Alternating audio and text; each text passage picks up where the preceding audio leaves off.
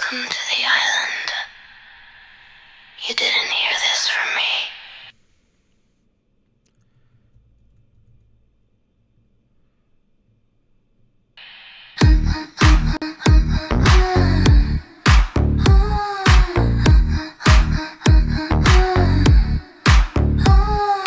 Jet fuel on the water, midnight breeze. Everybody rich, acting guilty on their knees. Gold mask, black suits, no one clean. Paradise built on a dirty machine. Bubba walks in and the whole room chills. Power in his pocket like a handful of pills. Donna hits the floor like he owes that man. Doing little favors no one else could get. Whispers in the dark like a ghost in the bar. Donald, Owen, Bubba just to keep him calm.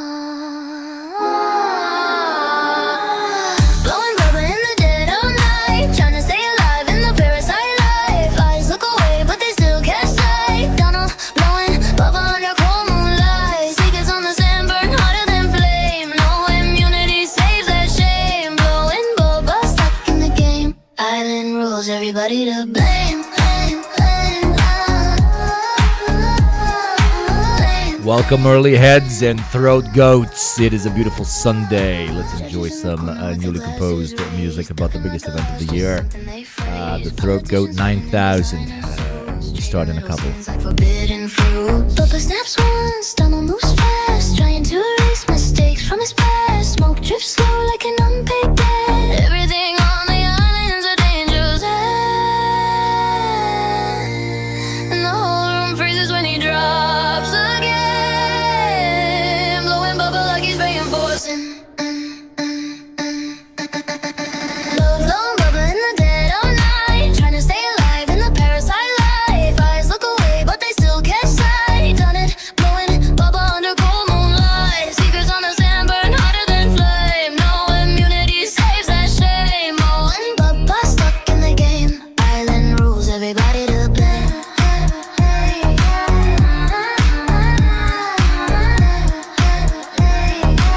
Thank you, Comrade Notes. Thank you, Comrade. They say the island never keeps receipts, but every shadow whispers what the powerfully.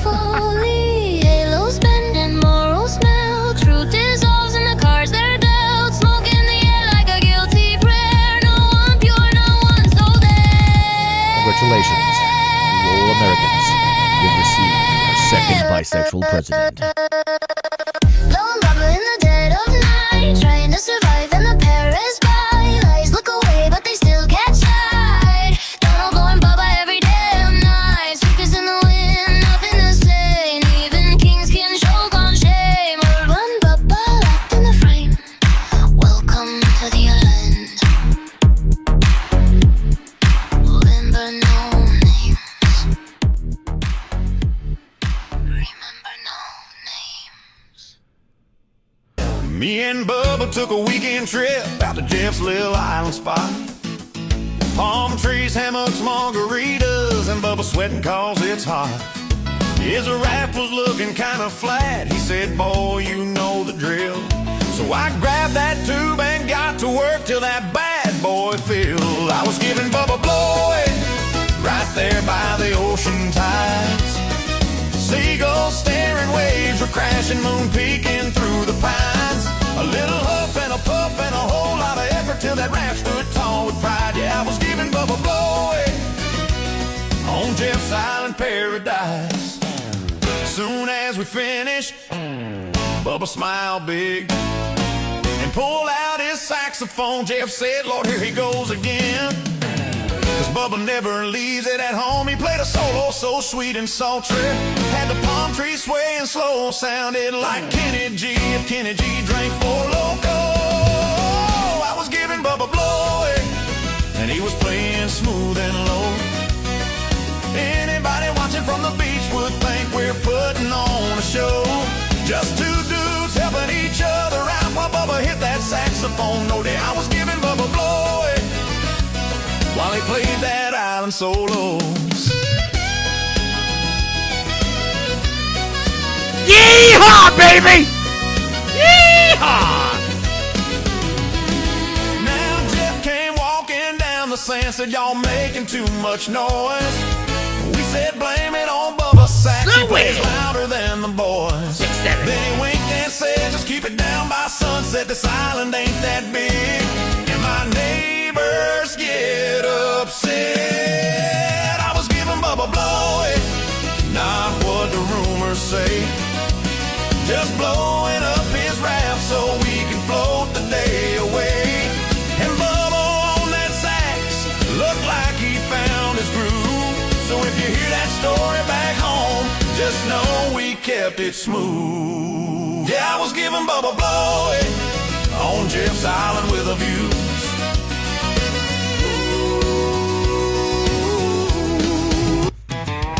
Me and Bubba took a weekend. What is up, chat? What is up, chat? What is up, chat? How you guys doing? How you ladies doing? How you NBs doing? How all you beautiful, beautiful people doing? It is very nice to see all you beautiful motherfuckers. I want to start you out. I want to start you out with something absolutely fucking incredible, okay? Something fucking incredible. It is a Sunday. The mood is fucking great, even though tomorrow is Monday. Some of you are hangover. First time I'm not hangover, and a bunch of chatters are. But you will survive it. I am having a drink with you guys. Pour yourself something spicy, something non-spicy, and enjoy your lovely day with me. Thank you very much for choosing to spend your time with me. Let me start you out with the funniest fucking TikTok. The funniest fucking TikTok. Funniest fucking TikTok. Thank you, Drew Stu. You should get Sopel from Reimagining Soviet Georgia on the pod. Yeah. Wait. Reimagining Soviet Georgia? Is that like a page or what? Listen to this. Wait, listen to this. Why is she so quiet? Why are you so quiet, lady? Okay, like this. You know what is absolutely fucking insane about the Epstein file vote? Next week, the House is going to vote on it. It then has to go to Senate. If it gets through Senate and it goes to Trump, he very obviously is going to veto it. It's a podcast. Okay. Do you know how many votes, at least in Senate, it takes to override his veto? 67.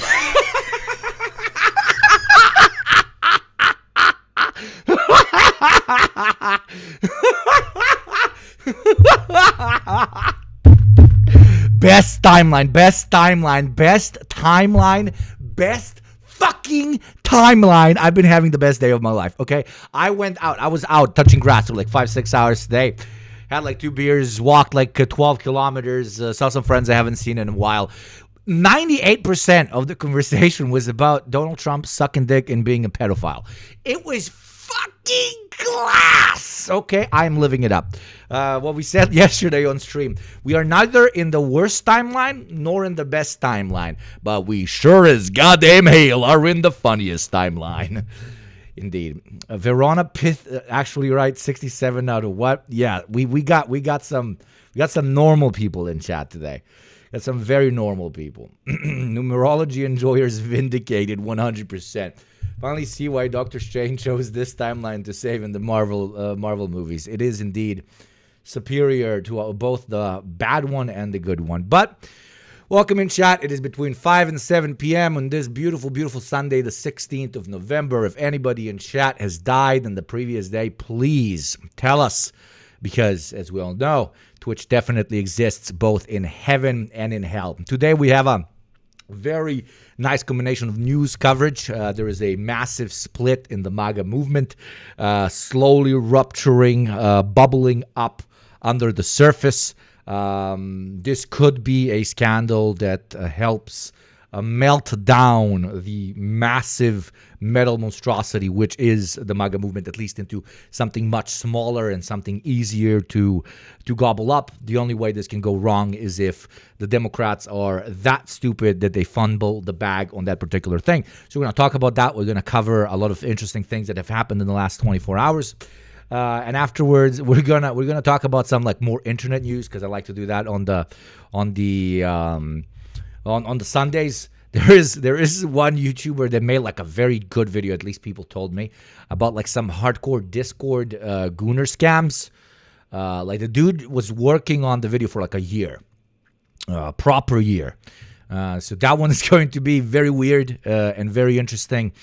We got some great shit, like every major U.S. crime listed in 20 minutes. So it's going to be news. It's going to be U.S. crimes. It's going to be gooner scams. And then we might talk about crypto, rapture talk, and even a very, very interesting thing that came out 4 days ago, how every major Nazi leader died. We can pour one out for the bad boys, for the actual subhumans in the later part of the stream. But yes, we are locked and loaded. Let us dive right the fuck in because it is a funny timeline. Before we do, how are you guys doing? Anything interesting? A lot of you are hangover, as I can see. What hangover, motherfuckers? What have you been drinking? And don't tell me you've been skiing, okay? No, like skiing. No. Unless you're very young, I guess. Like, and by very young, I mean like above 20 but under 23. I feel like that's the only time period in your life when you're allowed to ski. Afterwards, like, what the fuck, my brother? Beer. Oh, beer hangovers are literally the worst. Many liters of beer. Yeah, beer hangovers are, unironically, there's nothing worse. There is nothing worse. I'm very young then. Beer, tequila, rye, whiskey. Yeah, that's a man or girl or MB after my own heart. That must feel horrible. You got the shakes. You probably got the shakes. I'm at work. Some of you are hangover at work. Oh, God damn it. On a Sunday, Jesus, that sucks. I'm going to try and keep you entertained and your mood lifted, just like Bill Clinton's dick was lifted in Donald Trump's mouth throughout this stream.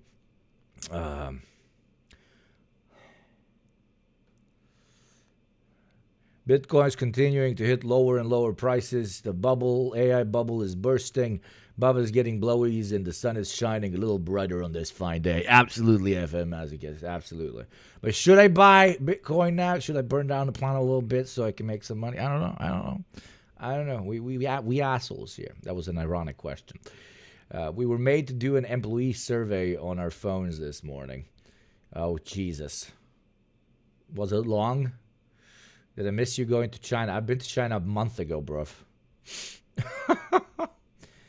I've been to China before it was cool, okay? My Chinese era started before all these Twitch posers went there to garner their content.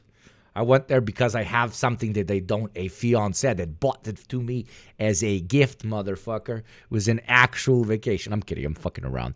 I'm glad he's having fun, and I'm really glad that the chuds are losing their mind. They're like, he went to China. That is equal to eating 7 million Uyghur babies and taking the organs of 3 trillion fucking sect members, or whatever the fuck that group of people that lives all over fucking America is.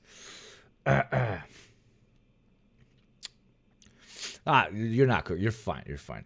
We even did cigarette reviews. It was funny.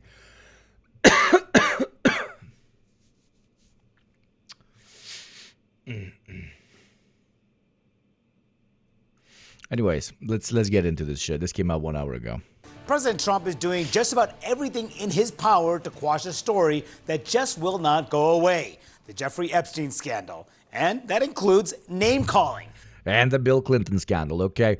Just so that people get context if they weren't here yesterday. The reason I keep pushing the fact that he sucked an old liberal man's cock is because regular MAGA troglodytes don't really give a shit that he's a pedophile, right? They don't.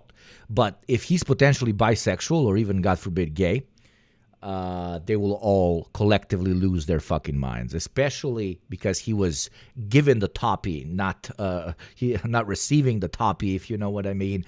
So this is a call to arms. Let us all utilize the right wing's homophobia against them.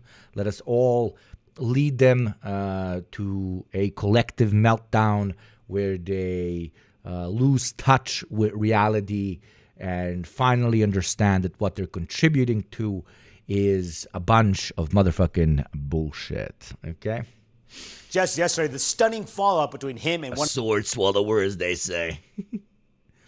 of his biggest loyalists intensifies as he attacked MAGA Congresswoman Marjorie Taylor Greene as a, quote, traitor amid her push to release the Epstein files. This after using the power of his government to try to change the focus of the story away from him, demanding a Justice Department probe of Democrats' ties to Epstein. something Attorney General Pam Bondi quickly said she would do, despite DOJ's past assessment that there wasn't evidence worth pursuing. But to Trump's dismay, The gays for Trump were really onto something, I he's guess. about to face the biggest rebuke from his But yeah, that's the point. That's my theory. That is what the Ugopnik committee is telling you currently praxis is. Normal people keep repeating that at this point it's pretty confirmed that this guy is a fucking insane sex pest and pedophile. Epstein himself called him disgustingly evil, okay? One of the worst people to ever exist in the modern era called Donald Trump disgustingly evil and fucked up when it comes to his perversions and the stuff that he did while Epstein was present. So to normal people say that, but to MAGA people, we're literally going back to the 2000s. We're doing we need to invent the woke version of calling somebody gay, as not an offense, but as a tactic towards melting conservative and right-wing brains. So yes, if you're interacting with a conservative or a MAGA person, literally be like, your president giving that sloppy toppy, bro. Because they don't care. They don't care that he's a member of a secret billionaire cabal where they touch little children, but they care about the fact that his mouth might have interacted with a penis. The same penis that Hillary Clinton might have interacted with. So keep reminding them that he indeed had sexual intercourse with that man. I know you're happy about Trump right now, but the West will rise again. Yeah, brother. The same way Bill Clinton's dick is gonna has been rising all this time, brother. Dick gobbler. Okay, take us actually through that. What take you through that? I just did. Okay, I just did. Whenever you're interacting with somebody online or IRL that is an avid MAGA supporter, keep fucking reminding them that their conservative family values, right-wing Christian patriot likes a big piece of fucking cock in his mouth. That's how. Because that is the only way that they will actually care. That is the only way. That is the only thing that they truly identify as being against their values, which should then lead to a complete meltdown of their perception of what it is to be MAGA. It's going to paint MAGA as an incredibly inconsistent and, more importantly, hypocritical fake movement. And of course, MAGA has been an incredibly hypocritical, fake political movement because that's what every reactionary movement is. But there are certain taboos that cannot be touched, even in a fake movement such as this. And fucking with the gays, in this case, literally, bro, is not one of them. Okay, is one of them. Is one of those taboos. The whole point when it comes to doing unironic psychological warfare on a population that I unironically am calling for is to continuously remind them that the thing that they have dedicated so many years to, the thing that they got into arguments with their children about, the thing that made their life so fucking complicated was for nothing. It was for nothing. It was literally for nothing. Okay? I want their brains melting. I do not believe they can be brought to the so-called progressive left or turned into actual socialists, the majority of them. So the only thing we should do is attempt to make them completely apolitical, incredibly fucking so depressed that they do not want to engage in politics anymore. And then ironically, that's the stupidity of America. Okay? To do that is to call their guy gay with receipts. Deactivate them. Very good term. Okay? They know it sounds absurd, but if these motherfuckers are one thing, they're homophobes. Okay? And if there's one thing these guys cannot pair a large, strong, authoritative leader persona with is putting peepees in mouths.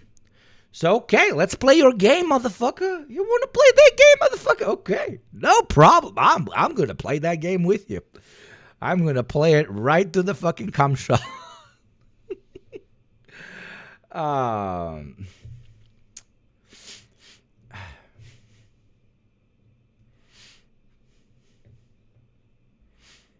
So yeah, play on their hypocrisy and the hypocrisy of the entirety of their movement on a topic that they care about, on the taboo that will break them. That's it. Okay? This is psych warfare step number 1. Party of his entire second term, when later this week, scores of House Republicans plan to vote to release the case files, all as some newly released Epstein emails show Trump mentioned by name, though the president has not been accused of any criminal wrongdoing. Still, Behold praxis, let me see. Well, you. It's a bunch of Republicans in there, and it ain't. Bill Clinton is No. in the Epstein files. Bill Clinton is in there. Bill Clinton is 100% in the files. I'm with you, brother. I'm with you. Bill Clinton is in the files, and he's in Trump's mouth. Okay. Those are fake. Yes. Brother, those are fake. They're Photoshop. not. That's not fake, dude. Republicans released them. Democrats released a couple, and then like always, y'all were like, it's out of context. It's out of context. So y'all made the brilliant decision to release 20,000 more emails that y'all was holding on to. They did release them. It was the Republicans released them, dude. No, That's not. Google it. Get a haircut. Oh, good. How about There you go. Exactly what I'm saying in praxis. Thank you very much. Thank you very much for the link. Okay, this is melting their brain. Okay, it's not the pedophilia allegations. It's not that Trump was not only a meter away from everything that is happening, but even if he was 1,000 kilometers away, it's still too close for a executive fucking member of state, this fucking president, right? They don't give a shit. This they give a shit about. Fucking milk it. You want to dedicate so much of your life to hatred and lack of understanding and build every barrier imaginable around yourself because you don't want to interact with a single queer person ever? Motherfucker, your leader, the person you goon to every night. Suck the dick, mother. Like, you cannot tell me that is not powerful. You cannot tell me that is not fucking powerful. Like, it should break minds, okay? It should make them foam. Not aggressively, just foam. Like, fucking go full, you know? No, I need one. It's getting kind of long on the sides, dude. It's getting kind of... fucking liberal? Hey, you want to see my impression of Trump? Liberal? You want... Put them all in jail, dude. I don't care which side of the aisle they're on. Okay. All right. Hey, stay blessed, brother. 10 out of 10. 10 out of motherfucking 10. Fucking class, dude. I love that guy. Very good work. Still, he made clear this weekend he does not want to discuss any of it. Imagine Milosevic sucked Tudjman. They probably did, bro. They probably did, dude. Those guys are probably like, they were literally in bed with each other, okay? We think it's bad to talk about it because it gets away from the subject of how well the Republicans are doing. We have the greatest economy. We have the largest investment ever made in our country's history. We have all of these great things happen. When you talk about the Epstein hoax, what happens is you're not talking about how well we've done. This is a hoax put out by the Democrat, and a couple of few Republicans have gone along. I must say, this is a hoax. Bill Clinton sucked my penis. I did not suck his penis. Everybody knows that if you suck a penis, it's gay. If you don't suck a penis, if your penis is getting sucked, it doesn't matter. Literally the Soprano scene. Anybody got the Soprano scene, dude? Wait, I have so many fucking favorited on TikTok, you guys. I have so many. It's not even funny. I mean, it's very funny. Apologies. Where's the this one? I love this one. This one is 10 out of 10.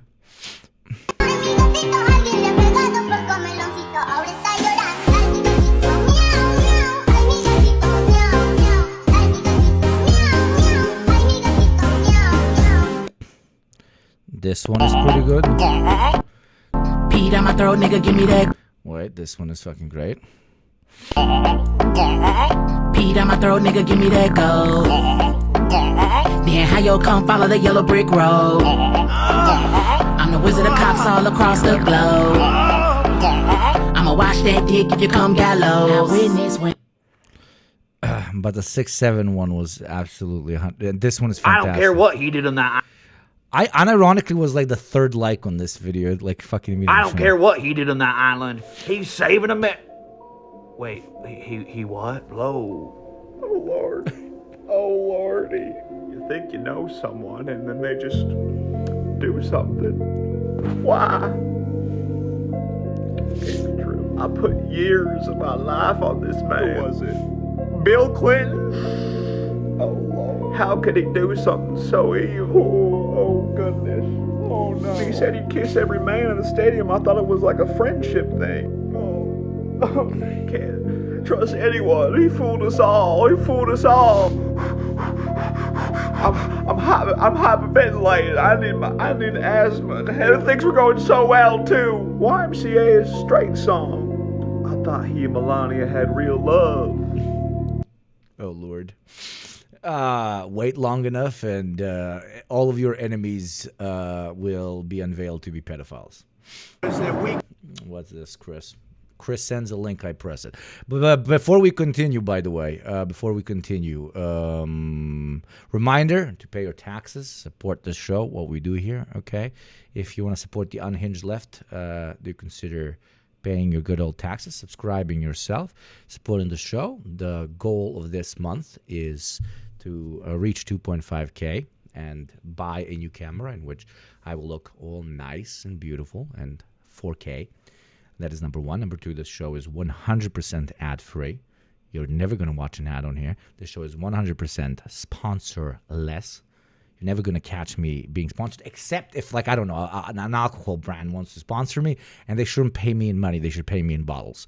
That I will accept. I will accept that blessing upon me, and I will no longer shill for subs. I'm kidding. That would be stupid because it would make the show 18 plus. That is number two. We're completely independent, and a lot of people in chat would like to be subscribers, but unfortunately they cannot. So if you have some extra dollarinos in that Pochettino, especially if you are a Westerner, we have a very apartheid system of taxation. If you write ! tax, you will see how our gifting system works. You are kindly and politely invited to support what we do here. I would massively appreciate it. This week, I cannot give shit to people from the developing world. You guys have been very decent with your tax payments, but as we can see, only 9 Westerners, okay? Only 9 Westerners. As we all know, all Westerners live in massive mega mansions and have 30 cars. Only 9 Westerners actually pay their taxes. So I would encourage either the developing world comrades to make fun of them and force them into subscribing, or prove them even harder that the entirety of the Yugopnik sky is held up by developing world chatters. That is all on you, but yes. The show is 100% viewer funded and 100% tax funded. And as you say, and as you know, no taxation, no motherfucking representation. But okay, my feed right now.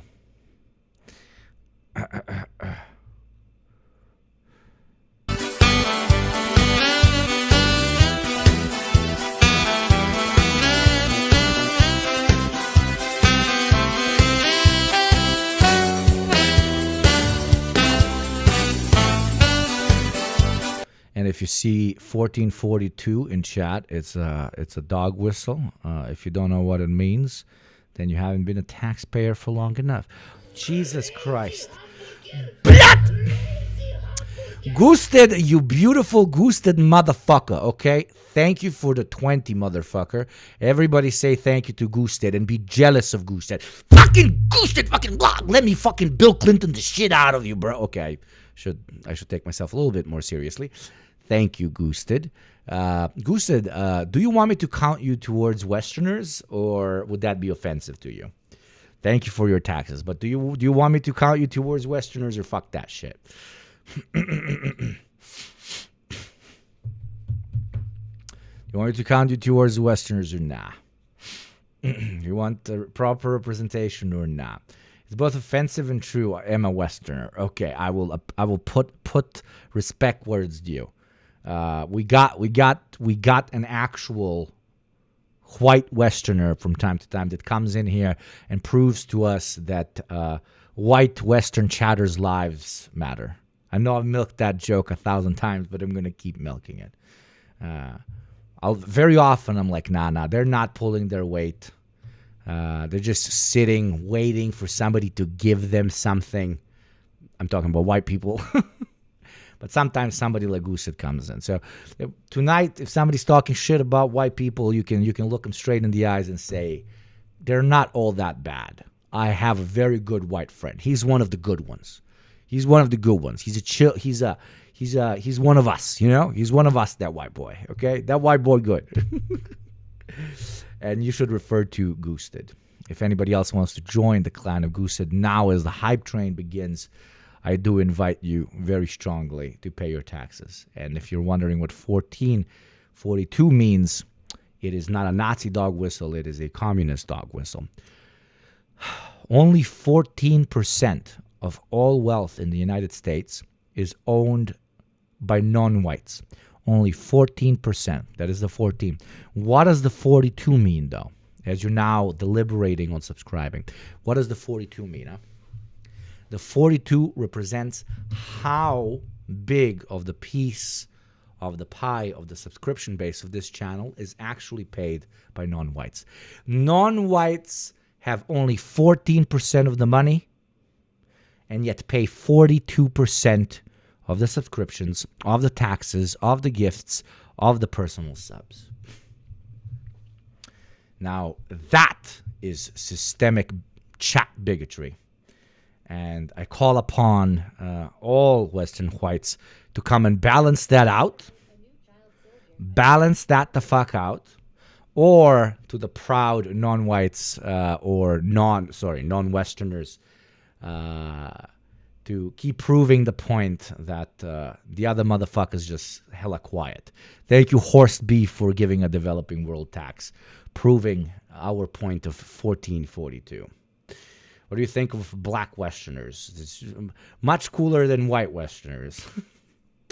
What do I think about? What I think about, for example, specifically black Americans, is that you guys have literally created what all Americans like to call American culture, but they refuse to call it black American culture. They're like, oh, you hate America and yet you engage in so much American culture. No, dude, I engage in a lot of black American culture. There's a fucking difference. You know? But yeah, is that a trick question? What do you think about black people? I'm like, what? My best friend is, type shit. Nah. Yeah. Just always remind them, especially if you're not from the West, and somebody's like, oh, but like you listen to rap and look at how you dress, and yet you're anti-American. You should just literally reply to that. Yeah, you think black people are having a great time in the States? Well, it's their culture that is very inspiring and that I really enjoy, quote unquote, consuming. So eat my ass. I'm not apologizing for jack shit. Incoherent voter, thank you for the 5, my friend. There you go. Another developing world chatter. We got a taxation I think that Goosid was this only other Western majority ethnicity that actually paid taxes. All the other 8 that you see here at the 10, all the other 8 are ethnic minorities from the West, and they owe me 10. Okay. We do reverse apartheid here. It goes down. The more fucked over by the system you are. Cynical Chris. Cynical Chris. I should not even say anything about Cynical Chris. Cynical Chris is this is at this point one of the top 5 Oilers, dude. Fucking legend. He taxes his middle name. Okay, middle motherfucking name. Capital has the ability to subsume all critiques into itself. Even those who critique capital end up reinforcing it instead. Very beautiful. Yeah, on black culture, 1,000,000%. I'm a white German. Does it get any more Western? Ah, shit. You're a white Schwaber. Then those 5 were not enough. Maple is always coming in to pay the taxes. Everybody give Maple a follow. Maple is a dear friend of the show. Thank you very much, Maple.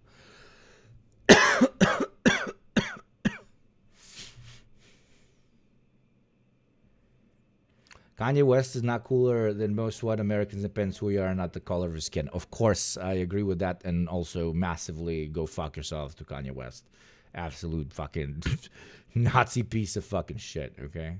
Everybody can be a fascist, okay? A disabled Asian trans woman can be a fascist, okay? The nicheness of bigotry has no limits, unfortunately. Thank you, Maple. What are we, level 8? True motherfucking true, baby. Slav's white. Dude, I didn't fucking... No, we're fucking white. It's... we're just not in the West, okay? So we don't live that that ultra-privileged life. We're still, trying to get our bearings from the destruction of our different socialist systems.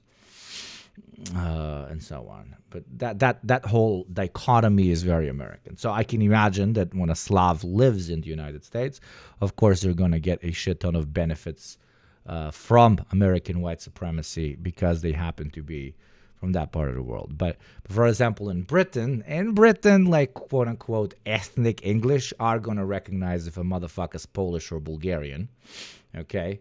And they're definitely not going to treat them the same way they will treat other, quote unquote whites. I like to describe it this way, like when I went to work and travel in the United States and they put us to work in a restaurant, okay? Haitians and Dominicans, they were all the dishwashers. All the Slavs were the guys that fucking slice their fingers off and just cut all day because we're too stupid to actually work the salad bar or work the actual grill. And on the grill, you had Western Europeans that came in and, of course, local white Americans. The grill was just all local white Americans and Western Europeans. In the back, the slicing was the Eastern Europeans, the Slavs, and then, of course, black people were just exclusively designated to the dishwasher. If we have to do some sort of gradation, that was my experience of being an Eastern European in America, but what the fuck do I know? 4 out of 15 on my Western tax, this white trans woman will work her way out of debt. No, you're doing very good. Trust me, you're doing very good. Much better than the 0 out of 0 cis straight white dudes from the West. I was a dishwasher, then learned to prep. I was also the dishwasher, but they didn't move me to prep because I showed great potential. They moved me to prep because the Haitian and Dominican work and travel kids arrived. And it was I was like, oh my God, this country is so fucked up. And they literally, they just moved us all to prep. And the 4, darker skinned dudes that came in, they moved them all into the dishwasher segment. And I was still lipped up back then. I was like, okay, we did dishwashing. They're going to do dishwashing for 3 weeks, and then they're going to move them into prep. I was like, okay, this is just, this is America. This is, everybody earns their position in hierarchy. Nah, 4 months they only stayed in dishwashing. They only stayed there. Yeah, it was pretty fucking messed up.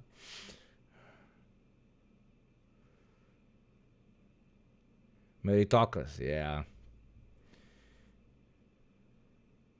And the only people that were nice to me were black people and Latino people and shit. Especially immigrants, dude. They were so fucking nice to me because they were like, okay, this kid's low-key one of us and shit.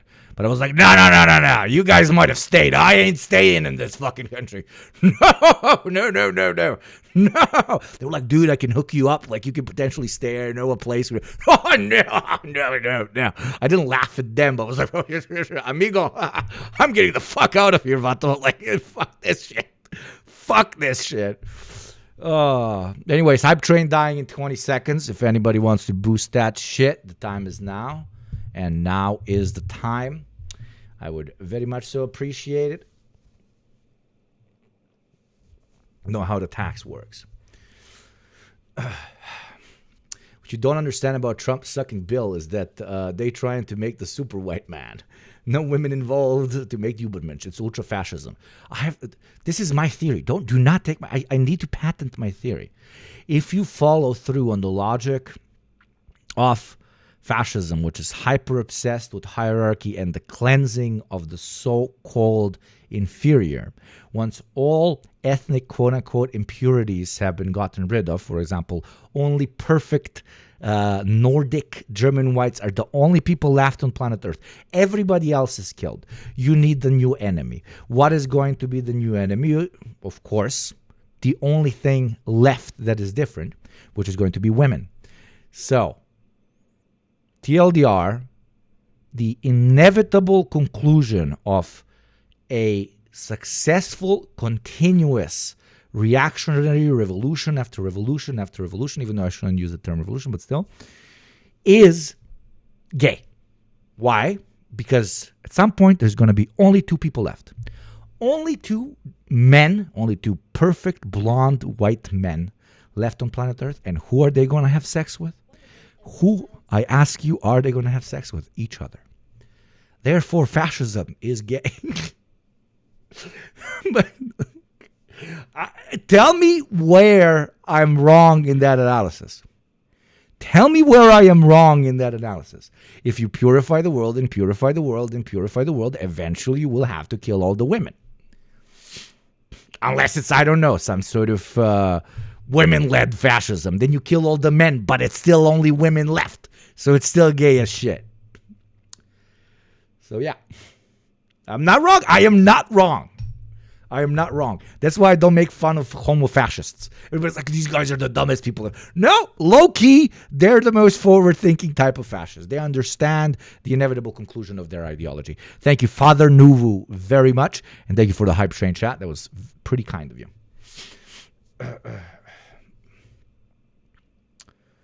Apparently the presidency is stored in the balls. Somebody needs to suck off. Well, if presidency is stored in the balls, we definitely know that him and Hillary had nothing going on, if you know what I mean. And, oh, fuck. I would have loved if him and Joe Biden had a thing. But nah, Joe Biden's literally the straightest man to ever exist. That man does not eat pussy. Okay, he's so straight. He's on the fucking like bigotry towards women spectrum. You know, he's like, dude, I ain't never putting my mouth in no goddamn vagina.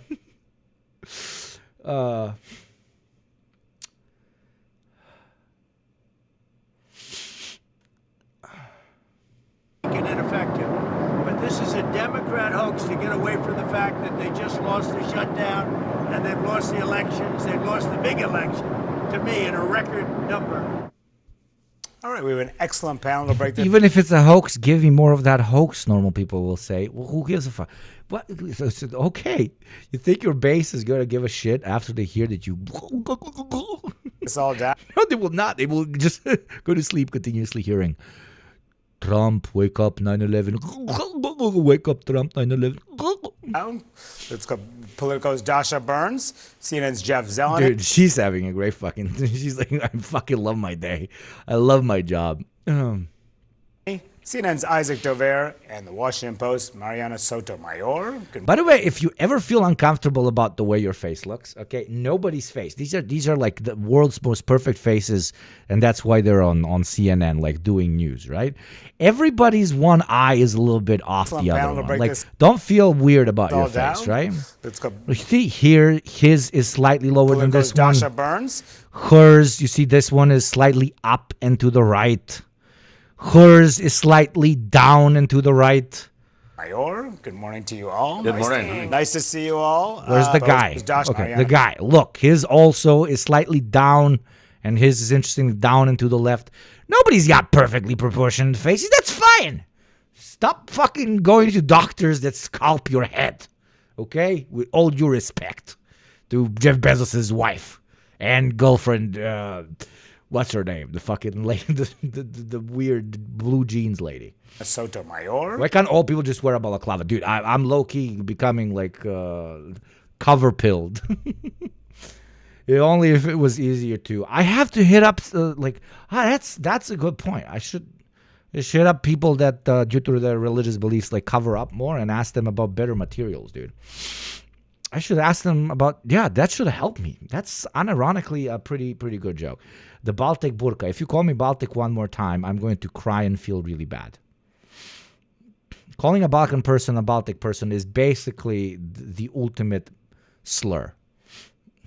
Like, you cannot slur against a Balkan more hardcore. Balkans, one of the most based people on planet Earth, extremely self-ironizing, do not take themselves seriously to such an extent that that's arguably what's ruining their part of the world.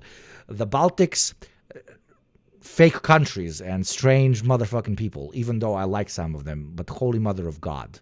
Holy mother of God. So, yeah, let's not. Good morning to you all. Good morning. Nice to see you all. Okay, so when Marjorie Taylor Greene first came to Washington in 2021 as an unflinching Trump loyalist, someone who was MAGA through and through, wore a MAGA hat to the I thought you were Turkish. So did the Turks, but we put them on sticks. Yeah. State of the Union on the House floor. And now Trump is putting out messages like this over the last several days, calling her a ranting lunatic, saying she's gone far left. She's a disgrace to our Republican Party. She's betrayed the entire Republican Party. She turned left, and then calling her a traitor just yesterday. Okay, first of all, wow. Wow. I was not expecting. I thought being homophobic is right-wing. She's just continuing being a principled Republican comrade who calls out them gays in big government, them homo-glomo motherfuckers. What was that shit? Homo-global, whatever the fucking homophobic bullshit is. That.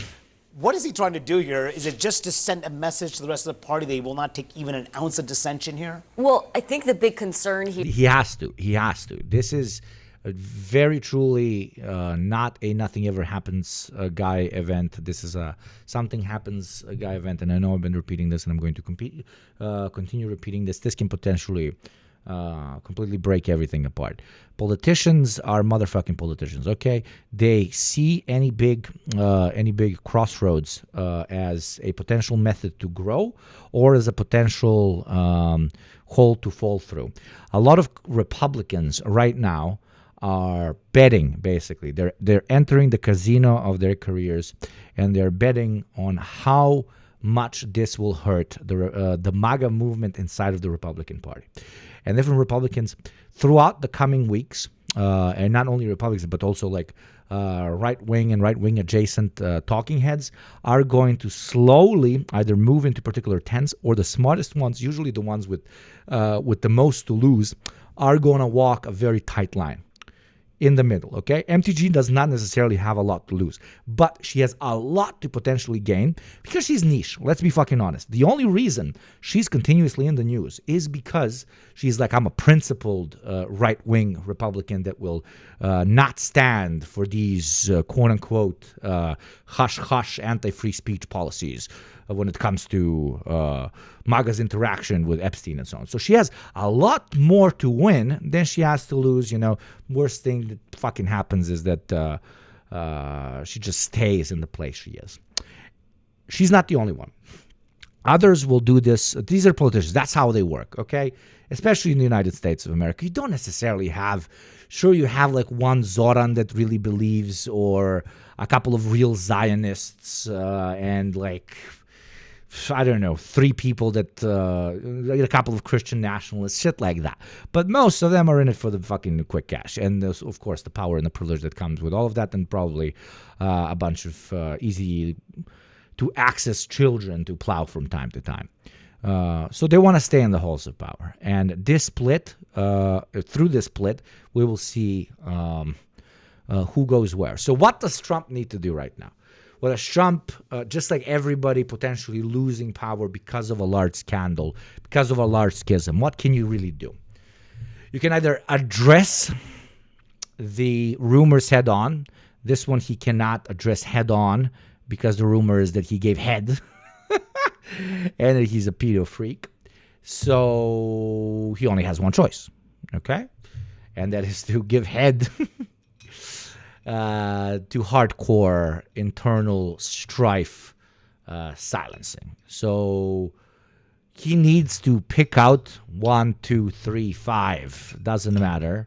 People like MTG that are thinking, that are thinking for a second that splitting from the so-called party line is smart, or that is going to give them a career bump, they need to take them and they need to do whatever they can to completely annihilate them, to make the choice for other members of the party to join their side, or to potentially even think about questioning the party line, a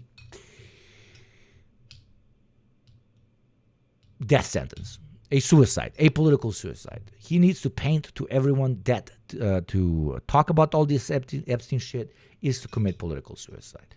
So if he's smart, he should, and he will, completely tear the first 1 to 5 people that dare speak up limb from limb. Because he doesn't have any other choice. He does not have any other call in this one. So that's where it's going to go. He's going to tear them limb from limb. He's going to suck them to death. He's going to war to destruct us, LMAO.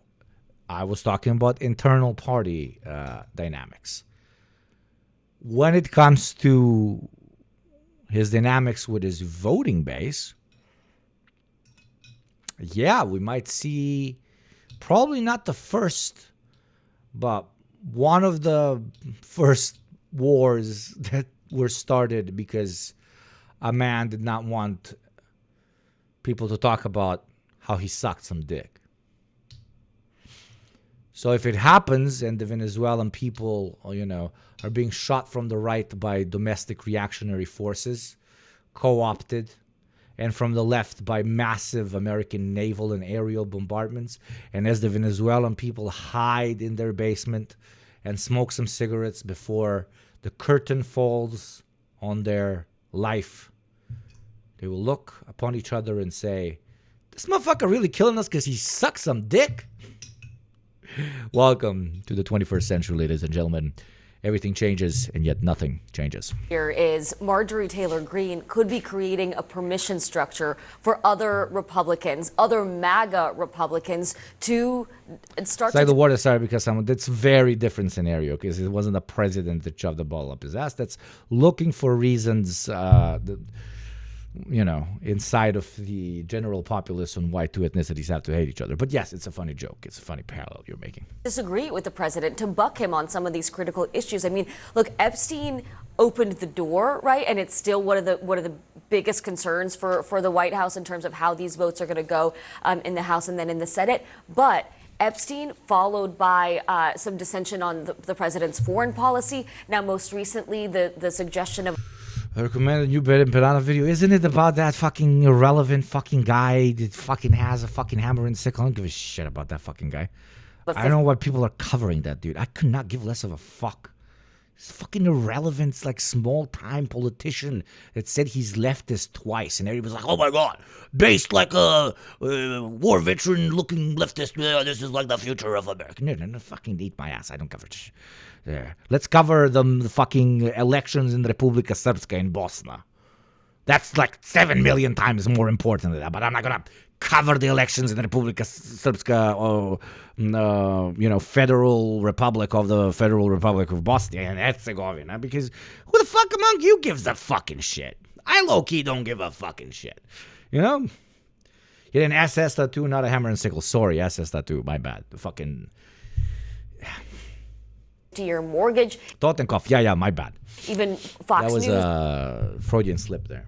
Newsmax, influencers on the right are against that policy. We are seeing these fractures among the base that is just not something that the White House, especially President Trump himself, is used to. Yeah, and it's, is it just what Trump always does here, which is anytime there's... There you go, chat. Very good question. This lady brought up a very good point. Has the MAGA version of the Republican Party had a scandal of this size ever in its short-term history? And when I say scandal of this size, don't go to me with, he said publicly, or grab him by the pussy, or people were like, he's associated with Epstein, or like corruption cases, or the whole shit with the porn star and so on. No, I'm asking you, do you think there was ever a scandal of this size that MAGA voters would care about?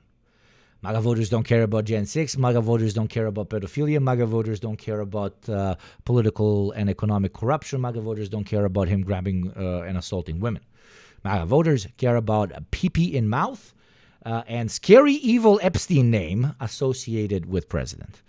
And my answer would be no. I do not see in the past fucking 10 years something of this scale when it comes to how it is perceived by the MAGA base hitting the MAGA movement. Someone who criticizes him, he goes after them, whether it's Liz Cheney or any other. You can go back down the line of Bob Corker, and for many, many years, this has been his MO. Is it different, though, because it's MTG and who she represents?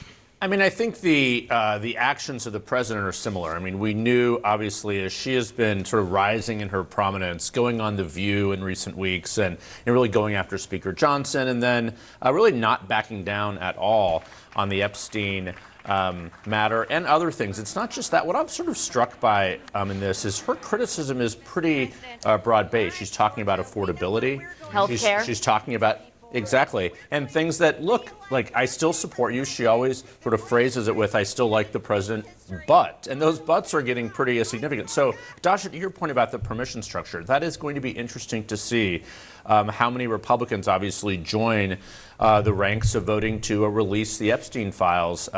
The White House still wants to keep that number down, but the reality is they know that there's very... And he has to do all of this behind closed doors, because if it's publicly seen that he's completely annihilating the careers of any of these people, it's gonna look even more suspicious. So what does he have to hide, and so on? How many cocks has he sucked?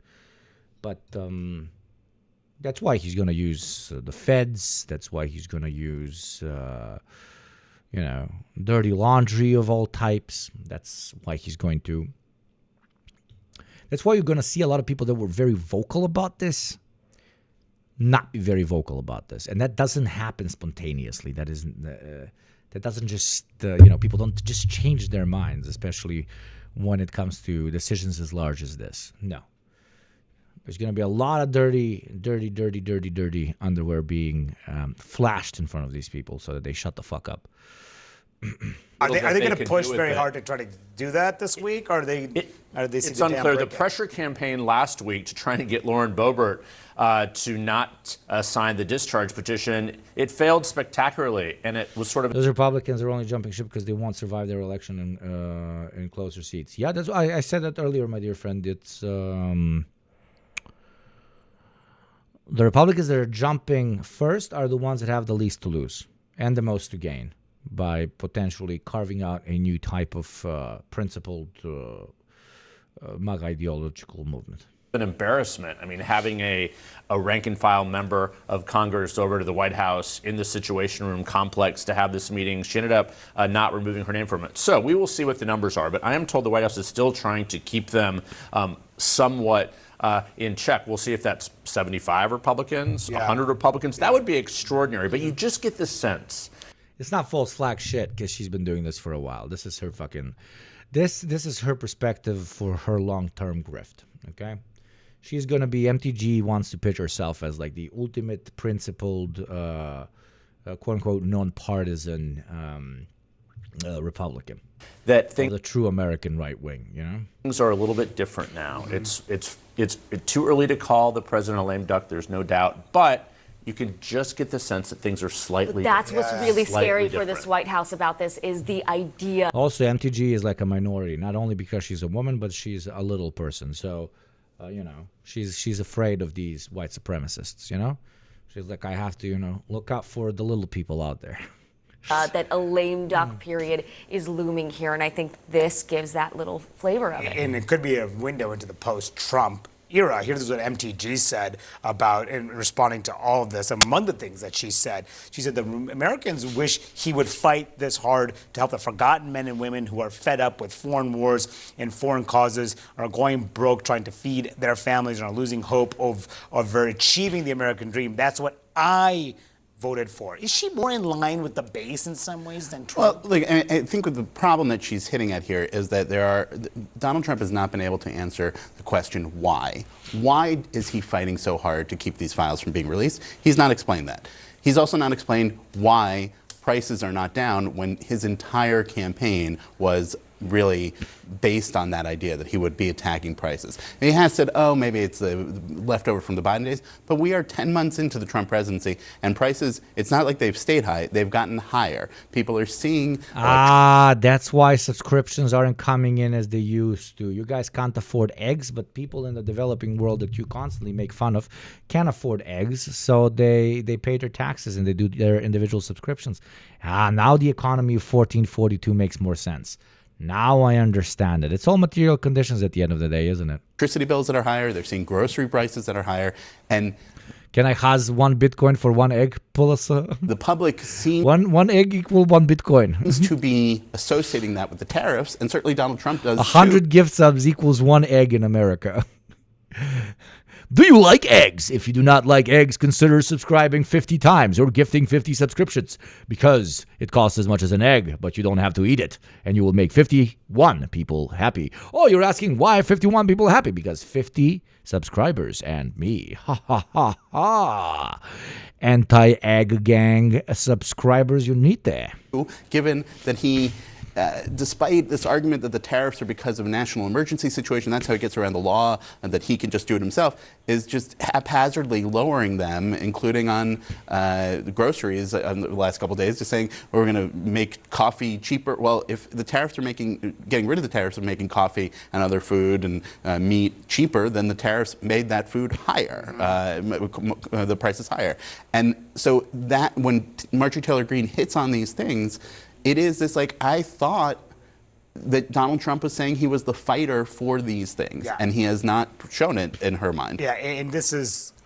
Yeah, like you were fighting the establishment, now you're the establishment, I'm the real anti-establishment, and then if she gets into power, I don't know, some people are saying on a Tucker Carlson ticket, that would be fucking crazy. That would be an insane period for me, because I genuinely consider myself an expert on Tucker Carlson. I have a whole video on him. I'm a fucking expert on Tucker Carlson. And I'm 100% sure that eventually he's going to run. But I'm not sure if he's going to do it yet. And there is a slight, like 5%. Okay, I'm 95% sure that he's going to eventually run. Because there's a 5%, like, he's really into the whole behind the scenes thing. He's really into being the ideologue of the whole fucking thing. But we'll see. But an MTG ticket, that would be fucking wild. An MTG ticket would be wild. You know what would be wild? You know what would be insanely wild? You're going to laugh at me. You're going to laugh at me. But a Tucker Carlson Republican ticket where on the ticket, he wants you guys to receive some health care. Not out of the goodness of his heart. Because Tucker actually understands that you got to do a little bit of reformism or the masses are going to lose their shit and then they're going to come for the guys in the big fucking mansions. Tucker actually understands that. He is the most class-conscious right-winger that I've ever seen. Just class-conscious in the opposite direction. So yeah, we do live in the funny timeline. I'm not predicting this. I'm not saying this will happen. But we do live in the funniest timeline. And Americans getting some health care through the Republican Party and Tucker Carlson would unironically be fucking hilarious. It would be very funny. Obviously comes ahead of this vote that's happening, we expect on Tuesday in the House to call for the release of the Epstein file. The Republican leadership was forced to do this to clip it, see you in 3 years. Despite the push by the White House to I could see him do it. Kill this effort for months. Now it is finally coming to a head on the House floor. But look, I want to first look at the polling about where the public stands at large about the issue of the Epstein files. Overall, just 19% of the public approve. See him going for a VP position a la Dick Cheney. Me too. He wants power, but he's smart enough to have a puppet to take the heat for him. So he's definitely eventually going to run for office. But does he want the big fucking thing? I don't think so. I don't know. No, I don't think so. My English is glitching out today. I apologize, chat. Look, I want to first look at the polling about where the public stands. Before we continue, because it's on hour 1, don't worry, I'm not going to shill you yet. We gotta share this shit. We got 400 motherfuckers in here. If all of us click like and retweet, we can have more motherfuckers in here, especially new members. I delete these after a stream, so come on, let's go like and so on and retweet. I would really appreciate it. And again, I delete these after a stream, so it's not gonna fuck with your algorithm, right? Even though I understand not wanting to retweet this particular picture. Mullet. Do you think Bill was holding him by the mullet and like gliding him down, or Trump was like doing his thing by himself? I think Trump was doing his thing by himself. Bill Clinton looks like the type of person with penis that just like, just lays back,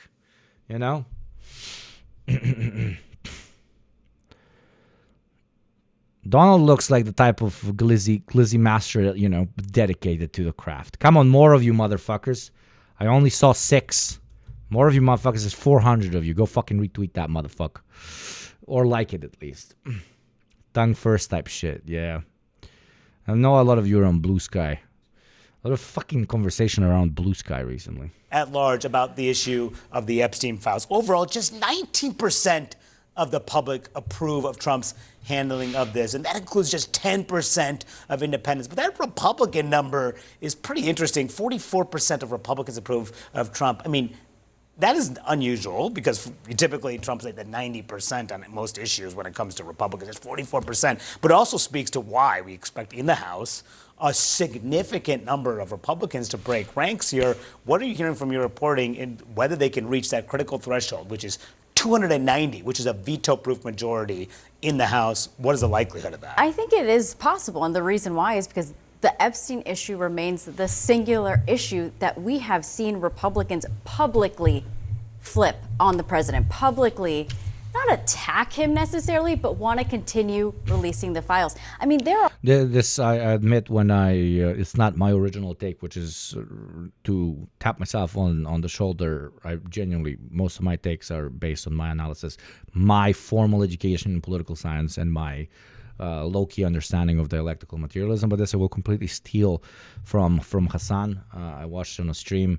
The Republicans went so far into the conspiracy pipeline, into the we will destroy every single one of our enemies by basically just inventing a bunch of shit and linking them to pedophile cabals led by the elites, that they fell into the very trap that they've been building for such a long time. So the average Republican MAGA voter and so on is either hyper-homophobic and transphobic. That is my pitch. That is completely my opinion, that you need to hit them with the homophobia ray really fucking hard.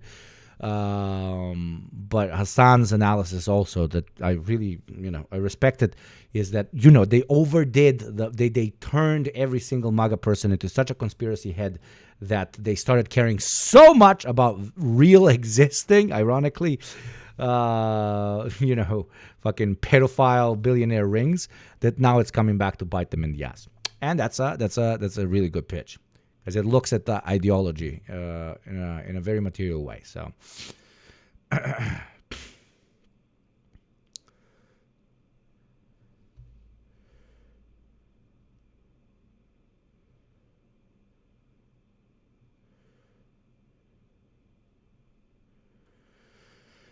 what's your thought on this whole Plattner BS? It's really showing that these American leftists are simply... Dude, I find people that give a shit about the Plattner BS, ironically from both sides, to be fucking weird. Respectful, like, who gives a fuck? Fuck that guy, Fuck, like, why is he... To who is he relevant? Covering him so much is so strange. It is so fucking strange. It's fucking baiting. I feel like. Who gives a fuck? Relevant little fucking guy that said twice I'm a leftist, and then we're all supposed to fucking cover him. I'm not gonna fucking cover him. Even without the fucking SS tattoo. Why the fuck should I cover that guy? He's an ex-military guy. I've already fucking Beyonce's. But even that aside, like, what? Zoran I fucking cover and I fucking respect, because genuinely, from a utilitarian perspective, every way that his mayoral term goes is going to be good for the left. If it goes badly, then, reformists are going to be like, okay, reformists can't do shit, and they will become more radical and more revolutionary directed. If it goes well, millions of Americans will be able to look at arguably the most important American city, and be like, oh, this socialism thing might not be that bad. Look, he's governing there, and it's pretty chill, which is going to introduce them to some semblance of class consciousness. So both way, fucking great. That's why Zoran is a perfect fucking Trojan horse. That's why I covered him. That's why I very much so actively, together with the D program, of course, supported his fucking win. This other guy, Platner, Petner, Poimanem, fucking who gives a shit? Good. I'm not wasting time covering him. Fuck that. There are a number of even vulnerable Republicans who say, yeah, I'm going to sign on to this. And even some more hardliners who say that. Cheers, chat. If you want to buy me a drink, consider subscribing. 0 ads, 100% taxes, 1,000% based, and 100% pure motherfucking vodka. So if you want to buy me a drink, you know what to do. Do this. However, I think Marjorie Taylor Greene has also pointed out that Trump is using her as an example. If you start to speak out against him, it is possible that he's going to come after you the way that he is now coming after me. So she even herself is saying maybe the numbers are not going to be as high as we once thought. But the fact that Speaker Johnson is going to try and bring this up onto the floor to make sure it has a 2/3 majority, it's still putting Republicans on the record, even if it doesn't pass. You could still vote against the president, though, without sort of doing what Marjorie Taylor Greene has done. She's sort of gone out there, but that's why the roll call is going to be interesting, particularly for Republicans like Ashley Hinson, for example, from Iowa, who's running for Senate. This is becoming an issue in the 2026 campaign. So I think it'll be interesting to see how many Republicans support this without ever sort of really talking about it publicly. I mean, the president can't attack everyone to the degree that he's done Marjorie Taylor Greene. But that's why the Democrats forced this to not be a voice vote, which is what the Republicans tried last week. Roll call. They want everybody on the record, them on the record, yes. so then this will be an issue in the campaign. For sure. There is one thing that Republican lawmakers are more scared of than President Trump, and that's President Trump's base. And right now, Trump and his base are not on the same page about this issue and a number of others, and that Oh, Jesus, they would just get a ban? Who the fuck are you guys ban? The fucking guy that kept asking me about Platner and, like, trying to do, like, Hassana Jason beef and shit. I trust my mods to do the right thing. But, like it's...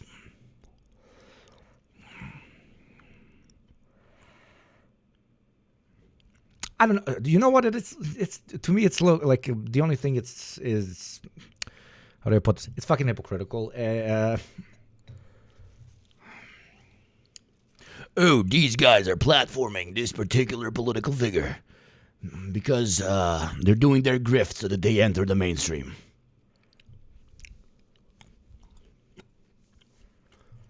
So now what I will do is continuously cover their coverage of this guy that wants to enter the mainstream so that I can potentially get closer to the mainstream.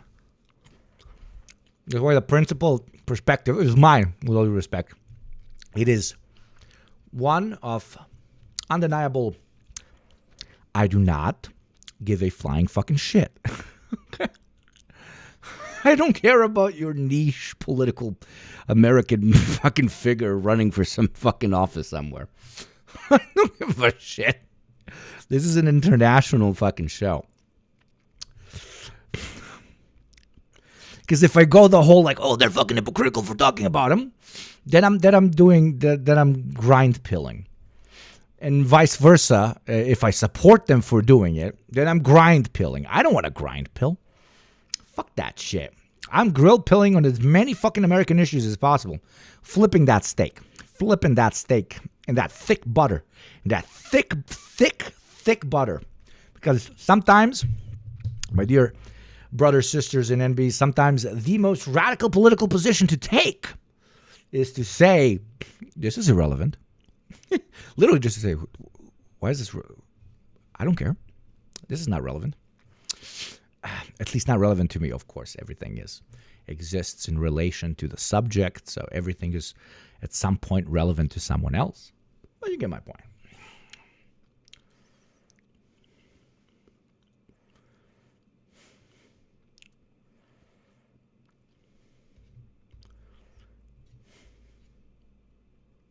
Think U.S. will invade Venezuela to cover up the Epstein thing? They were gonna attempt a coup change even if this Venezuela shit hasn't happened. But yes, most likely. You can watch my interview of Ben over on the D program. It is 2 hours long if you want more details, but I will be covering that today as well. The strategy there is one of pure regime change, intimidation, and the utilization of American military power, but not as a means to deploy troops on the ground, but as a way to push an already incredibly destabilized country, no matter what you think about its government, into chaos, which then leads already fucked over nation of people because of sanctions and so on, into revolting against its own interests. It is the most classic approach to South American coups of all time.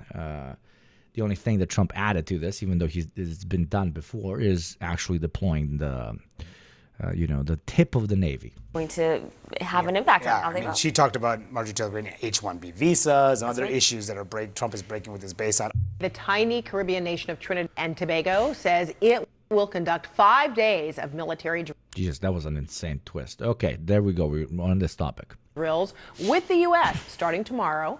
The islands are right off the coast of Venezuela.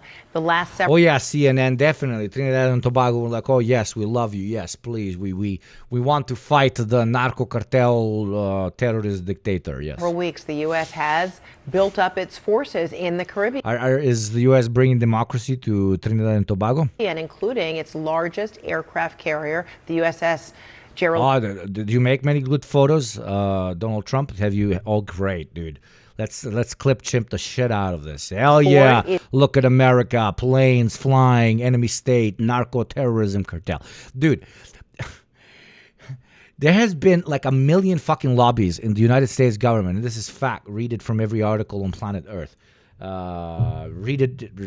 Dude, now there's like 50 at this point. You can read it even in The Guardian. They've been trying to push Americans to invade Venezuela forever. During the previous Trump administration, his main fucking foreign policy guy pushed him like crazy. The reason Trump didn't go into Venezuela is unironically because he did not like the pitch. The pitch was evil authoritarian dictator, because Trump understood evil authoritarian dictator is not necessarily a category that Trump base really gives a flying fuck about. So that lobby that continuously pushes him to go into Venezuela, what did they do? They started giving him different pitches on what Venezuela's government is like. And once they did the narco-terrorist authoritarian leader, it was absolutely perfect. Narco-terrorist dictator. Trump really wants to push the whole, I am fighting fentanyl, I am fighting drug addicts on the streets, I am cleaning up the streets. He really thinks that resonates with his base, and that's what he wants to be seen as. So, unironically, the main reason, if they go in, the original reason, the structure, not the superstructure, even though in this context that shouldn't be used, but you get my point, is going to be, if you just like the pitch, we are seeing the president of the world's most powerful state potentially completely destabilize, even more than he's already done, an entire nation filled with tens of millions of people, because he thinks that cooing a narco-terrorist, quote unquote, is gonna give him really good numbers. That, ladies, gentlemen, and MBs, is late-stage capitalism, and it is fucking insane. It is absolutely insane. Because it's not only exclusively led by classic capitalist material interests, it's degraded itself, even from that. Okay? It's so pathetic. It's no longer the Cold War, it is us versus them type shit. Now it is us versus the poll numbers type shit. And I'm willing to invade a country for the poll numbers. I'm not saying that the American state has not done that like tens of times in the past. Very much so has, my dear friends. But it being this blatant, I would argue, as a student of history, it has never happened before. Once. It happened once, okay? It happened once when Henry Kissinger advised one particular gentleman that should not be named to not pull out of Vietnam. Even though they should, and they promised they would. We in the blatant days, absolutely. Is in position there. While on Air Force One Friday, President Trump was asked about his intentions in Venezuela. Have you made up your mind on what you'd like to do for as far as action? I sort of have made up my mind, yeah. I mean, I can't tell you what it would be, but I sort of made up my mind. The U.S. has launched 20 attacks on boats in the Caribbean, saying they were targeting drug traffickers. CNN's Stefano Posaban. You see, for the non-Americans in here, you see the language that they use, my friends. And now I will use my normal fucking accent. I don't care. You see the language that they use? It is targeted boats. It is not targeted fucking human beings. They talk about lives lost. They don't talk about like this when a tsunami hits some of their cities and some Americans are fucking dying in the water and fucking suffocating on their own blood. They low-key cry, the talking heads, when covering that. But when it's one of you motherfuckers in a boat going fucking fishing that gets drone piloted, gets blown out by a fucking drone missile, it is different, yes? It is very different.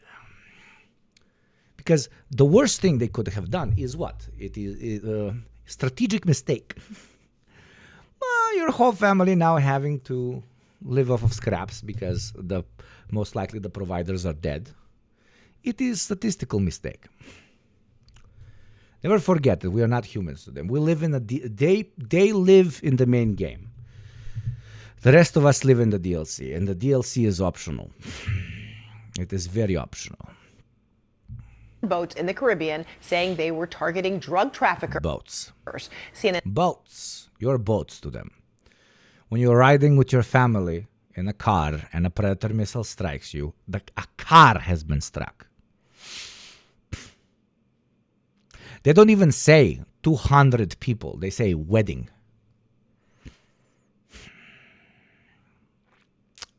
And Stefano Posaban is in the Venezuelan capital of Caracas. Stefano, how is Venezuela reacting to all of this?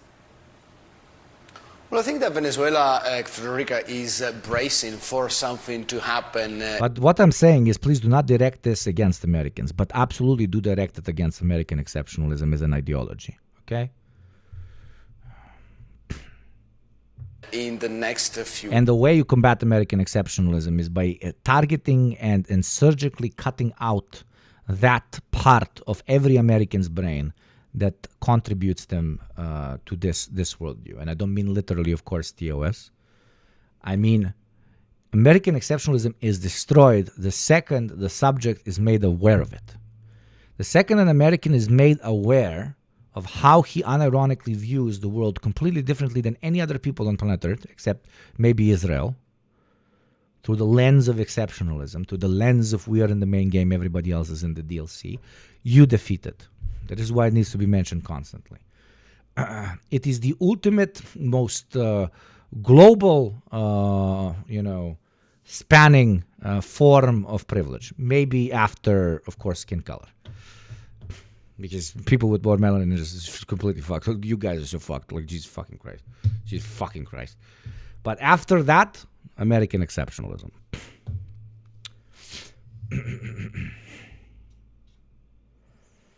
Hours, weeks, days. We really don't know when that could happen, but the idea of Donald Trump saying that he has sort of made up his mind, and then subsequently we learn that there are military exercises, drills off the coast of Trinidad and Tobago, which, by the way, it's really just... Yeah, F-22, yeah, I agree. It's a 20 miles boat ride from Trinidad and Tobago to get into Venezuela, to get into an area that is notoriously for the drug trafficking. It feels like that is yet another step. Okay, I don't think he reads chat. I do, my friend. Chat, what are you guys' betting odds on the U.S. invading Venezuela? If I could give you specifics, I would go and put $10,000 on this and walk out with $1 million. I don't know if you're visiting us from Polymarket or something. There's no odds, right? There's too many factors at play. Do not bet on this. no matter how immoral and low-key fucked up it would be to bet on the potential beginning of a coup. But yeah, there's too many factors at play. I do believe that 100%, you can clip this, 100%, there is going to be a very active military operation in which they are going to attempt to coup the Venezuelan state, both through reactionary forces being deployed, Venezuelan reactionary forces, which are very small, by the way. It's like the middle class that is very small. Inside of Venezuela proper, these are Venezuelans carrying guns, and then just special forces trying to kill Maduro. If that doesn't work, then intensifying the embargo with bombing strikes and so on, like completely destabilize the place even more than it is already now. That is going to happen 100%. Okay, they're going to try and get rid of this guy like 1 billion %. It's going to happen next month or next year. I don't fucking know. Nobody can tell you that. So don't bet on that. Do not bet on that.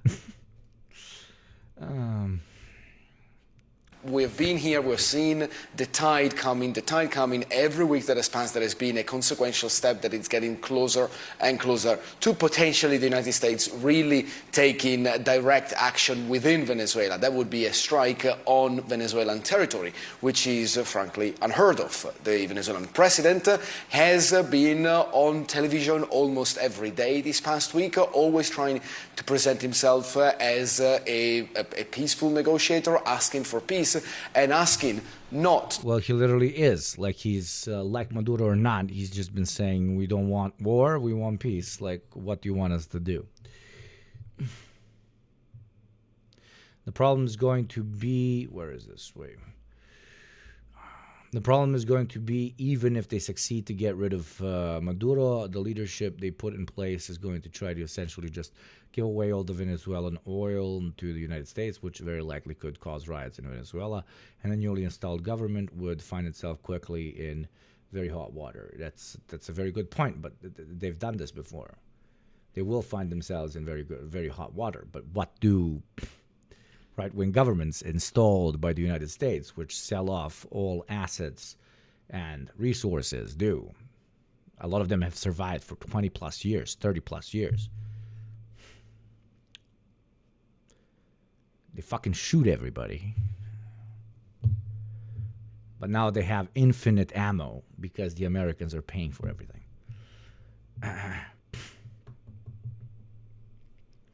Political instability damages liberal democracies by pushing them further into capitalism defending itself through the use of state violence, which is also known as fascism.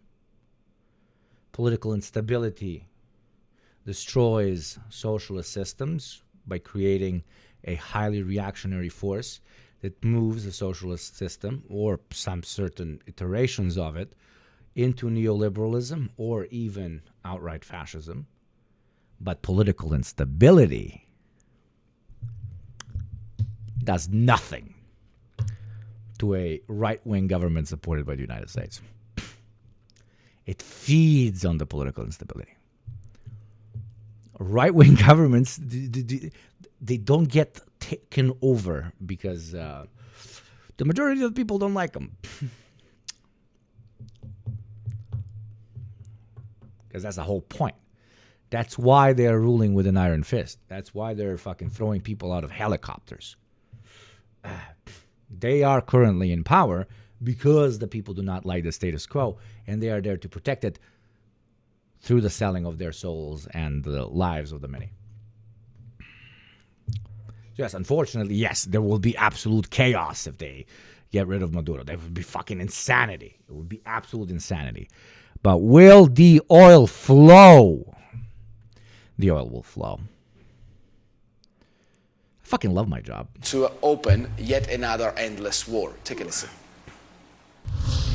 It is to the people of the United States that I speak to at this moment, before these 100 jurors from 34 countries, to say, stop the insane hand of those who order bombing, killing, and bringing war to South America, to the Caribbean. Stop the war. No to war. More closer to home, in the next few hours here in Caracas, we will once again see supporters of Nicolas Maduro taking to the streets, especially in the slums to the east. I think it's pretty decent, like optimistic, a decent analysis that, like, he can't do the whole there's WMDs in Iraq pitch to the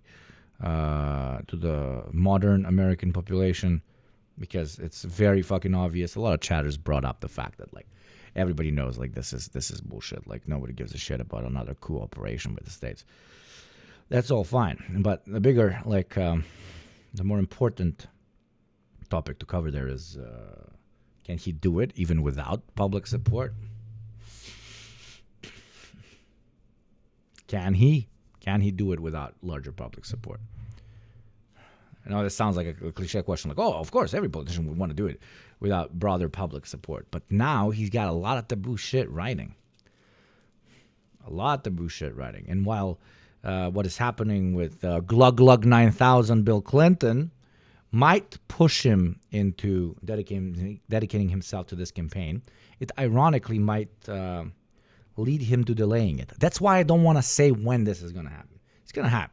There's already too many resources put in place. They fucking deployed everything. You know how fucking complicated all of this is? This is already in place. It's going to be insane if he doesn't do it. But when? That's the bigger question. Can't do WMD, but Trump is trying to do DMD, drugs of mass destruction. Yeah.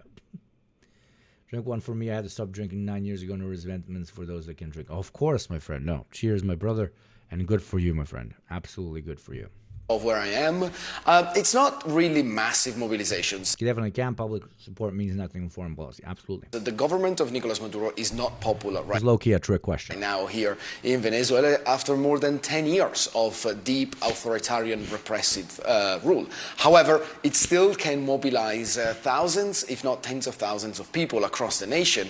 And that is why I think that they're trying to move their base, try to raffle up their bases to prepare for what could well. This is just a distraction from the Epstein files. No, this was the plan before the Epstein files. This was supposed to be a distraction of all distractions. This was supposed to be Trump's big successful war. Everything was in place. He liked, narco-terrorist, and he liked the prospects of a victory in coupping the government. So that's why he went with it. He's a deal maker, and in this case, ironically, that's why he went with it. Indeed happen. He does not give a shit. Very soon. All right, lots of volatility. Stefano Possebon in Venezuela. Thanks Yes. so much.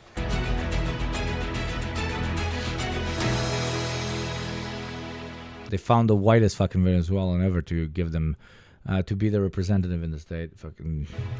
America's greatest ally thinks America is doing illegal things. In a dramatic move, the UK has stopped sharing intelligence with the United States over Donald Trump's deadly boat strikes in the Caribbean. JD Bond on. God damn it, brother. God damn it, brother. Yeah, brother. The Brits don't want to be complicit in what they see as illegal attacks. That is their concern. So far, the strikes have targeted 20 boats, killed at least 80 people, in what the administration now calls Southern Spear as their operation against alleged drug trafficking. Cap, you think? This comes. Speaking of cap, we are at 1 hour 30 minutes, which allows me to unabashedly, unashamedly remind you all that this is a 100% ad-free. Wait, let me narco music. This is a 100% ad-free experience. If you would like to support the show, do write !tax and see what tax bracket you are in. If you say fuck taxes, I don't like the government, I low-key agree. So, don't give me taxes, give me oil, or subscribe yourself. 0 ads, 0 sponsors, 100% of a good time. Be it buy me a drink, buy me a new camera, or just liking what I have to say, are all base enough reasons to support the show. Or, of course, you can help out a fellow chatter who cannot afford his own subscription, which is also the most based opinions of all. So, gift away, subscribe away, support away, pay your taxes away. Wawa-wee-wah, wawa-wee-wah.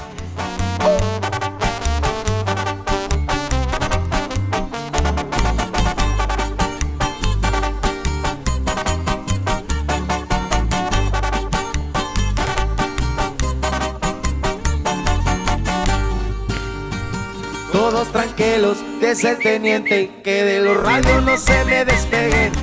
It's a good fucking song. You want 5 submissives from me? Yes, absolutely. You do your thing, guys. We're trying to grow the channel, and of course, it's when it's only on subscribers, it is what it is. I fucking hate doing this fucking part. Says the Pentagon is now giving President Trump options. Weird trombone, no fucking phenomenal trombone. Are you fucking insane? Latino belt strong, dude. With the reporting is for military action in and against Venezuela. What do you think of this? This is a very big deal. I've sat on the other end of British counterparts and been that official they're engaging with to talk about intelligence sharing on sensitive issues. And that was in the first Trump administration. And look, we did a lot of stupid things in the first Trump administration that we were rightfully repudiated for. But we never had the Brits say to us, we're not going to share information with you anymore. This is the special relationship. This is our closest ally. This is a very big repudiation. And it does signal that they not only think the strikes are illegal, but probably that more of our allies think what's happening is unlawful. The former commander. That is so funny. They never did it during the active genocide in Gaza, because of course Zionism is stronger than any domestic politics ever. That is the big taboo, because of very real material reasons, of course. But here they can't say attacking Venezuela is fighting anti-Semitism, so guess even the Brits. And of course, the Brits are retaliating for the fucking lawsuit against the BBC. It's interesting. This one I don't have hot takes on yet. Thank you, Death in Box, for the second 6 months, baby. Thank you, Jesus, for the 5 months. Many glorious returns, Yuri Gopnik. Thank you, Jesus. Many glorious returns to you too, my friend. And thank you, F22, for that gifty of that 1 month, tier 1. Thank you very much. Be like those beautiful 3 people.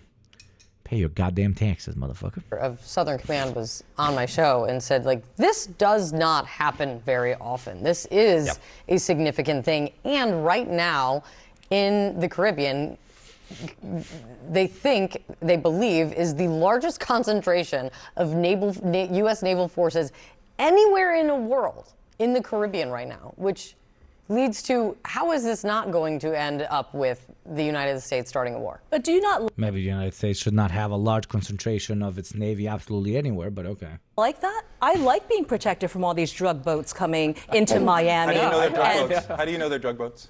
Well, I'm sure Intel tells them that because we're not just blowing random things up. But here's... We're not just blowing random things up.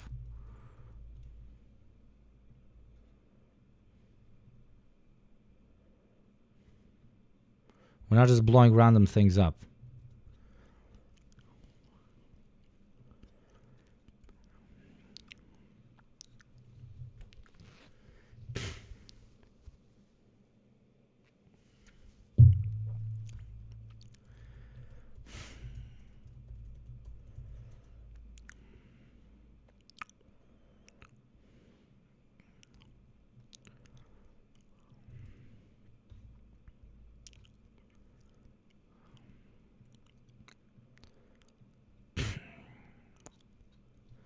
Okay, comfortable lady in New York City.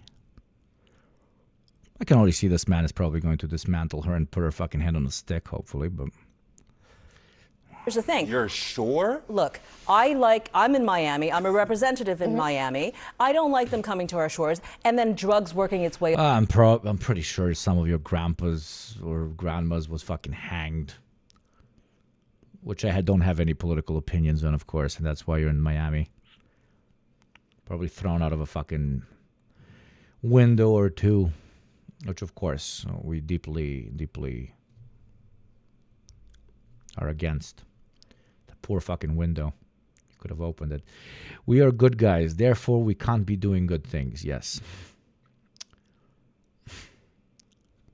Up the I-95 to kind of spread drugs and guns, and it leads to prostitution and other things and other crimes. I don't like... You should know about prostitution. You're literally one. At least prostitutes that, have sexes with their peepees and their vajayjays know exactly what they're doing. You think you're an intellectual at a media company. You prostitute your face and your mouth and your mind for the continuation of mass murder in the name of an empire that is already destined to die.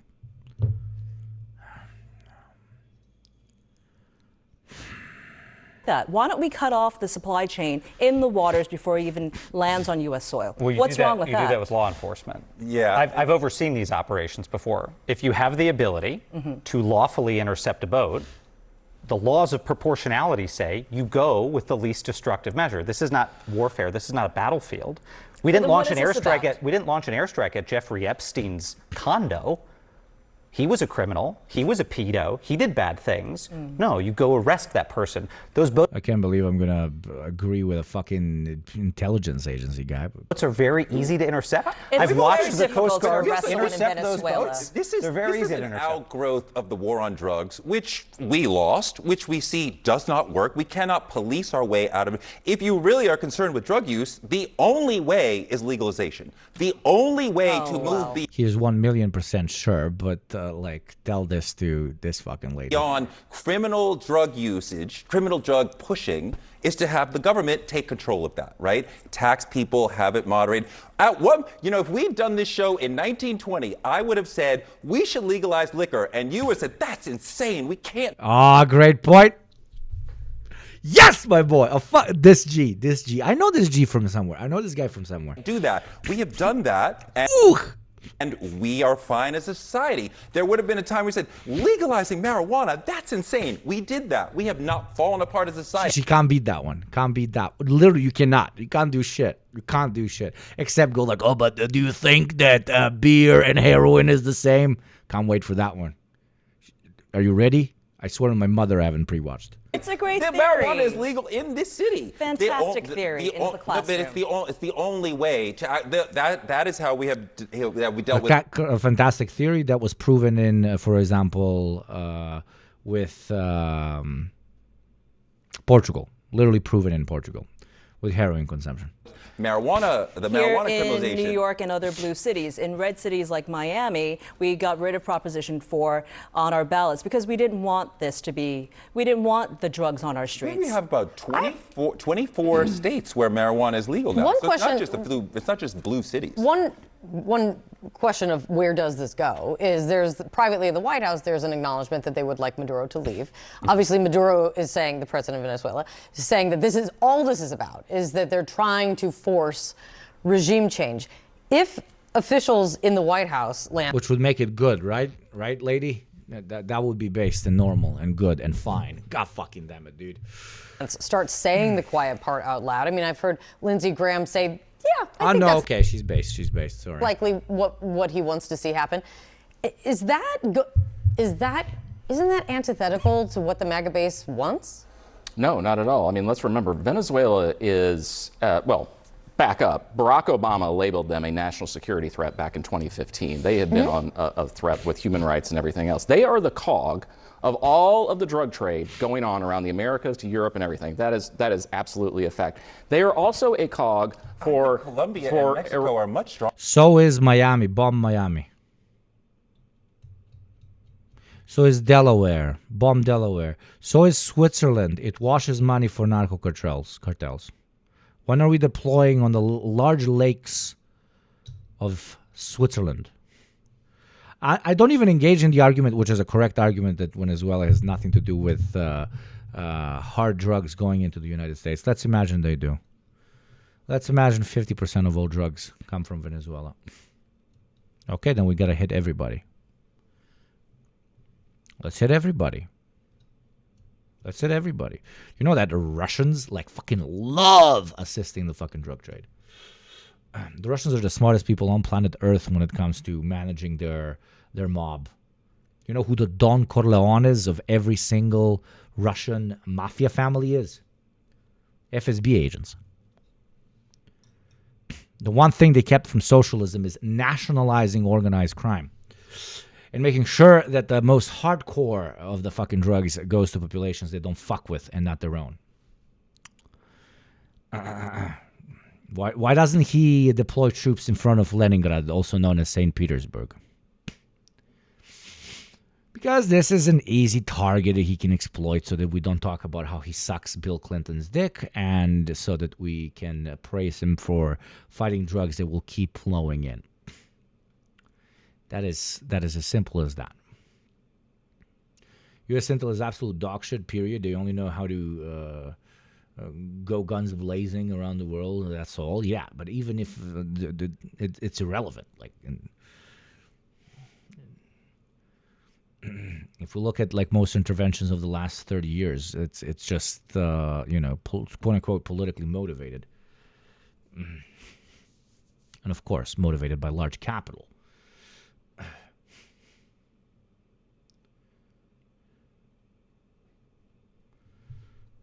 Yes, Cuphead. Stronger than I Venezuela let on you this speak your issue. socialist stuff. Give me a second here.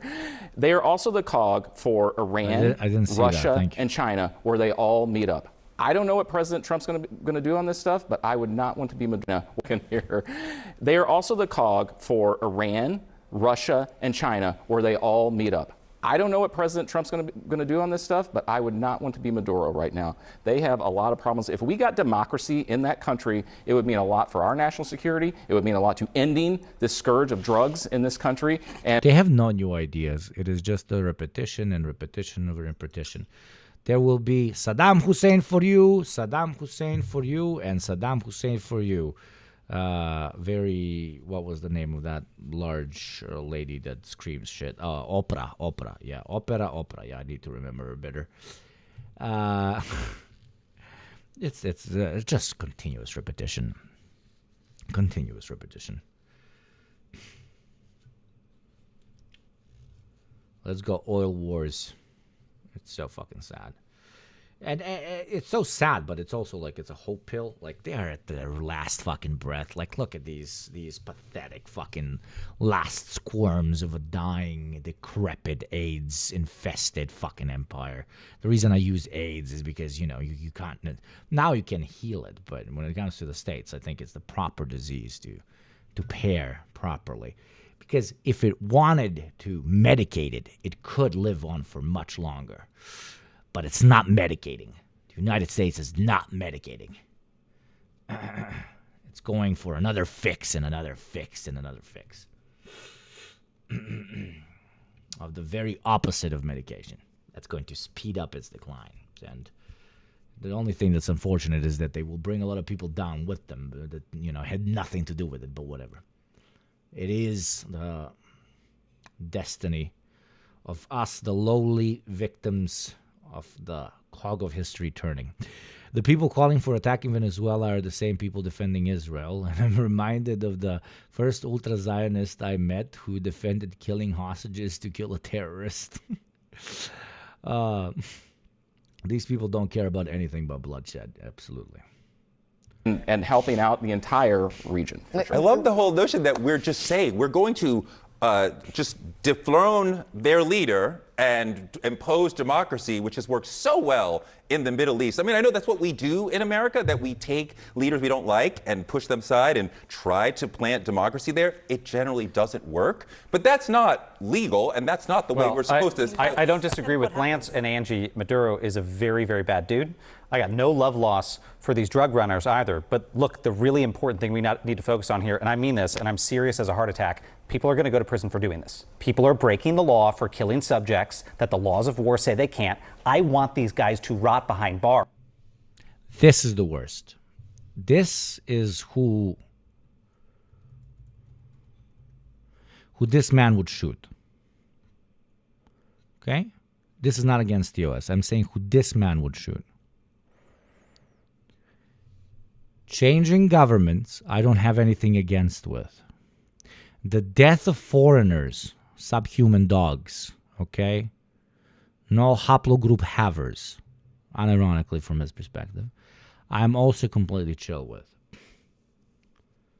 Not doing this in the proper, appropriate, and most importantly, efficient manner is what I don't fuck with. This man dislikes the invasion of Venezuela, the potential invasion of Venezuela, because he thinks it's going to be a failure. This man wants a successful invasion of Venezuela. He doesn't like how they're doing it. This is the liberal subject that this gentleman talked about again and again and again. And I know I'm a pasty fucking boy from Eastern fucking Europe who probably doesn't understand half the shit that this man argued. I get that. But one thing I get as somebody that's not from the imperial fucking core is that this dude, much more than this dude, this dude is nothing. This dude has fucked us far harder than that other motherfucker could fantasize about. Because this is efficient empire. This is empire that only does infighting because it genuinely thinks that empire is not being efficient enough. This man is looking at this situation and he is saying, okay, blowing up those Browns is fucked up. Not because we're blowing up Browns. Who gives a shit? It's fucked up because it's not going to lead to a successful geopolitical resolution that is going to be in the interests of the United States of America. The most dangerous subject is the white liberal of the United States of America, ladies and gentlemen and NBs. A former Trump guy, there you go. Now a libbed up guy. Yeah, I think he's former intelligence as well.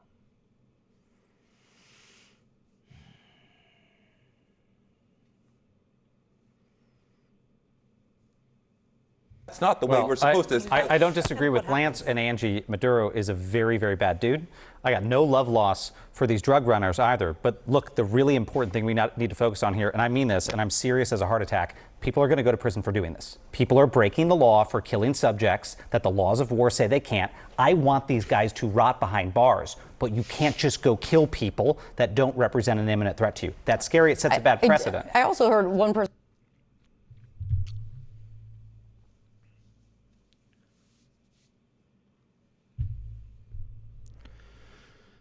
Anyways, Westerners, only one of you paid your fucking taxes today. I have to listen to Westerners all day. Please pay your restitution right now.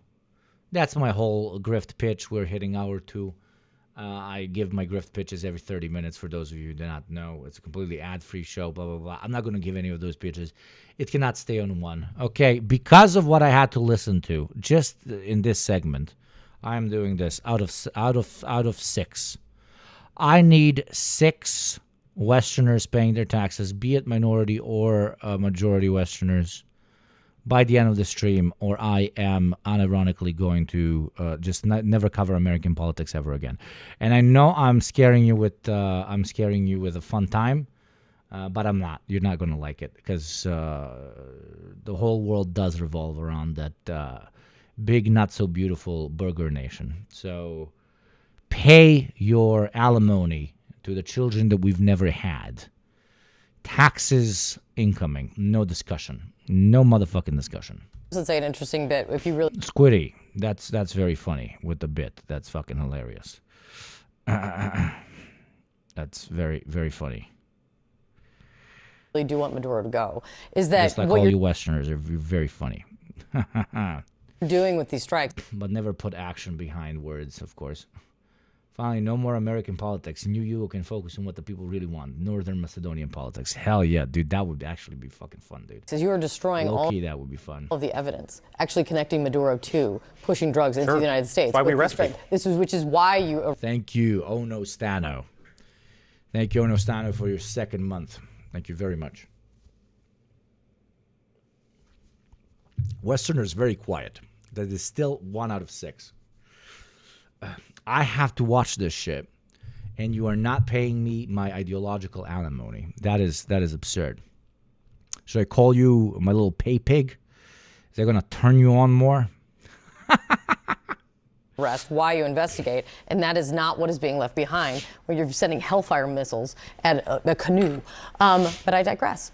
Amid mounting pressure to tackle rising prices at the grocery store, the Trump administration says it's taking action. On Friday, President Trump signed an executive order allowing dozens of products like coffee, bananas, and beef to be exempted from his sweeping tariffs. The move marks a notable reversal for Trump, who has repeatedly insisted tariffs are necessary to protect U.S. businesses. Socialist states have 5-year plans. American states have 5-hour plans. These motherfuckers be changing the whole trajectory of the economy every 15 minutes. And then wondering why everything is goddamn tanking. Dude, no, I'm going to remove this. I'm sorry. Yeah, the fucking Westerners don't have any money. You guys are broker than shit. I'm removing the 1 out of 6. I stand corrected. I'm sorry. Wait, I'm going to do it. Daily Westerner cuck tax. Daily Westerner cuck tax.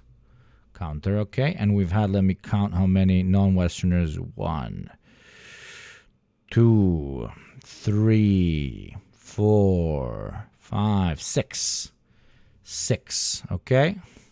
So I will add to this counter whenever a non-Westerner pays their taxes. There we go. Because Westerners are cucked by their own economy. They are empire, and yet they cannot afford egg.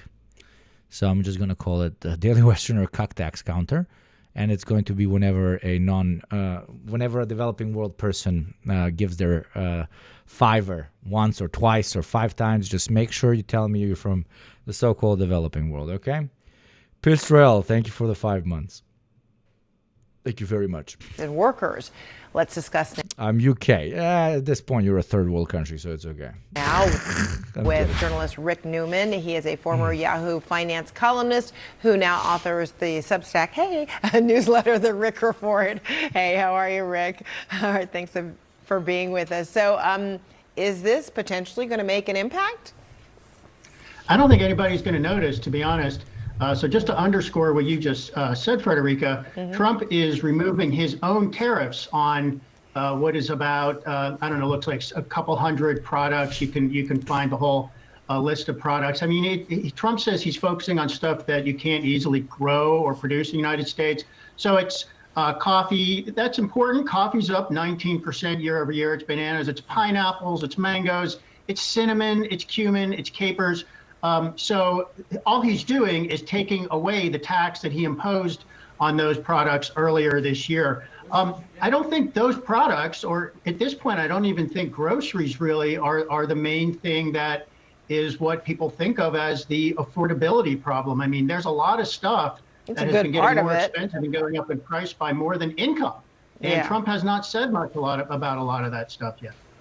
I mean, groceries is just one of the many things that, is hitting people hard. I mean, it's why folks are unable to save. They're spending most of their earnings. So the Trump administration's, Trade Representative Jamieson Greer was asked yesterday whether the president's tariffs have raised costs on Americans. And this is what he said. Depends what the importers do with the tariff. When you look at the overall price trend, it hasn't been because of tariff. Speaking of tariffs, Zyn is moving away from America and into Eastern Europe, chatters. This one even in English? No, it's not. Actually, it's in the local language. Zyn finally came to my little corner of the world, chat. My little corner of the world. There we go. These are not bought from the West or whatever, or from the States. When I went to buy these, they made me a cocktail with like Tanqueray's gin, like a fancy cocktail for free. And they told me that if I bring 6 of these, they give you one for 6 of these empty boxes. They give you 1 Zyn bag for free. So very revolutionary time for velo poppers in my little corner. Aces have disappeared. Aces have completely disappeared. Velos are low-key garbaggio, so I'm really hoping these are good.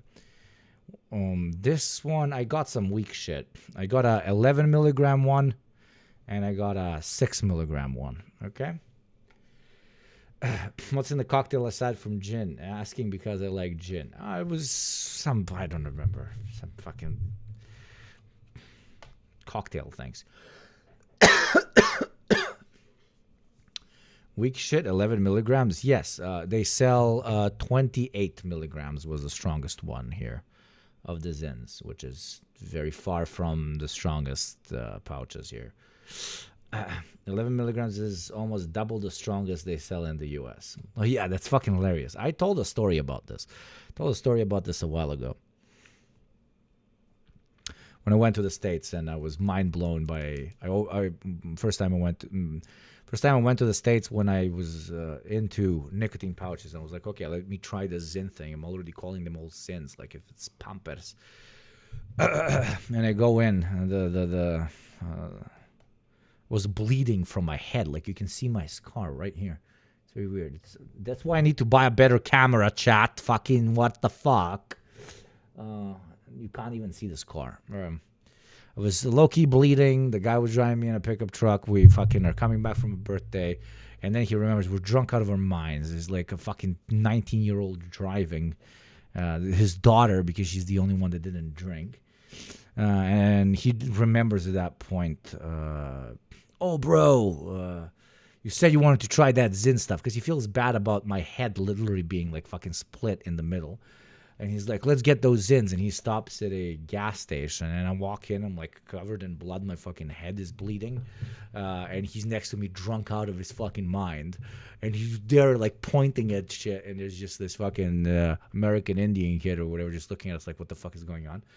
On the next day, I was like, okay, we looked very suspicious. And I'm like, do you guys have Zyns? And then he shows me there's like a shit ton of Zyns. And I'm looking and I can't decide which one. And the guy with me, he's like, dude, just get one of all. And they just get like 15 Zyns or whatever, 15 individual. Not 15, but like 7, 8, doesn't matter. I take them and then they try them throughout the next couple of days. And whenever, like, I was early pouch popper back then. So I didn't really look into the strength because here we don't have the actual strength written. On the Velos, you have the dots, right? From 1 to 6. So I was like, okay, it's from 1 to 6. And I'm spending some time in the U.S. and I am popping them, but it's not really hitting me. So I need to hit like 2 at the same time or something in order to feel anything. So I'm like, okay, it's just a different approach to how they do their nicotine. And then we fly back. And on the next day, like, I'm fucking jet lagged out of my mind, dude. And on the next day, we have to go to the fucking seaside part of the country, of the region, whatever you want to call it. We got to go to a birthday. And I drive all the way over there. We park the car. We leave our shit in the hotel, and we have to go to the birthday. And it's like a little bar on the beach, away from any urban area. And I'm like getting fucking nicotine withdrawals. I'm like, dude, I'm getting aggressive. I'm going to light up a cigarette. This is going to be the worst thing ever. Let me, even though I ended up doing it in China, but whatever. You only live once in your China life. And I was like, shit, I need some pouches. And I'm looking everywhere. Nobody's using pouches. And there's one kid, one older guy than me that didn't drink. And I was like, dude, can you give me a ride to the closest shop? The closest shop was like 15 minutes away driving. So it's like a 30-minute job. He's like, fuck yeah, dude. I hate these fucking parties. I'm a, recovering alcoholic. Let's do it. He drives me and I walk into this so this is literally day after. I'm in a super rural Balkan seaside village. It's the day after I was experiencing New York and New Jersey and these incredible Zyns or whatever. But because I experienced the Zyns, I saw that there's like, 3 milligrams, 6 milligram. What was the strongest one? Let's say if it was the 6th. I don't know. What did that one chatter say?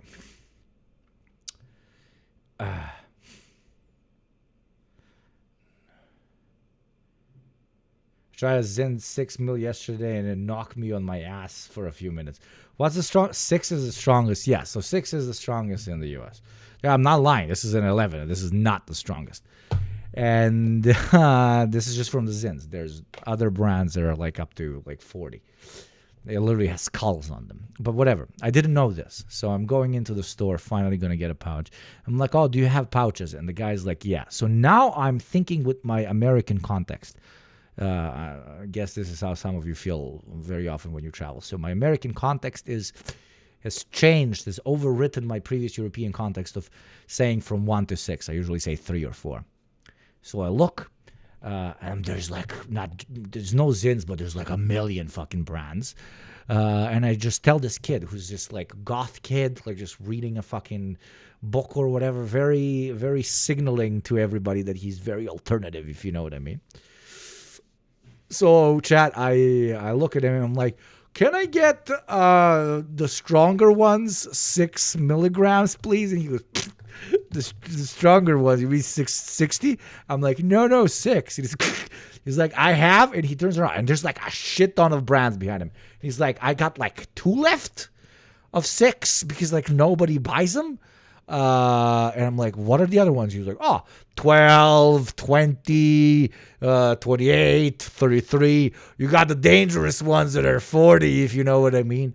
And at that moment, literally like 24 hours off the quote-unquote boat, but back from America into civilization, I was like, holy fucking shit. They really do wipe their asses with cotton over there, dude. They wipe their asses with cotton. So yeah, the one time when I think Hassan replied to a photo of me with something, I don't know, like Velos next to a cigar, which I love, like doing in a combination with like Velos are weak. My friend, my friend, please, why are you such American centralized vajuj? American central vajuj.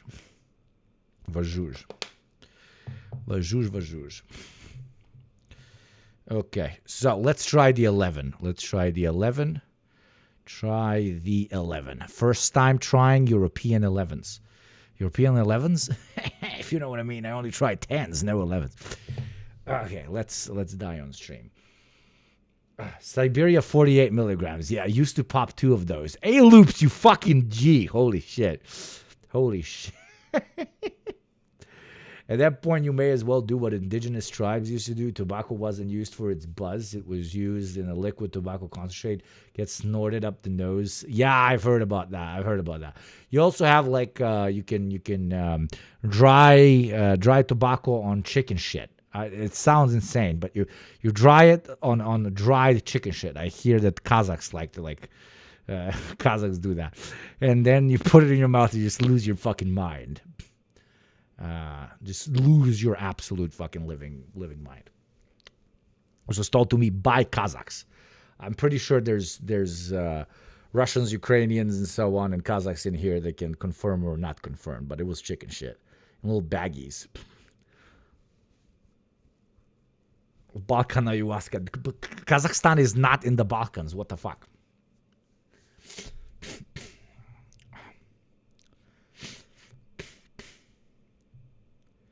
They fermented the shit into pedicure. Yeah. It's been because of okay, let's see how it is. These other events going on. If you want to buy me Zins, support the show. You know how it goes. On and just supply and demand. Is he right? That's careful parsing. There are a lot of things that affect prices and inflation. Tariffs is one of them. I mean, there are many economic analyses that are nonpartisan on this, and they find that, let's say Trump's tariffs as they exist today, if they stand in place for a year, they're going to add something like $1,500 or $1,800 or $2,000 to the cost of a typical household. So tariffs. That is absolutely insane. We go back to basics. Tariffs are a tax that the importer, which can be Walmart, Target, a wholesaler, or any kind of company, that American company has to pay the tax to the U.S. Treasury, so their costs go up, and they try to pass as much of those costs onto their own customers as they can, all the way down to you and me. Now, their alternative is just to have higher costs and lower profits, but no company wants to do that. Mm-hmm. So this is affecting companies and consumers no matter how you parse it. Yeah. And everything that everyone has ever said about how the tariffs are going to go is happening in front of our eyes right now. But MAGA don't give a shit. That's why you need to remind them that he sucked Bill Clinton's dick, because that is the only thing that they care about. And there's new data, showing how tough this affordability crisis is. Hey, MAGA supporter, your life will literally crumble in front of your eyes because everything you once thought was affordable will no longer be affordable. I don't care. I don't care. Jesus, he sucked a man's dick. Oh my fucking God. He did what? He did what? For so many Americans. An analysis by Bank of America released this week shows nearly a quarter of U.S. households are living paycheck to paycheck this year. They spend over 95% of their income on necessities like housing. Jesus Christ. They spend over 95% of their income on necessities like housing, gasoline, groceries. That is just like 100% proof to you. Like 100% proof to you that what capitalism promised, and I know most of you that are regulars in chat heard this, but now we have the statistics. And we've had the statistics for a while, but listen to what I have to say. 95 only on mandatory stuff. Why does capitalism tell you that it's superior to other models, even though it's burning down the planet? Why? It tells you that it's going to give you really cool shit. It's going to give you VR headsets where you can see really big boobas. It's going to give you flying cars. It's going to give you massive luxurious apartments. It's going to give you a car that goes really fast room. But turns out that nobody gets to buy that shit. The one thing you have sold your soul for by being a capitalist supporter while not being a capitalist, you know, that little trickle down is not trickling down. There's no reason for you to support this system unless, of course, you're a capitalist yourself. Then I low-key understand you. That's your interest. It's insane. Like, let's hear that again.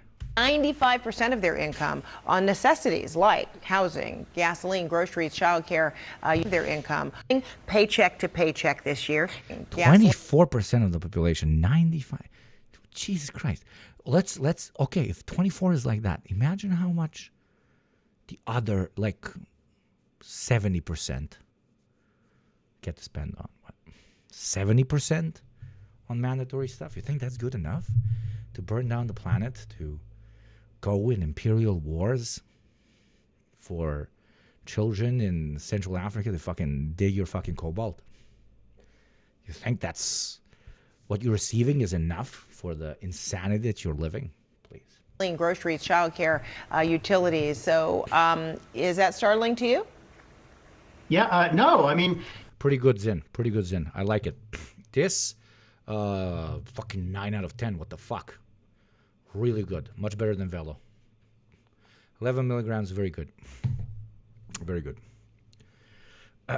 It's worrisome for sure, but so we're calling it the affordability crisis in 2025. Much of this is not new. I mean, the tariffs are a new type of pressure, and Trump rolled those out at about exactly the wrong time. But this is wealth inequality and income inequality that we've been talking about for a long time. Yeah. I mean, we've got a shareholder class in the United States, and we have a working class in the United States. And if you're lucky enough to own stocks and own a home, and you bought that home and you were able to refinance at 3% on a mortgage, then you're in good shape. But if you are trying to buy a new home, you're priced out. If you're living on a paycheck and you don't have financial assets, you don't feel like you're getting ahead. So these are long-term problems that seem to be intensifying, and Trump is now the one stuck having to deal with it. And so far, he's been very toned down. I'm going to leave you with this gentleman. I'm going to go piss. I'll be right back. To what is a really serious problem for millions of Americans. Yeah, seriously tough times for a lot of people. All right, Rick Newman, thank you so much. Yeah. Trump administration is scrambling to make good on a campaign promise that, by his own account, won him re-election: to bring prices down. One solution, reversing part of Trump's tariff policy. The president yesterday signed an executive order to retroactively lower tariffs on beef, tomatoes, coffee, and bananas. The agricultural items are now excluded from reciprocal tariffs, but not the tax entirely. The move comes after Trump claimed falsely that prices have fallen during his administration. CNN correspondent Rafael Romo is joining me live from a food giveaway event in Atlanta. And have things been picking up? Yes, we saw a lot of activity in the last couple of hours here, Fred. Unfortunately, this effort is wrapping up. But let me tell you, it is one thing to talk about the state of the economy, inflation, tariffs, and the government shutdown, and an entirely different thing, Fred, is when you actually see people in need. Did they miss anything, or are they just still bankrupt? Coming to an event like this one, a food drive, because they need help. And what the organizers told us is that they were prepared to help about 1,000 families today.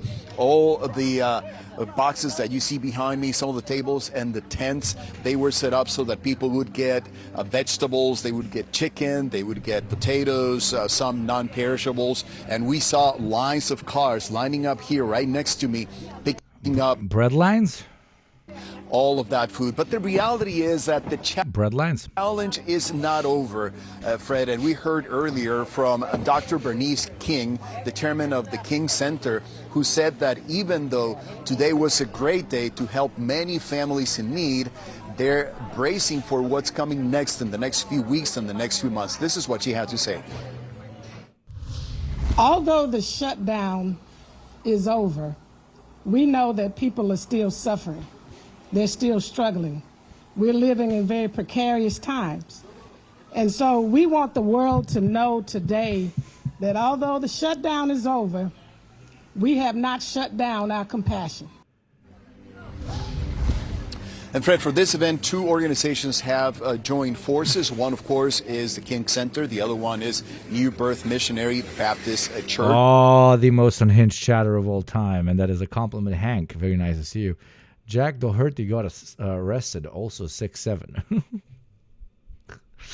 What's up, Hank? That's a great way of coming in. They are helping people who are not necessarily thinking about Thanksgiving, even though we're less than 2 weeks away. I earlier spoke with the beneficiary who told me that she didn't even know what she was going to put on her table tonight for dinner. This is what she had to say. It's every day. It's tonight. I need dinner for tonight. So that's how serious it is for me. It's not trying to get holidays. So this is going to make a huge difference in my life. And finally, Fred, people, yes, are celebrating the fact that the government shutdown is over. They're celebrating the fact that the president has decided to lower tariffs on some items, like you mentioned at the beginning. But the problem is that this need from many people is not over, and those actions may be a little too little, too late for some of them. Trump lowers some tariffs as affordability concerns grow. People from countries that are, the post-socialist banana republics that we call countries today, will find this very funny. Yo, bananas, guys, bananas. I can't believe that. This is the mother of irony. So the big meme in the so-called Soviet bloc was that you couldn't get a hold of bananas. The central authority that was planning the economy made bananas either too expensive or incredibly rare. And agitators for so-called pro-Western democracies would constantly be like, dude, in the West they got bananas. We don't got bananas. In the West they got bananas and they got jeans. We don't got bananas, nor do we have jeans. And now we are watching the United States of America in its current form with low affordability, not being able to afford bananas.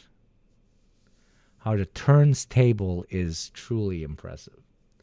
I don't know, like for some, maybe you don't know this lore, but that was a big meme.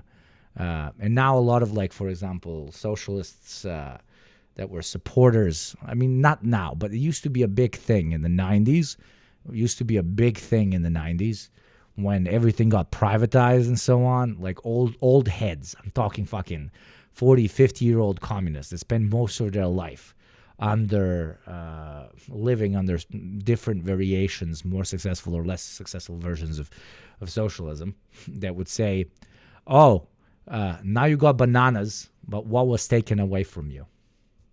That used to be the joke. Oh, now you have bananas. I hope you're happy. I hope you're happy. Now you have bananas, but you can't afford, baby formula.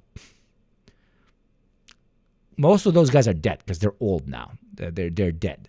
But they're looking up from heaven or from hell. I don't care from where, or from, I don't know, the space-time spaghetti monster continuum. And they're fucking dying laughing because America itself, the crowned prince of capitalism, also cannot afford bananas. God has if he exists, has an incredible sense of humor. Incredible, absurd sense of humor. I used to watch you religiously a year and a half ago, and I must say your English pronunciation has improved so much. Great work. What? Okay, thank you, I guess. I literally got a... It's okay. Yeah, I'll take it as a compliment. Well, that and the fact that the U.S. used the various fruit corporations to restrict supply to Soviet bloc countries. Absolutely, that's the meme. That's partly a reason why the USSR armed the Sandinistas, despite the Sandinistas only being marginally attached to socialism, the USSR. So it is a way to get commodities for the population, to get the bananas. Okay, we must fight the banana motherfuckers. I speak goodly. I speak very good. I like very much. What's up, Argonian? Everybody give a follow. Can we get a shout out to Argonian? Give Argonian a follow, please. Very good friend of the show and a great streamer. I speaks very good English. English language, very nice. I like very much London language speak. 6-7. America language, Washington language also not bad. Not as good as London language speak, but America language I very much like partake in, yes. You gotta make your emote codes shorter. I feel like I'm using a Ouija board. Yeah, I agree. We gotta do something about that. But it's forcing me to write Yugop. It has to have Yugop. Maybe I should talk to my Twitch representative because I'm a fancy partner. I'm so not in that Los Angeles game that I don't even interact with my fucking Twitch representatives. Nor do I go to TwitchCon or any of that shit. Because I have to go to America. Why can't TwitchCon be like in a normal place? I don't know, like Brazil. Can TwitchCon be in Brazil and I just go to Brazil? I'm not even saying put it in my hemisphere. Like put it in Brazil or in Ghana or I don't fucking know, in Kazakhstan. There you go. We're mentioning Kazakhstan a lot today. Like a normal country. Especially nowadays, dude. Especially nowadays. I don't think I can... if I fly into America and they look at my phone, motherfucker getting deported in the first second, dude. He said that Palestinians are human beings. Entry to America denied. TwitchCon 2035 will be in Shenzhen. Yes, it will. TwitchCon niche, bratuje, svršio bih je. Thought you were living in Los Angeles and you just pretended to be from the Eastern Bloc. Yes, many think this. I am famous man. I am famously America live man. Yes, in Banja Luka, brat. We can put it in a neutral country like Macedonia. There you go. Put it in Skopje. The vlogs you could get in Skopje, brat. The vlogs you could get in Skopje. Look, everybody in front of this big guy, okay? Look, Skopje basically has the White House. It has everything. Skopje has everything. Let's just do Skopje. Let's go to Skopje. TwitchCon in Skopje.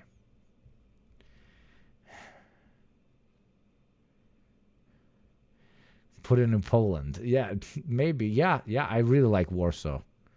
I really, really like Warsaw. He said pedophiles don't deserve power. Kick him out of the country.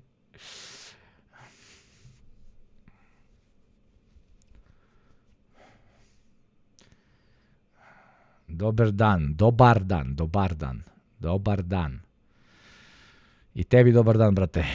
Dobro veče, kod nas je već kasno. Now back to you. Yeah, the needs are so great and continue to mount. All right, Rafael Romo, thanks so much. Hey, it's me, the Soy Pill. And 1, 2, 3, 4, 5, 6, 7. Gonna carry the 1. Yeah. Charlie Kirk was racist. Okay, enough direct news. Let's do indirect news. Oh my God, no! I want to watch this. I want to talk about. Okay, guys, are you ready? Are you ready? Oh God, the Discord Gooner scamdemic. I have to cover this. About 3 Discord. I have to cover this. We already talked about the ultimate Gooner and pedophile Donald Trump, and giving the glizzy. But let's talk about regular MAGA voters that spend their time on Discord. They get conned into relationships. This is apparently a big drop. So I really want to cover it. Let's go into the economics of Gooner scams. Okay, most of you are not informed of this. Me neither. So let's look at how the economy takes advantage of people that are incredibly lonely as a means to extract that little surplus value they have. Yeah. Scams. And if Hank will probably like this. If Marx was alive today, he would definitely talk about the Gooner economy. The Gooner economy would be pretty much up there, very up there. And I love how Twitch lets me write Gooner in the fucking name of the show. It's fucking incredible without blocking me. These are scams that target Goononomics. The most vulnerable of people. And I'm not talking about the elderly. I'm not talking about the single mothers. And I'm not... The Gooners, they have nothing to lose but their caves. Okay, let's start. I want to talk about 3 Discord scams. And these are scams that target the most vulnerable of people. And I'm not talking about the elderly. I'm not talking about the single mothers. And I'm not even talking about the kids with cancer. I'm talking about the Discord Gooners. The down bad, lonely men who exist on Discord who will do anything for a crumb of attention from what scientists call females. Now, as I go through these 3 scams, they get progressively worse and worse, and by the end of this video, you're going to have zero faith in humanity, satisfaction guaranteed, or your money back. So without further ado, let's get to the first scam, which I like to call the 1FT experience. And the 1FT experience starts off with an innocent message just like this. In Dadscord, a Discord e-girl server, so we're already off to a bad start, but I'm really sad. I need someone I can vent to. Somebody please message me, crying emoji. Now, this happened on Christmas, and it is a part of their scam because... No, my God, it's so fucked up. Okay, wait, this didn't happen on Christmas. Anyways, they said, I'm spending Christmas alone again. Can someone please private message me? Now, I don't give a fuck. I have a deep and dark soul with absolutely no empathy towards people, but I did decide to DM them because this is talking about a scam and I need to do my job. And I ended up getting ghosted. Now, that's nothing out of the ordinary for me, but I thought this scam was over. And now, I'm going to summarize the last year of my life. Because every time a viewer would send me the scam, I would try to go to the server that you get invited to and the invite would be expired. I have gone on Discord. I have stalked every single website talking about Discord to try and find this 1FT experience. I was losing my fucking mind. I wanted to know what this 1FT experience was. And somehow out of like random luck, I saw a message from these scammers and someone replied to them and that person gave me an invite to the server. So what's supposed to happen if you don't have a curse like me and constantly get ghosted by women is that you're supposed to get invited to a Discord server. Now, this isn't too out of the ordinary to be invited to the Discord server because, again, the whole point is this. You and the deprogram group have helped me greatly. Love finally catching some of your streams. You're very welcome to join us whenever you have the free time. And thank you very much for the subscription and for your very generous 2-month support. Thank you. This girl is lonely and you're just trying to be a nice person. She just needs some friends in her Discord server. So when I joined it, the first thing I saw was this About Me channel. So it felt a little personal, but I'm a 19-year-old girl from Italy. I love anime like Code Geass and I'm a pro on Valorant cause in addition to my love for anime and gaming, I cherish the simple things in life, including peaceful walks in Freddy's basement. Haha, JK. Well, I could see why they're lonely on Christmas because holy shit. Now, thankfully, it caught my eye. I saw the 1FT channel. And when I visited the 1FT channel, all I saw were people spamming. I hope those are photoshopped. I saw people spamming 1FT. And it turns out this 1FT spamming is part of this channel here called the 1 Day Free Trial. That's right, ladies and gentlemen. This person alone on Christmas and depressed. You thought you were helping someone? No, because we're excited to offer you an exclusive opportunity to experience the warmth, affection, and joy of our e-girl community with our 1 day. We did it. We did it. We did it. Boys, we did it. We are selling interpersonal affection. Ladies and gentlemen, it is a product. Interpersonal affection in a Christmas-sized box. Only $6.99.99. Mother of God. Let's get 1FT in chat. 1FT in chat. Bitch, I can't. Yeah, you know. Mm-hmm. 1FT in chat. Let's go. Whoever needs one free trial of interhuman interaction, spam 1FT. Other chatters that want to sell them affection, please reach out.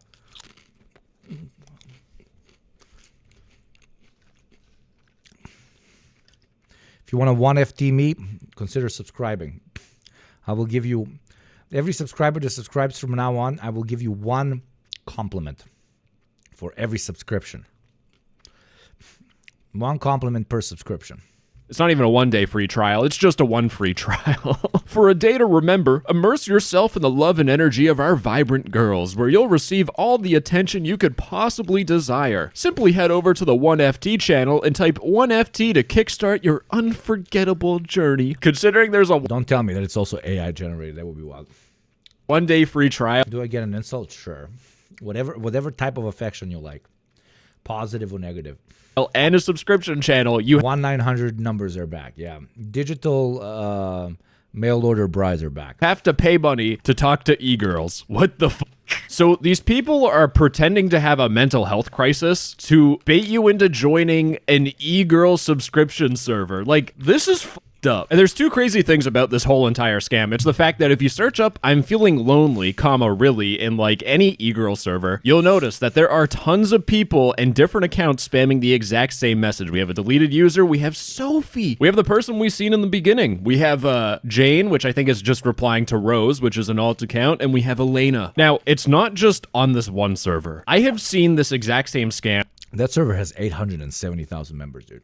In multiple Discord e-girl servers. I have seen it in Discord black market or fraud servers. I have seen this in Discord e-gangster servers. And I've also seen this in Discord predator servers. These people go to any Discord server where there will be teenage boys that have hormones galore and the blood not flowing to the right head to try and get them with this scam. And the crazy part about this is that if I copy the person that we've been looking at, the original scammer, just in Dad's Cord, they have been doing this scam since July 15th, 2024. And that's just on this one account, in just this one server. There have been thousands of messages sent by this scammer. But the strangest thing about this whole thing is that if you have someone that's talking about a mental health crisis, and they and they invite you to a Discord server, I'm really sad. I need somebody to talk to. Person reaches out. Hey, join this server. It's filled with people like you. They need some help. Maybe I can hook you up with someone. And you go onto that server and they tell you, yeah, so $9.99 a month. They look good. You want to feel less sad? Yeah, $9.99 a month if you want to do it. Son of a bitch. And the mother of all ironies is that, like, this we are treating as a scam, but, like, pay-to-win dating apps have basically been doing this for a very long time. But, you know, it's just been normalized. Doing it over Discord is a bit crazier. And sure, you're talking to a fake person, and at least on Tinder, you're 50% likely to talk to a fake person instead of 100. Dude. Where you have to pay a subscription to talk to This is fucking insane, chat. e-girls. How are you not like, one free interaction with Twitch Prime? They lied to me once. Are they gonna lie to me again? Anyways, I typed 1FT in the 1FT channel, and believe it or not, boys, I did get a response. Okay, answer this. I'm not gonna do the girl voice because I already hate myself. But hello and congratulations on being selected for our 1-day free subscription. We're excited to get to know you better. To join the review, English is horrible here, and experience this special offer, please answer the following questions. How old are you? I've seen someone say they are 17. They do not give a f if you are a teenager, a minor, or an adult. Money is money. What is your profession or occupation? Why do you feel you need this subscription, and where do you live? And how would you like a girl to treat you? And what are your expectations for this experience? There's just an AI girlfriend. Holy shit. I am cripplingly lonely. I said I do software engineering, aka I have a lot of money, and I need this subscription because I cannot create an AI girlfriend, and I'd just like to have someone around. I am literally the biggest green flag. I'm like, please scam me. But again, my family's generational curse. It doesn't matter if it's Discord, Tinder, or Grindr. I just keep getting ghosted. But fortunately for me, ladies and gentlemen, just like a mom who takes her kids to pageants, I can vicariously live through my viewers, because one of my viewers got contacted by Raven. It's the same fucking scammers, because you can tell it's the... The irony of this video is I just watched a YouTube video discussing how the maid cafes in Japan are the logical evolution of geisha occupations in an increasingly socially isolated country in the modern era. It was actually fairly interesting. And then some Western troglodytes go, let's do that, but worse. Yeah, absolutely. Abso-fucking-lutely. Let's commodifying everything. Every single thing that was once considered holy. We're just doing it. This is like getting a sex worker, but without the sex, and without the worker, and without the human. They just auto-generate content for you based on the prompts that you give them while pretending to be a real human. Holy Mother of God. Same interview format. It's just a different server called Black Pearl E-Girls. But my viewer does the interview. They're 19. They're in France. They get... We are a society of the spectacle, of course. I feel like it really gets into the concepts that create things like this, like capitalism going so far as to commodify concepts, the presentations of their concepts, and in a way colonize all social life. I have at least 10 videos that cover this. So absolutely. This is low-key, not my expertise, but this is what I like to talk about the most. Capitalism colonizing and commodifying every aspect of what was once deemed a wholly human experience through which we connected to our fellow human, now turned into a simple commodity to either be rented or bought. And capitalism's ability to eventually, quite literally, turn every single aspect of the human experience into a form of purchasable product. Or rentable product in this case. God damn it, you can't even buy... Back in the feudal era, you could buy a wife. In this goddamn capitalism, you can only rent her, god damn it. You will own a no wife and like it. Who knows that reference knows that reference. We live a cartoon dog. We fucking do, my friend. Can you boost your mic, please? The video is much louder. Yeah, the video is very loud. I'm gonna lower the video a little bit.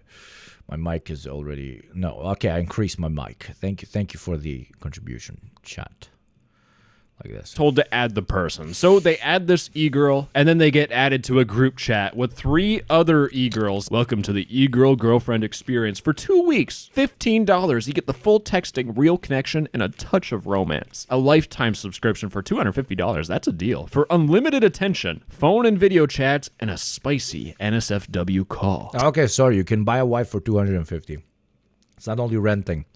But can I buy the wife through a mortgage? I don't have $250 right now. Turns out my viewer who was going through this is a girl, but that didn't stop them. Because one of the e-girls sent a PayPal.me link to send money through PayPal. And they asked to send through friends and family, which means if you send the money, it's harder to get a refund. Now, just in case you were curious, I am censoring the link because I think they stole someone's PayPal account. I genuinely think they stole a PayPal account from a girl in the Philippines who got hacked. And everybody watching, please just take a moment of silence. because my viewer told me, and I quote, "The fact is, I buyed it and no e-girl comes, and I got kicked out with the group chat." Oh my god.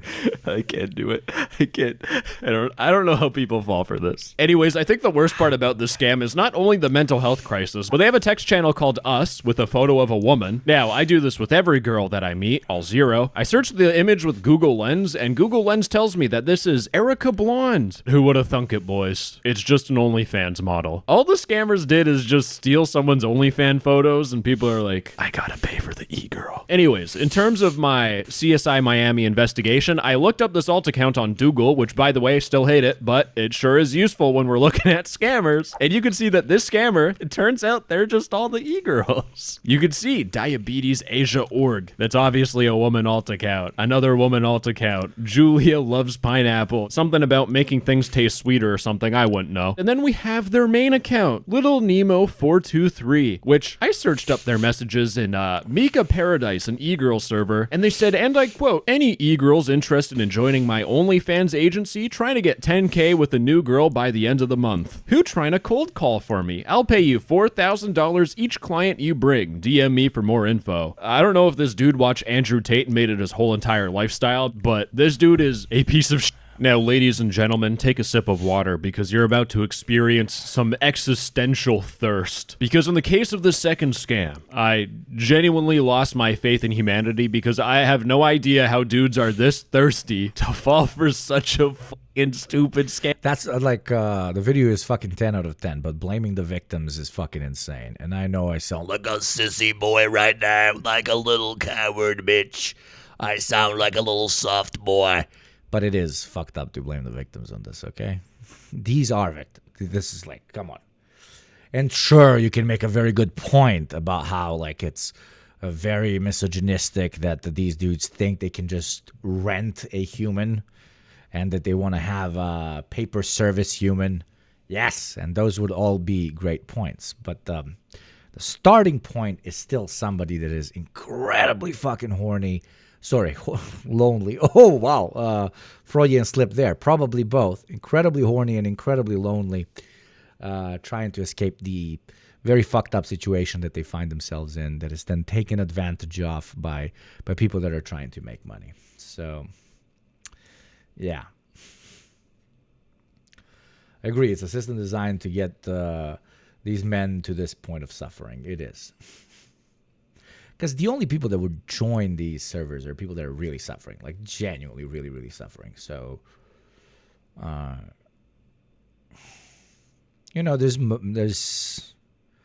there's times when we should appropriately make fun of the males' rights activists and so on and all that shit. But this is not one of those moments. This is fucked up. This is selling crack to somebody that's looking for weed. To leave for a second, is this basically Russian mail order brides, but hyper online to an extent, and basically AI generated?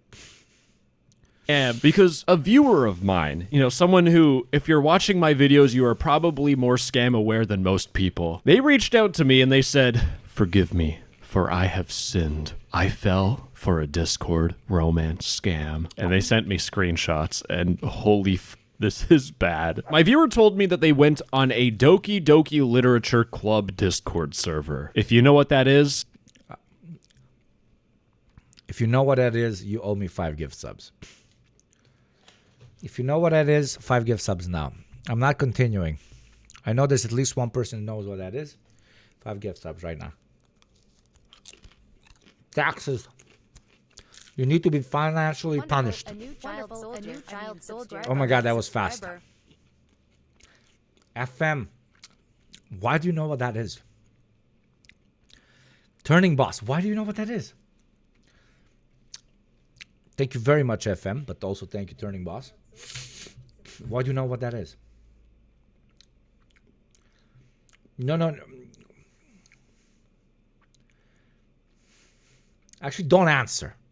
Don't fucking answer. Don't fucking answer. Don't fucking answer. Don't answer. Do not answer. Still respect you. It might be better for you not to answer. So because I still want to like you. It's a deceptively advertised cosmic horror game that fucks with your computer's files to scare you even more. It's an ironically good game for non-weebs. Okay, then, that's fun. I thought it was a cute dating sim to play on stream, and then it turned out to be the most soul-breaking game ever. Oh my god. Okay, so it's a cool game. Okay. Game is free, and it does for dating sims as Watchmen does for superhero comics. Okay. I'm sorry for your loss. But someone in the server said, yeah, someone, Nitro, please. I need Nitro. Discord Nitro. Thank you, Turning Boss, you fucking G, for resubscribing as well. There we go. Two honest people. Two very honest, chill motherfucking people. Thank you. I really appreciate you. Thank you, Dismal Zenka, for your first gifty. And we have started a hype train, baby. Keep it trying. They instantly replied saying, are you an e-girl? Yes, e-girl. Pray. I am a e. Chat, we got a hype train. I couldn't motivate you today to subscribe a lot. And I think, based on this video, that I know why. I know why. Because I am not an e-girl. So, what constitutes an e-girl? I am already on the internet. So I can say, proudly, thank you, Mary Jane, for the biddies. Ooh, senpai, me e-girl. Senpai, ooh, me e-girl. God, don't. If you clip that, I will ban you. So subscribe if you want to support this e-girl just making her way through. Subscribe if you want to support this e-girl making her way through an e-boy world. The higher the hype train goes, the more the e-girls feel respected. We should show this Twitch website that e-girls have earned their place at the top of the hierarchy of the e-boy versus e-girl battlefield. Yas. Thank you, Oblivion, for supporting the e-girl suffrage. Thank you, Barry Balls, for the 300 bitties for all e-girlies. Yas. The higher the hype train, the more you love e-girls, is what I am saying. And I am an e-girl. Prove to me that I am not an e-girl, motherfucker. Spider Tits. Spider Tits is the greatest name I've ever seen in my life, by the way. Spider Tits. I got Spider Tits. Thank you for supporting this proud e-girl right here. You want a chip? This e-girl gives you a chip. I am little e-girl. I give you Chippy. Do you want Chippy? You must subscribe. Do you want Chippy? You must subscribe. Do you want Chippy? You must subscribe. Do you want Chippy? You must subscribe. Do you want Chippy? You must subscribe. All us e-girls do is eat hot chip and lie. And do shopping.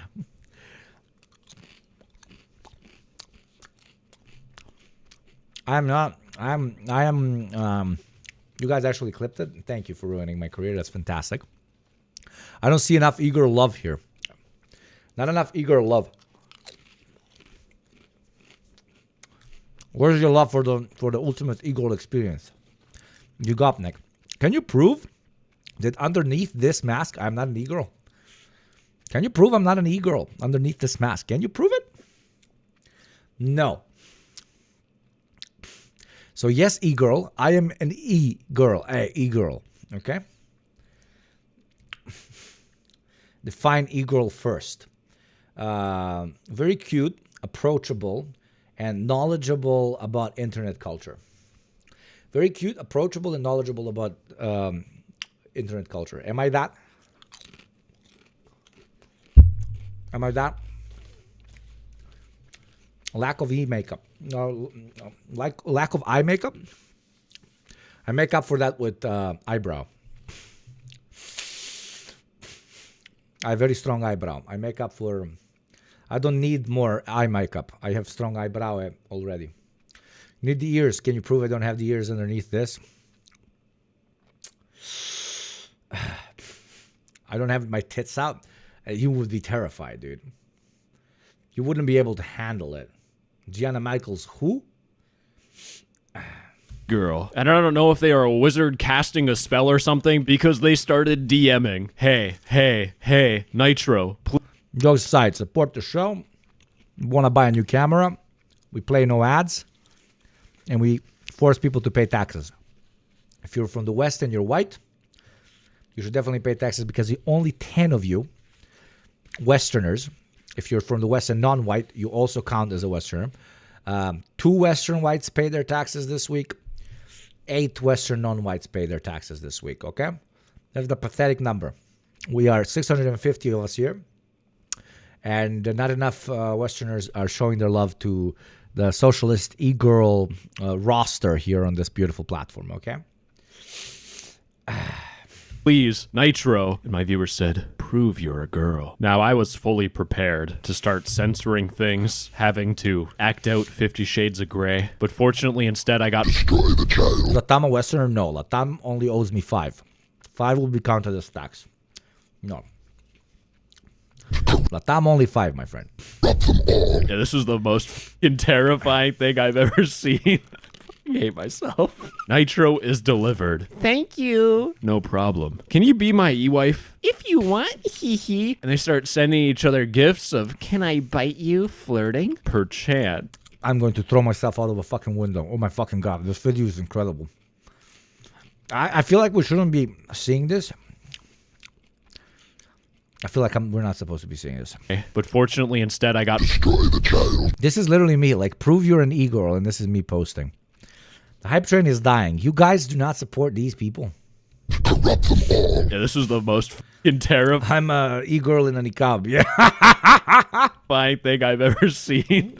I hate myself. Nitro is delivered. Thank you. No problem. Can you be my e-wife? If you want, hee hee. And they start sending each other gifts of, can I bite you, flirting? Perchance. At this point, they have to be f***ing with me because when I 30 seconds left.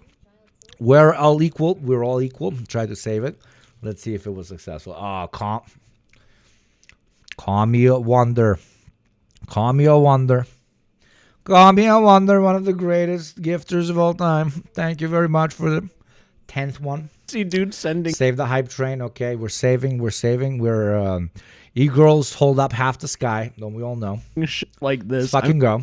I'm fucking cringing, bro. I like your music taste. Are we... Gave all my dollars to e-girls. Come pay tax. What do you mean? I am an e-girl. I am an e-girl. Pay my jizya. Yes, you did, my friend. Thank you very much.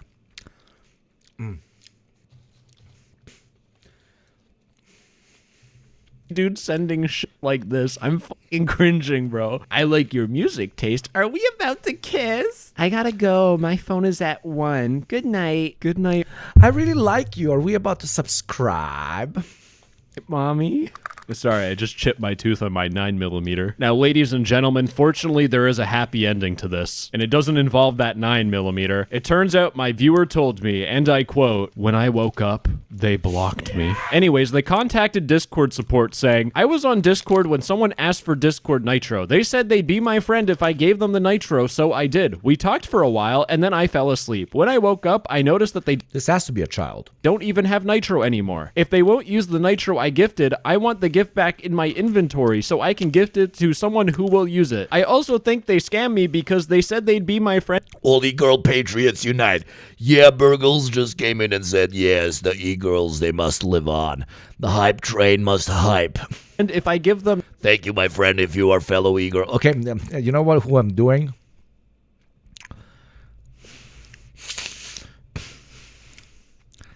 You know what character? Come on, some of you must have guessed it. Some of you guys must have guessed it. Wait. Absolute 10 out of 10, by the way. Watch the movie. It's fucking incredible. Don't be a reactionary. Watch the movie.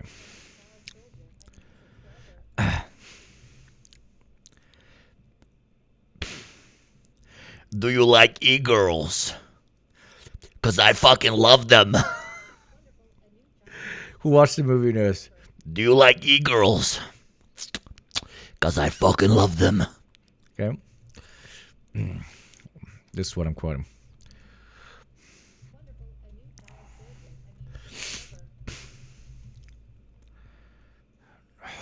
Fuck's sakes.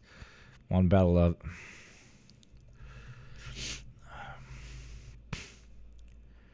Dude, they don't have any fucking scenes from this movie. What the fuck? For real?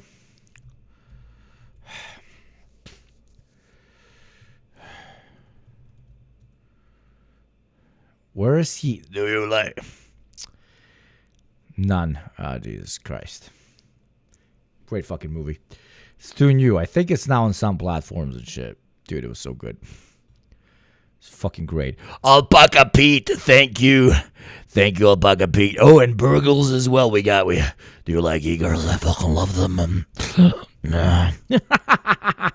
Thank you very much for the $5, each of you, proving to us once again that it is the developing world chatters that pay all of the taxes. I'm not watching that clip, Cuphead. Did I watch The Boys? Yeah, of course I watched The Boys. It's okay. Did you like it? I loved it. I loved it.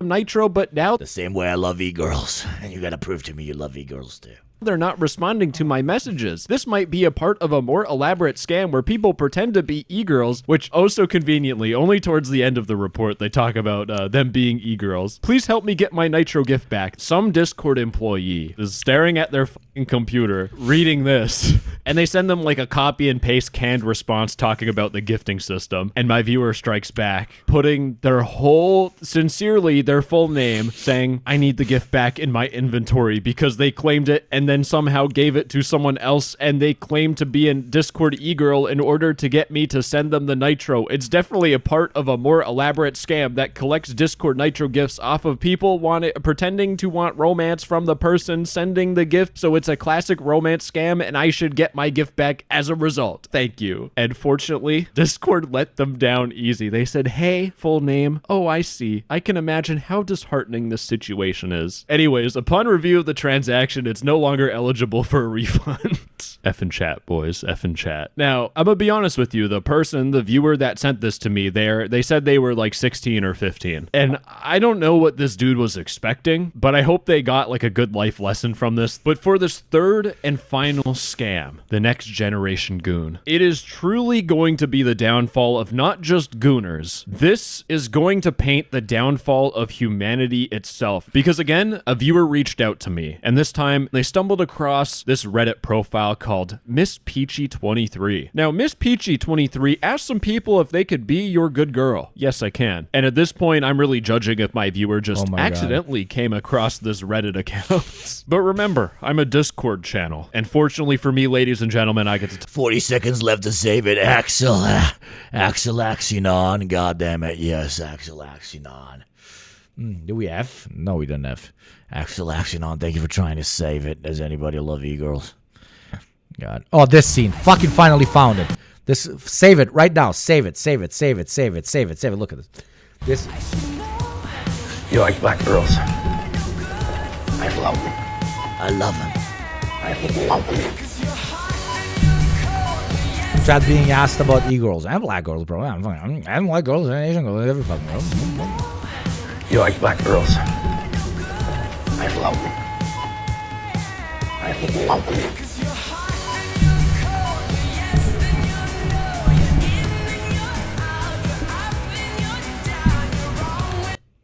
Chat likes e-girls 6 out of 10. 6 out of 10 is the love they feel towards e-girls. I'm still very grateful for the hype train. Very much so.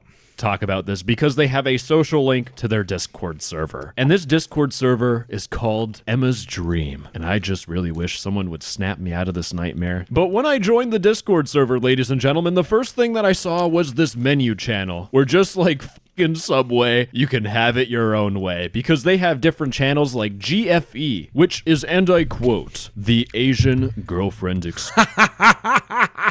Do you like Asian e-girls? Because I fucking love them.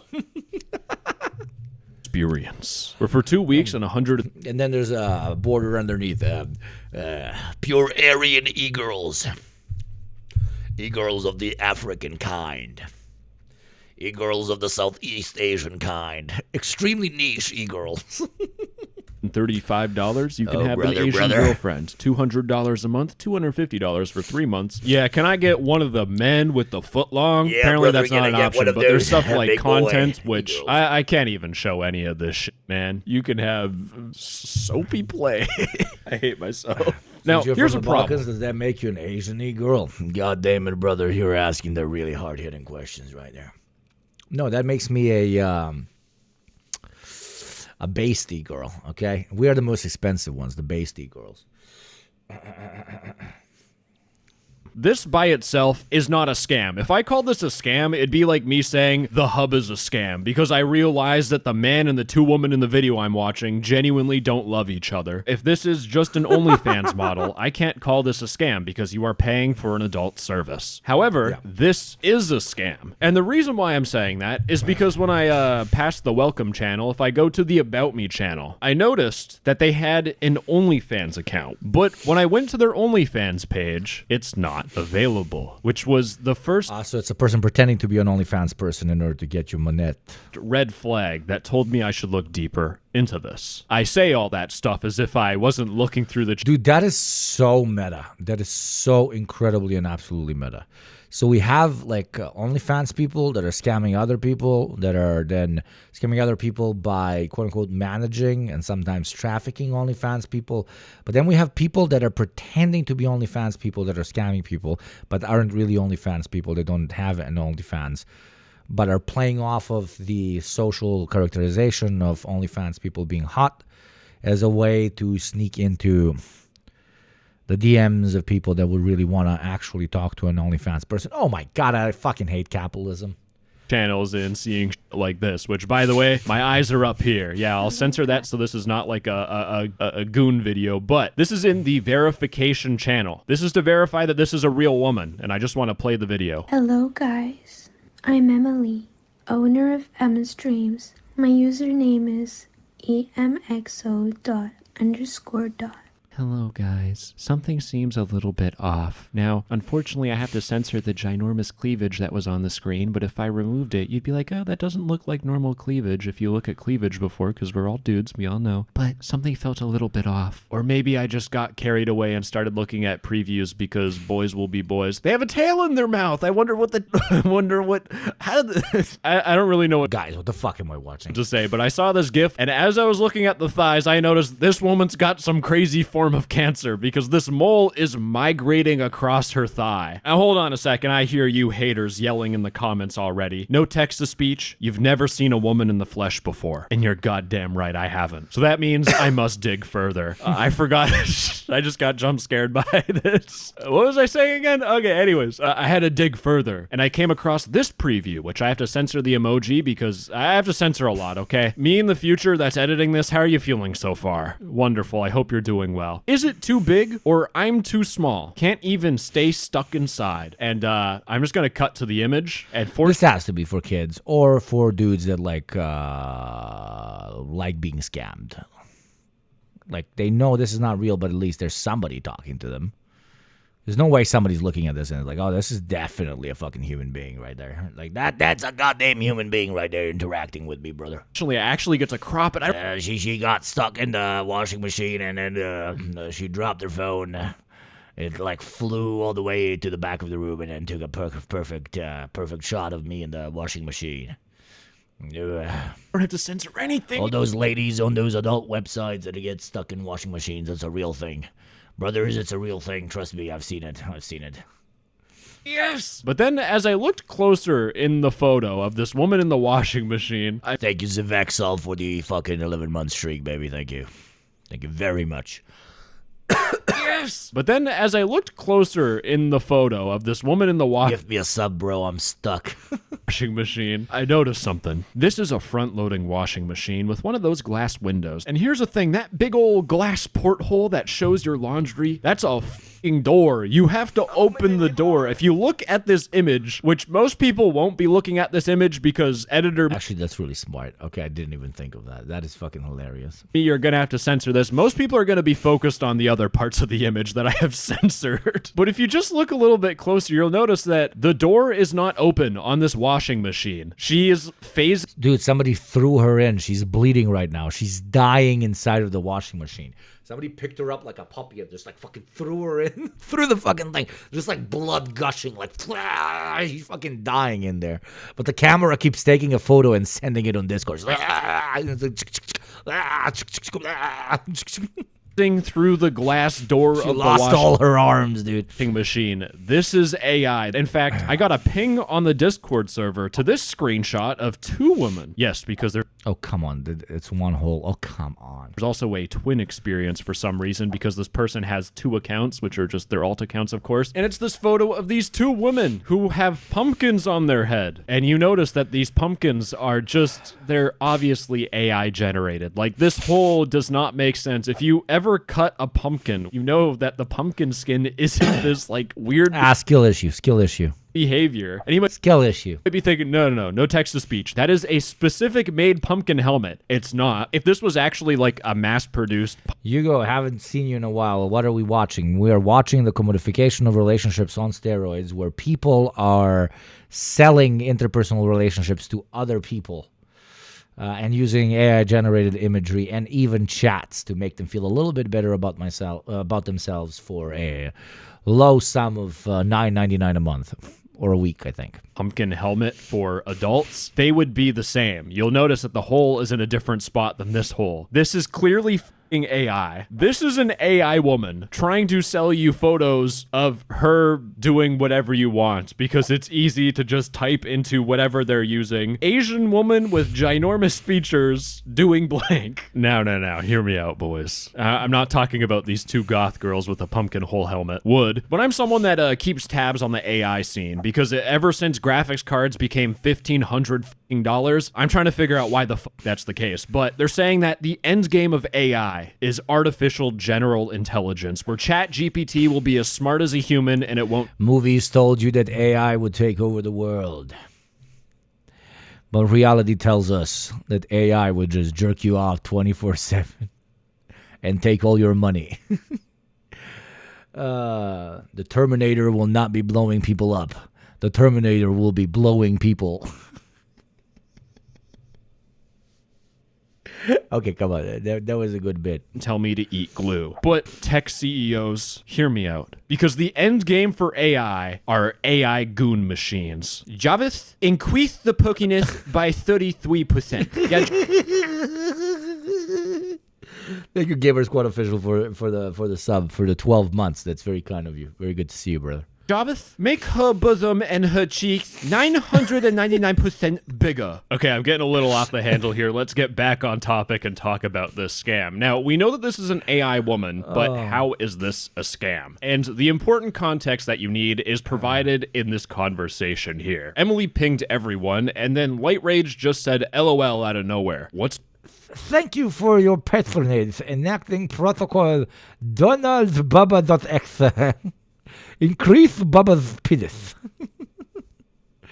It's funny how true the statement is. Everything looks AI. And the important thing that you need to understand is that in between this everyone ping and this LOL message, there was someone saying how this is all AI. And instead of Emily being, well, not Emily, the person behind this AI character, probably just a dude who looks at like adult content all day to make his AI woman, he is peak gooner. But instead of being transparent with people, instead they say stuff like, "It is afraid me for real. I think he was kidding, but some people really believe in this. Some people really believe that I'm not a real woman and that I'm AI." So what's going on here is that they are adamant that they are a real woman, and it makes sense. If you pretend you're a real woman. Thank you, Radio Snarf, and that's what makes it a fucking scam. Thank you for 3 months, especially. And you're gonna have more down bad dudes paying you money. And I just want to point, there will be server farms the size of New York City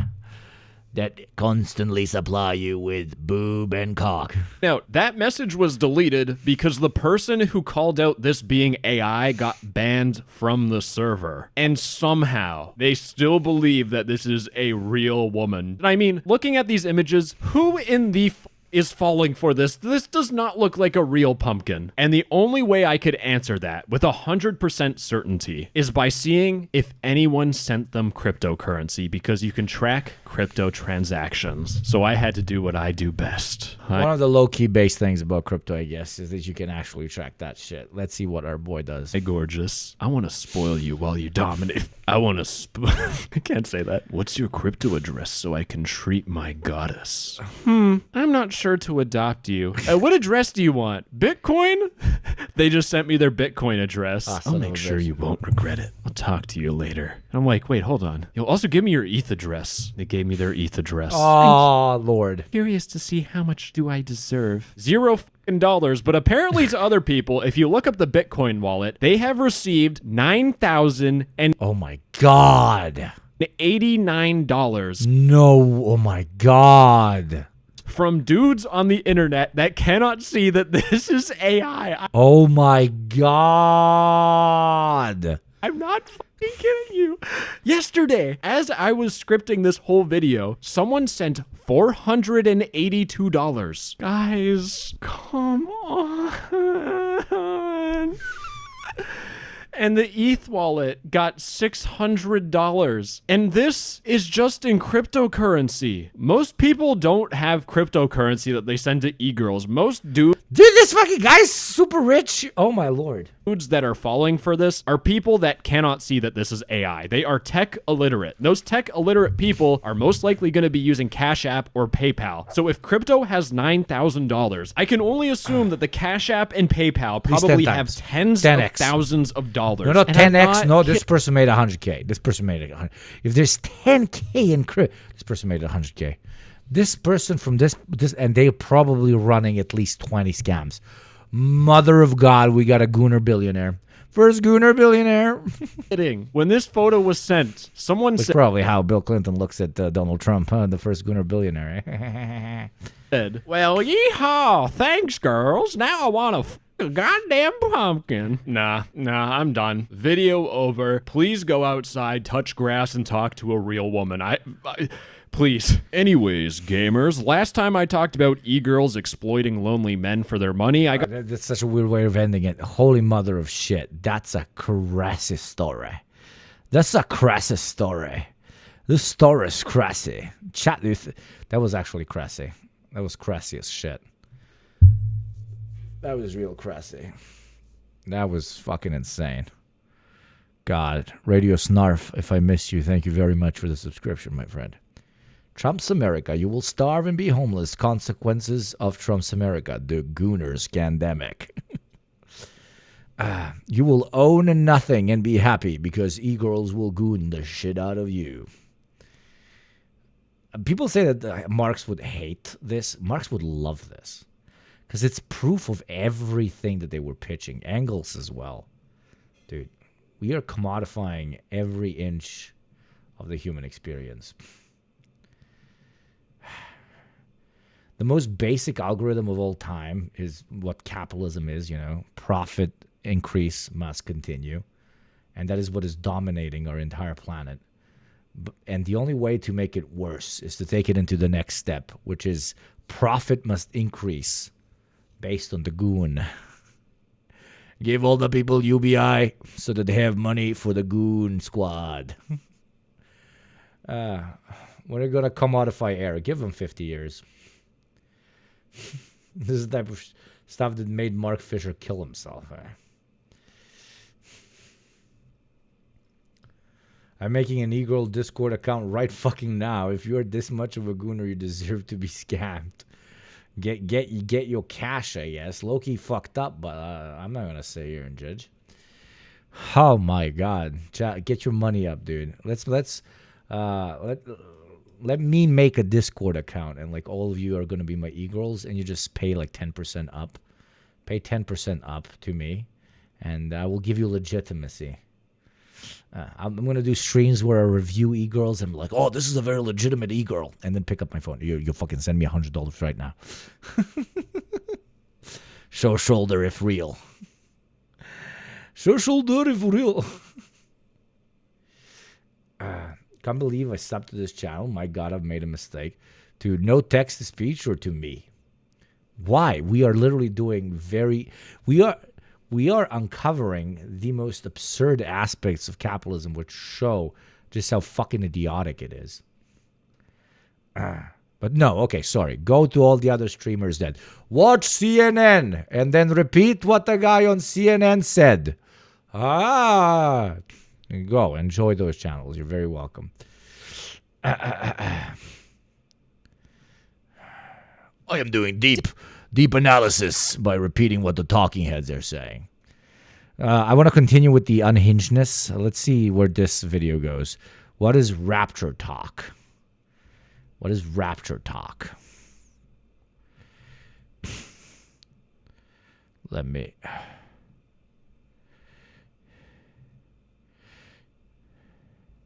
Tickets are still available for my upcoming live show. That's right, I have to keep doing these promotions until they're all gone. So, do us both a favor. Ask your mommy if you can stay up past your bedtime on December 10th to watch me do stand-up comedy at the Regent Theater in downtown LA. Now this video is too if quiet. she says yes, buy your ticket using the link in the description.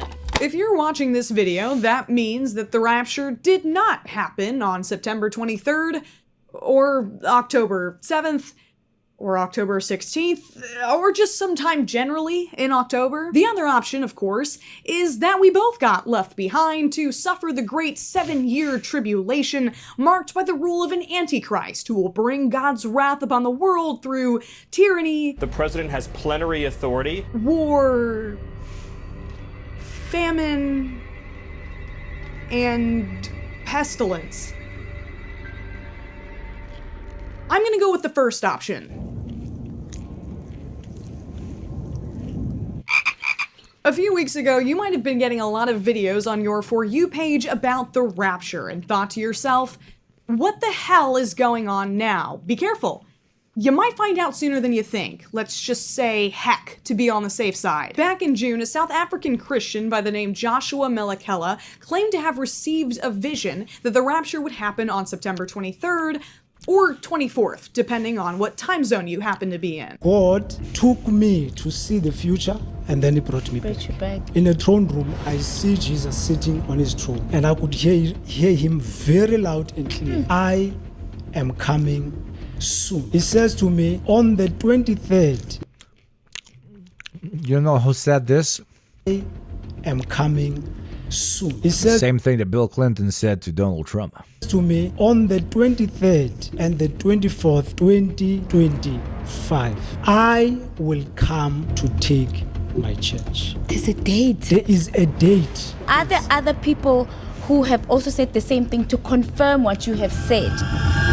Okay, I admit podcasting would also be my first priority if I got a private MTV Cribs tour with Jesus. I mean, what's the point of prophecy if I can't use it to get on the Joe Rogan Experience? In response, some Christians on TikTok started publicly posting in support of this prediction, counting down until the date arrived.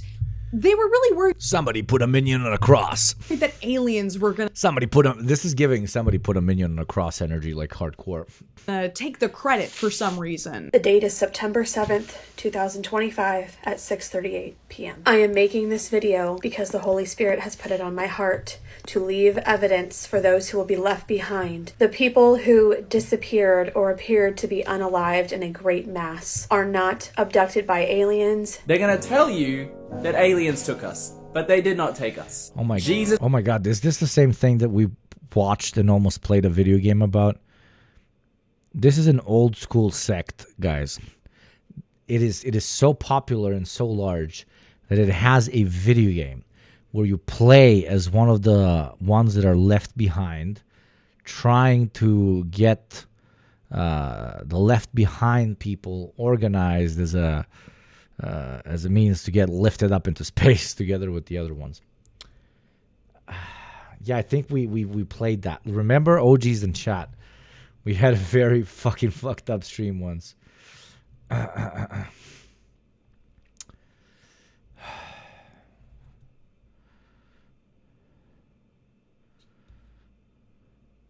Somebody drew a minion on a cross.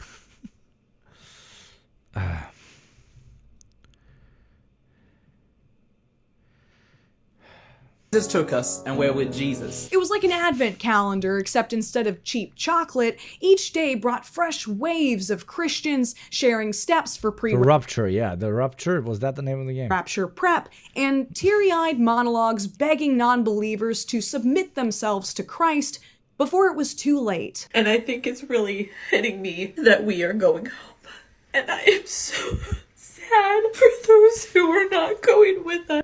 Lady, why the fuck do you think you're part of the team? Why do you think you're getting fucking zoinked into heaven, bruv? I've been feeling this sadness mixed with this excitement once I started understanding the severity of the situation. Also, like, God doesn't take the pets. There's a I don't know if you guys know. There's a whole company that specializes in finding atheists and Muslims and Buddhists that are going to take care of your pets once you get zoinked up into space. I'm being very serious. It's very real. Situation of how many people are going to be left behind. Well, not all of them were teary-eyed. Some of them seemed pretty stoked that the rest of us were about to get barbecued. Today is the day! Hashtag Rapture Talk, as it became known, quickly inspired discourse and very irreverent jokes across the platform. My neighbor thinks today's the rapture. I definitely thought that I was going to be raptured by now, but the night is still young, and so I thought in the meantime I would show you guys what's in my rapture bag.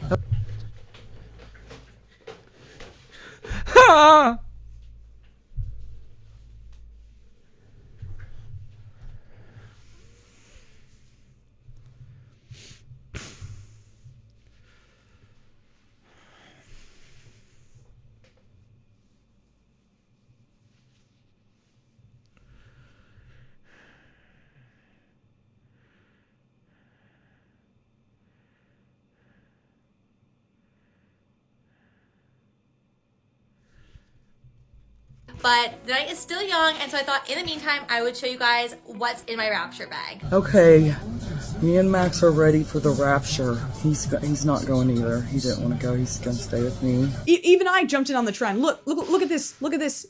You see, it's funny because I know my audience.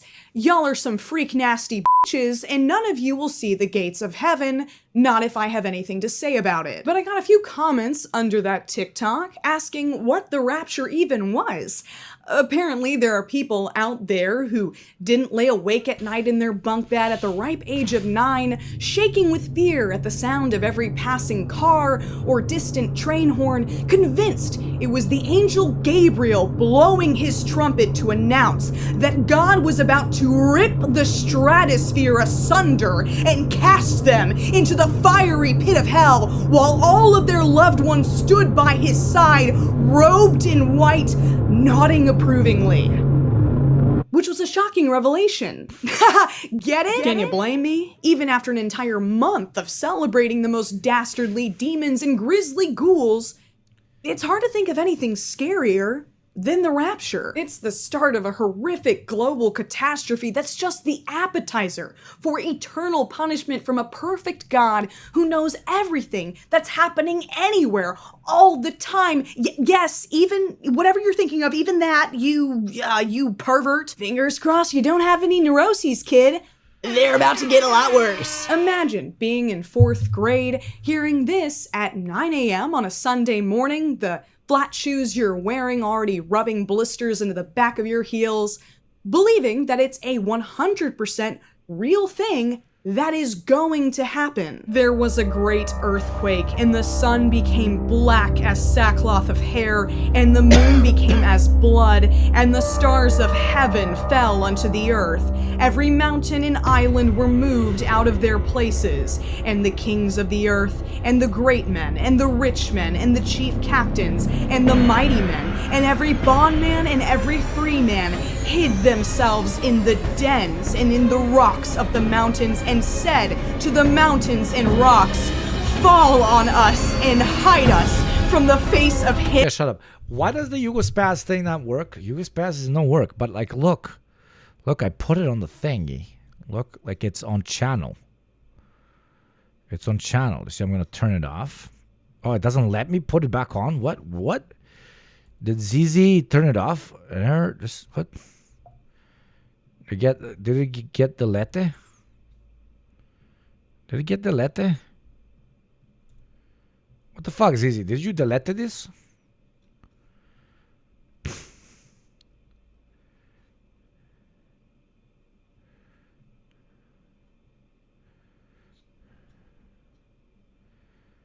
Did you delete this one? Why delete that one? Have one if you need. No, it says an error message, the one you're sending me. Very strange. Did anybody do the letter on one of my favorites? Can you give me another one? Link dead. Should be renamed or something. Guess somebody re-upload and rename, I guess. Somebody put our emote on the cross. Him that sitteth on the throne, and from the wrath of the Lamb, for the great day of his wrath is come, and who shall be able to stand? Anyway, we need a few more chaperones for this weekend's youth retreat. If you would like to volunteer, there is a sign-up sheet in the foyer. Let's close out our worship this morning with hymn 151, Come Thou Fount of Every Blessing. If your knowledge of Christianity is through pop culture or just via osmosis as an American, you might think that Jesus is a pretty chill guy.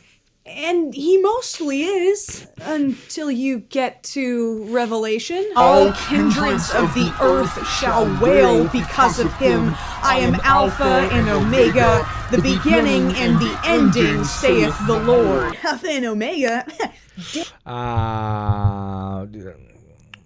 Probably got tagged as ableist. Why? Because it has Paz in the name.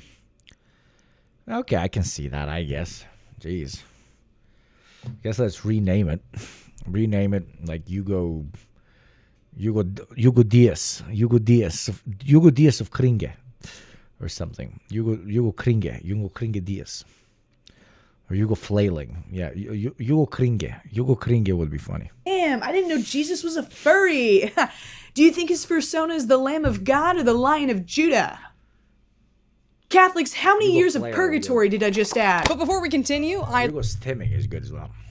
like to take a second to talk about today's sponsor, Lalo. Their Black Friday sale is going on right now with discounts site-wide, and you can save even more if you use my stackable discount code FUNKY20 for an extra 20% off. Lalo's massive collection of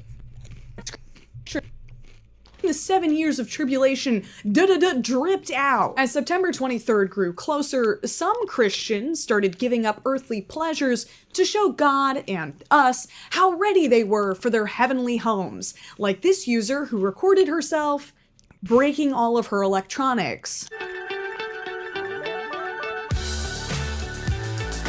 Damn, did you see the curve on that pitch? The Blue Jays should have subbed her in this year. I mean, it's low-key important to break all your iPhones if the rapture is coming. Because the people that didn't get raptured, they can just walk into your fucking house and like, look at all your DMs, brother. And they might find out you sucked Bill Clinton's dick. Did that land with the 30.4% of my audience that's male? Please tell me. I want to reach you. In a weird way, you kind of have to respect the consistency. She's putting her money where her faith is, which is more than a lot of religious people can say. Though, instead of breaking them, maybe she could have donated those screens to a sinner in need. What if they don't let me watch Family Guy clips in hell? Just kidding.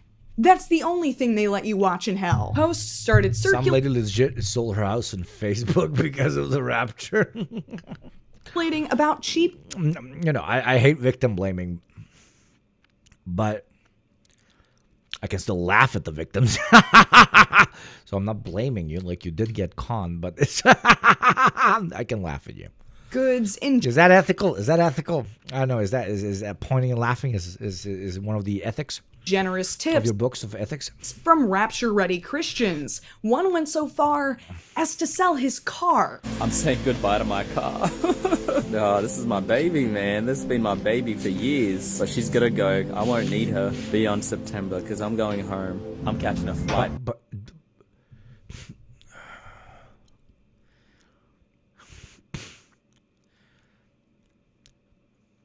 you're not getting raptured if you did that. If you're getting raptured, that means that anybody can just take your car. Why is one of the last things you did on this world is selling it for money? Like, you can just leave it to the people that will need it because they will not have been raptured. They can just take it and drive it without having stolen it because you no longer exist. His last action as a proud Christian was to accrue capital. Okay, not capital in this case, but money. His last action was to accrue money. Motherfucker, like, what would have happened if you left the car? Same like the lady who sold her house. But motherfucker, you no longer exist. You don't need money. There you go. Money before God. Just like most religious people nowadays. Unfortunately. I mean, they are all religious. Just not towards the Lord, or whatever other interpretation of the Lord they believe in. They bow before the... What's the word? Before the... Beelzebub. No, what was the name of the guy that's really into money? The money demon. The false idol, the money demon. Money be their God. To heaven in September anyway. I won't need the car. You know, but before I go to before I get ruptured, I'm gonna flex for one last time on all my other friends and prove to them that I did better than them at this capitalism thing. I'm fucking richer than you, bro. When we go into heaven, because heaven is still gonna be capitalism. But even though we're not going to be able to make any money in heaven, we're going to like create a new hierarchy where everybody asks the other guy, yo, how much money did you have before we got raptured? And depending on how much money you had before you got raptured, you deserve a higher place in the hierarchy of heaven. Or not, bro. Yo, bro, you still owed money to the bank back when you were a human, bro. What the fuck, dude? What a fucking little loser, boy.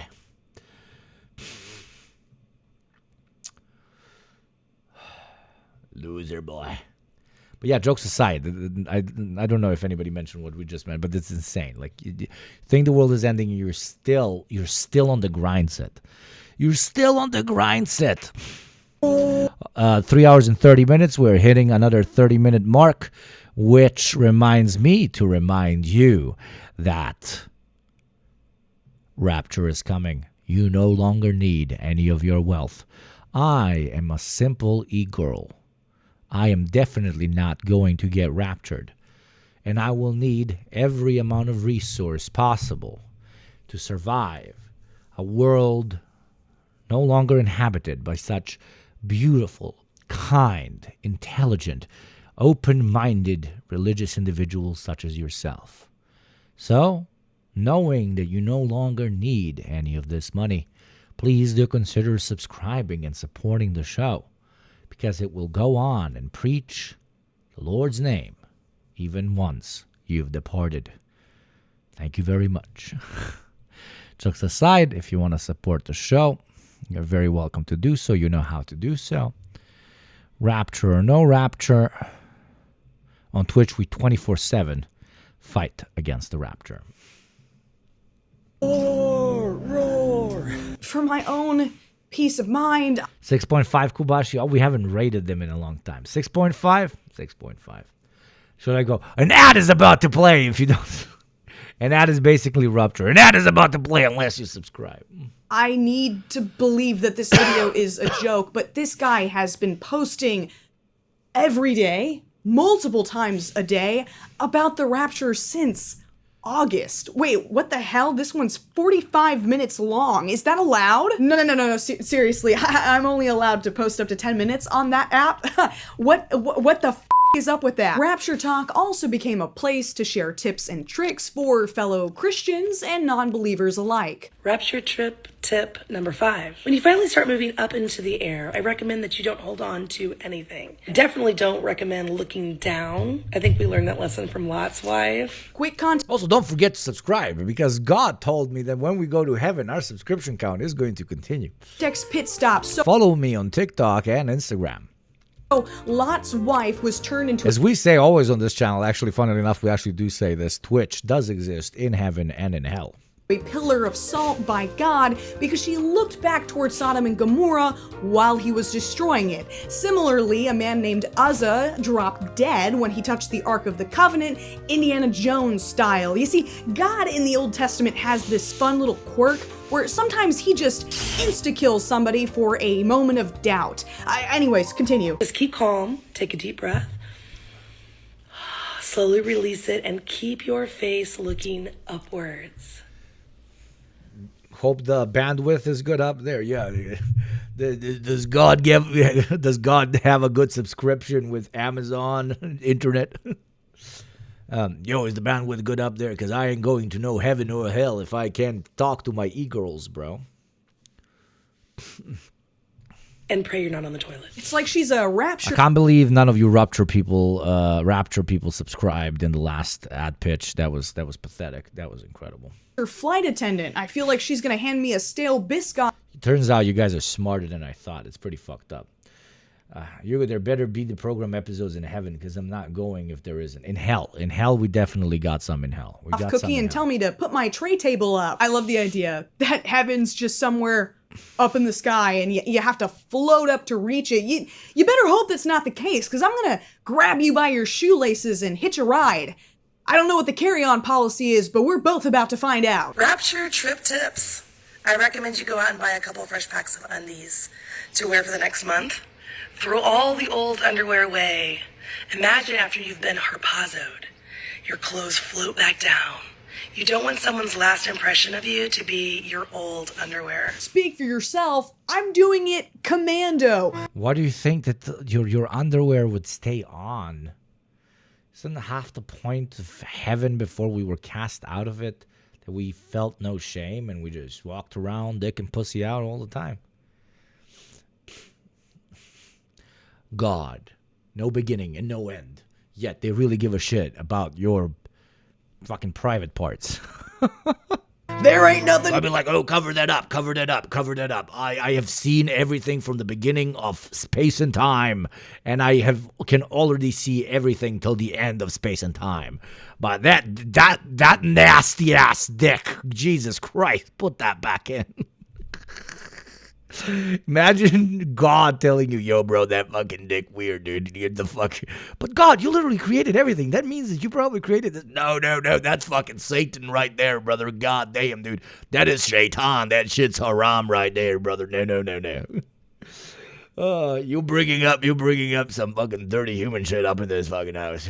Down there that ain't made in his image, am I right, sister? Don't forget to unlock your phone. If you are a pre-tribber like myself and you truly believe... Yeah, no, I messed up bad on that one, brother. Put it away, please.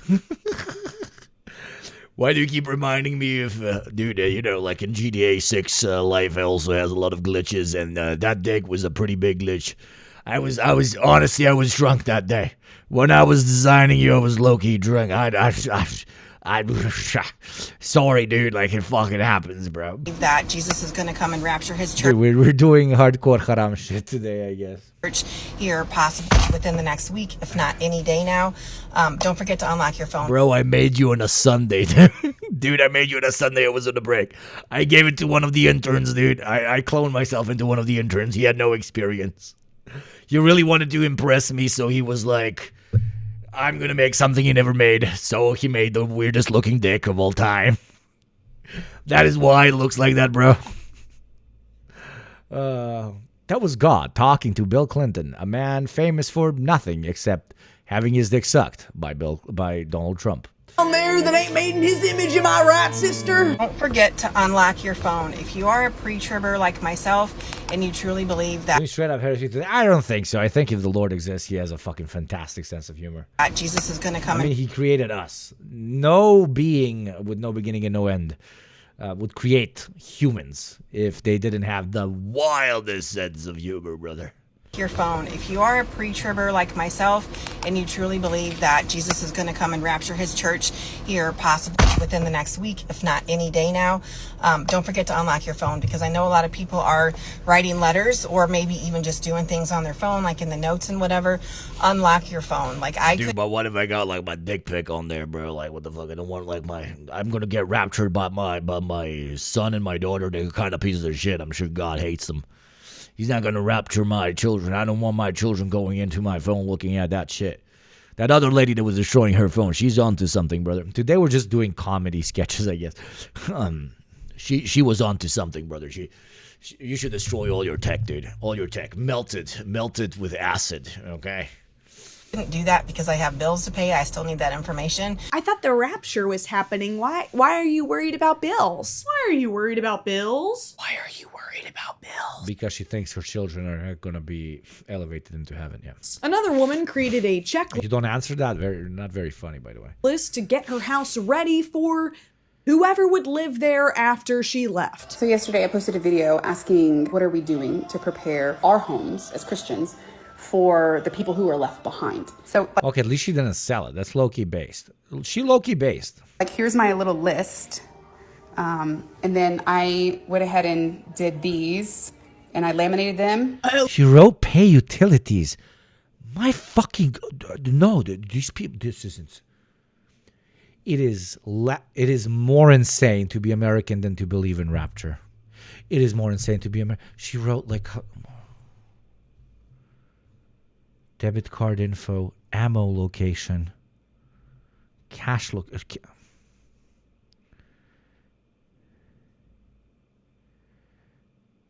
Okay, front door code, that's normal. Dog food stock, okay. Basement password. But it's an apocalypse, so she's giving like all the other shit, but auto pay utilities?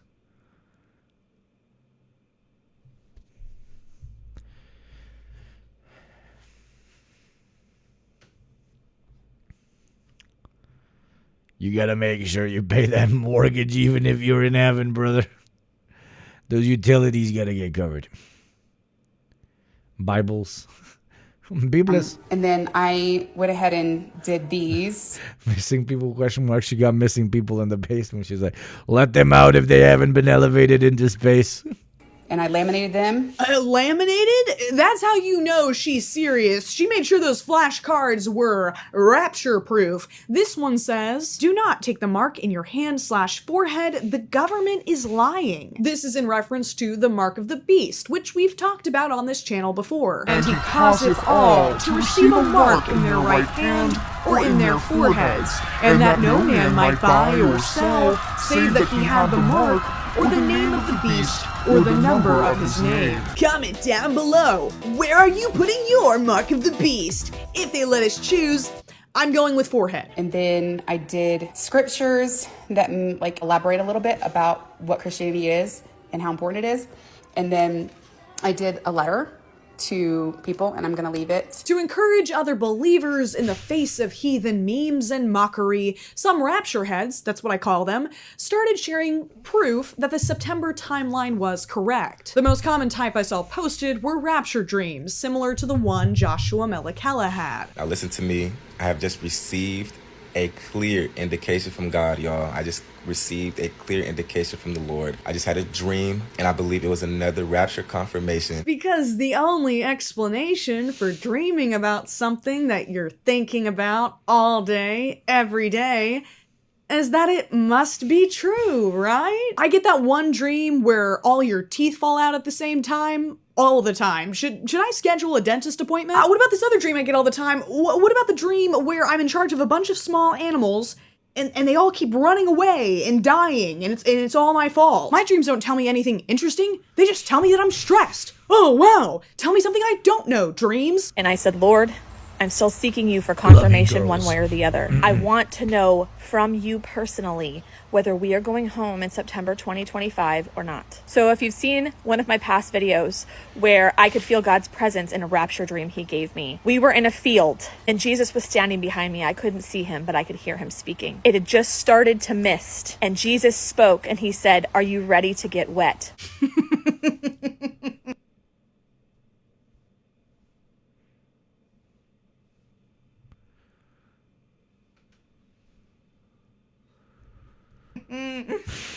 I'm too immature for this, dude. Oh, damn, Jesus. How about you buy me 5 loaves and 2 fish first, Jesus? How about a glass of wine, Jesus? Leave room for yourself, Jesus. But it doesn't stop at dreams. Users reported all kinds of supernatural confirmations. For the last few weeks, probably a month, I've sat in the hammock under the same tree I've sat under and prayed for so long. And I noticed even when it was a clear blue sky and it was sweltering hot out. I was feeling tiny drops of water landing on me. Also have been trying to catch this on camera. I can see it start to sprinkle in the sunlight, but I cannot catch it on camera. Aw. Darn. Don't you hate it when your magic raining tree just doesn't show up on camera? I guess I'll just have to take your word for it. This next woman asked God to show her a black snake. I believe Jesus is coming back, like, this month, which is a pretty wild thing to say. But, you know, I've gotten so many confirmations from God that he is coming back soon. And so, you know, the other night I put a date on it. I was like, okay, God, if you are coming back before my daughter's doctor's appointment at the end of this month, will you let me see a black snake or send me a black snake? Why a black snake?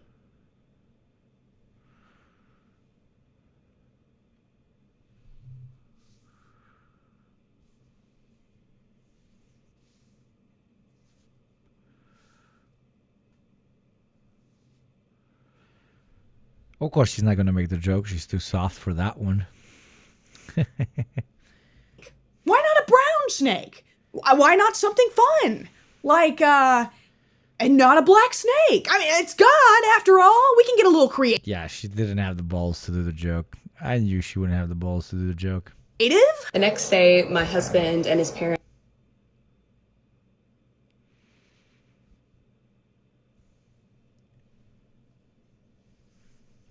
and I and my daughter on our way to the pumpkin patch because, you know, it's fall, it's fun. You know, we're just talking in the car and my husband all of a sudden out of nowhere goes, well, I saw my first snake of the year. It was a black snake. And so I was like, okay, you know. And he pulled up the chair and he said, there I had it. There it was. Why are you guys treating God like a magician at a kid's birthday party? Why are we just requesting tricks? Possibly the first Groyper rebellion in the world. They are spray painting Jewish horror on the presidential palace. Wow, we got Mexican Nazis. Mexican Nazis. Yo, Mexicans chat. Didn't know you had this game on you, bro. Mexican. You're not on the team. How many times do I have to tell you people you're not on the team? Jesus Christ. Before you say, oh, what do you mean by you people? I literally mean you fucking ethnics, quote unquote. In this case, yes, literally. You're not, if you're quote unquote American ethnic and you are a fucking right winger, you're not on the team. You're a stupid fucking cunt, okay? You're more stupid than white supremacists. Because at least white supremacists have something to gain from that shit. So it's like, you know, you understand their fucking motivation. You guys are stupid as fuck. Good clarification. Yeah, not CIA 100%. Nah, most of this protest is CIA shit. But like this in particular, this guy is not. Because what would the CIA get from putting a swastika Mexican? I am a swastika Mexican. Oh, vato, Zeke Heil and shit, vato, eh. Cabrón, Zeke Heil. A little cabrón. Oh.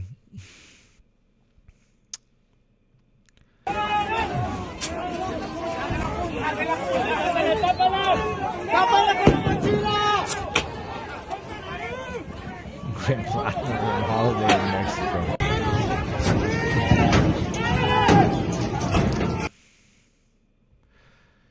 CIA operates on chaos theory, yeah, but you're supposed to first build. It's not how it works. You gotta. It does operate on chaos theory, but it's not how you build up chaos theory. First you have to paint the opposition as normal, regular people. Then, once it is large enough, you need to dehumanize it in the eyes of the state, of the government, of the mainstream political establishment. So first, you need to have hundreds of thousands of people on the street that are against the status quo. Then you need to paint those people who are in the opposition, for example, as fascists or as communists or whatever, so that the status quo feels more emboldened to react physically and crack down on them, which then leads to a continuous loop of violence in which you step in and you, help quote unquote your guy stay on top. You don't do this guy on the first day. This guy you do on day 120. But then again, the CIA has been really sucking at their job lately, so you never know.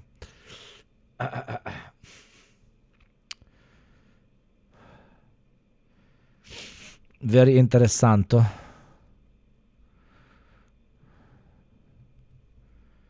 What was this? President Scheinbaum, time to roll out the tanks. Oh, I thought this guy was like an anti-tanky guy, isn't he? Ooh, they shouldn't have rolled out the tanks. It was really bad when they rolled out the tankies. And then the tankies rolled out the tanks in Hungary. But now when it's happening in your timeline, you're like, yeah, brother. Okay, God bless. He's a fellow Balkan, so my respect, I don't want to throw shade on a fellow Balkan. There's so little of us in this entire space, so God bless you. I know your intentions are good. Well,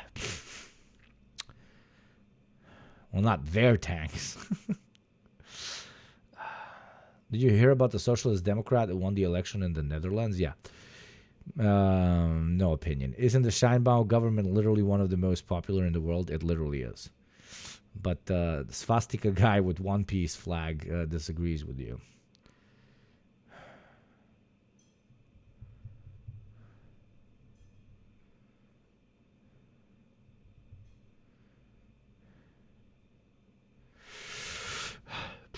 Like, he's paid Anyway, back to black snakes, I guess. by the hour. Okay, God, if you're really coming back, what card am I holding right now? Draw 4. What? No, it's the ace of spades. How the did you do that? When I heard about Joshua's vision, I took it seriously because it was the time frame I was already looking at. I prayed for confirmation and he gave me 3 things immediately. My husband wanted me to request off work for September 23rd. So I requested off. Oh my God. This is the main story with the rapture shit. This is the main story for us lefties and so on. She believes she is about to get lifted into heaven. And she's still thinking about her employer. Like, you have to take time off work because, like, your employer has to be ready. The stocks will not rise on this day, so we must alleviate the economy as much as possible by preparing them for the fact that we will not be showing up to work. Okay? Juju gacha jeong dae.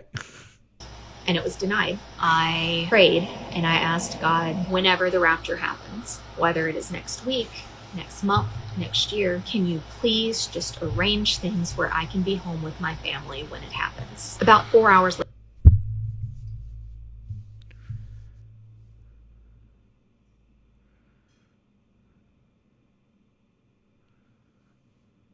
The rapture is happening. Why are you caring about?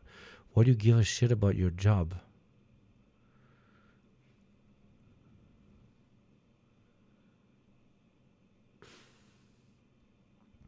This is the power of ideology. Ideology. Okay?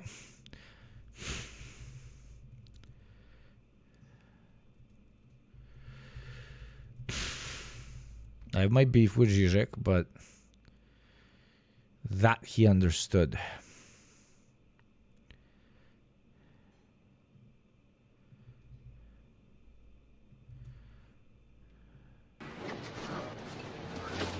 I'm giving you a choice. Either put on these glasses or start eating that trash can. I already am eating from the trash can all the time.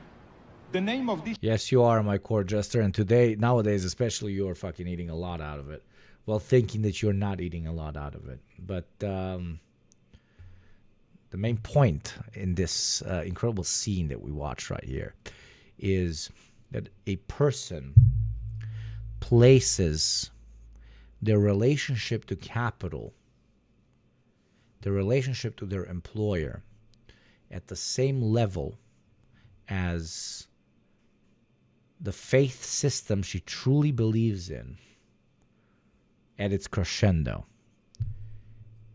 Said in simpler terms, motherfucker afraid of her boss as much as she afraid of the world ending. That is how internalized her relationship to her employer is. That is how little class consciousness she has. That even on the day of the rapture, when she truly believes the apocalypse will start, it is exceptionally important to notify the employer.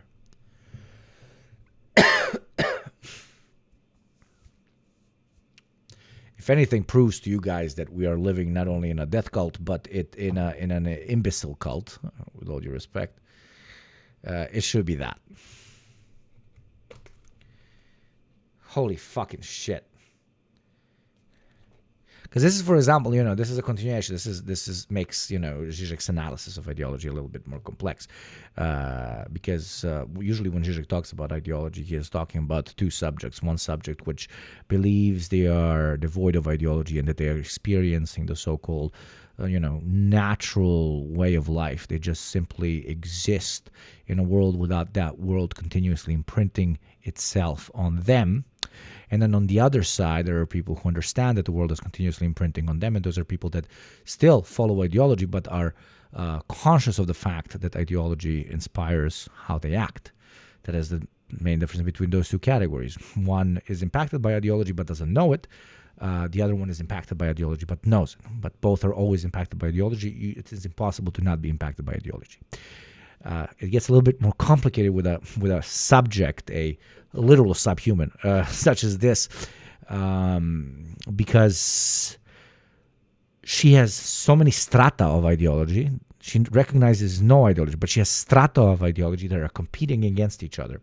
But she does not allow them even to compete against each other. She simply puts them in a sort of ideological hierarchy in their mind.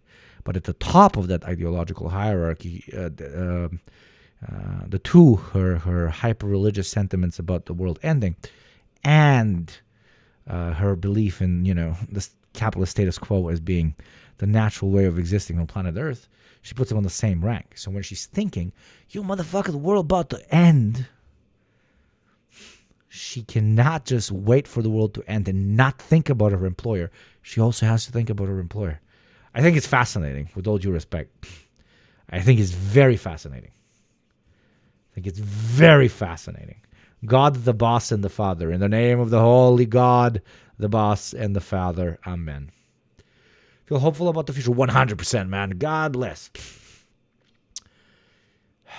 God bless, God bless. Yes, I do. Everything throughout the short history of our beautiful species implies that we take progressive steps towards the further, let's say, perfected versions of societal organization that lift us up into eras that we never before thought were possible.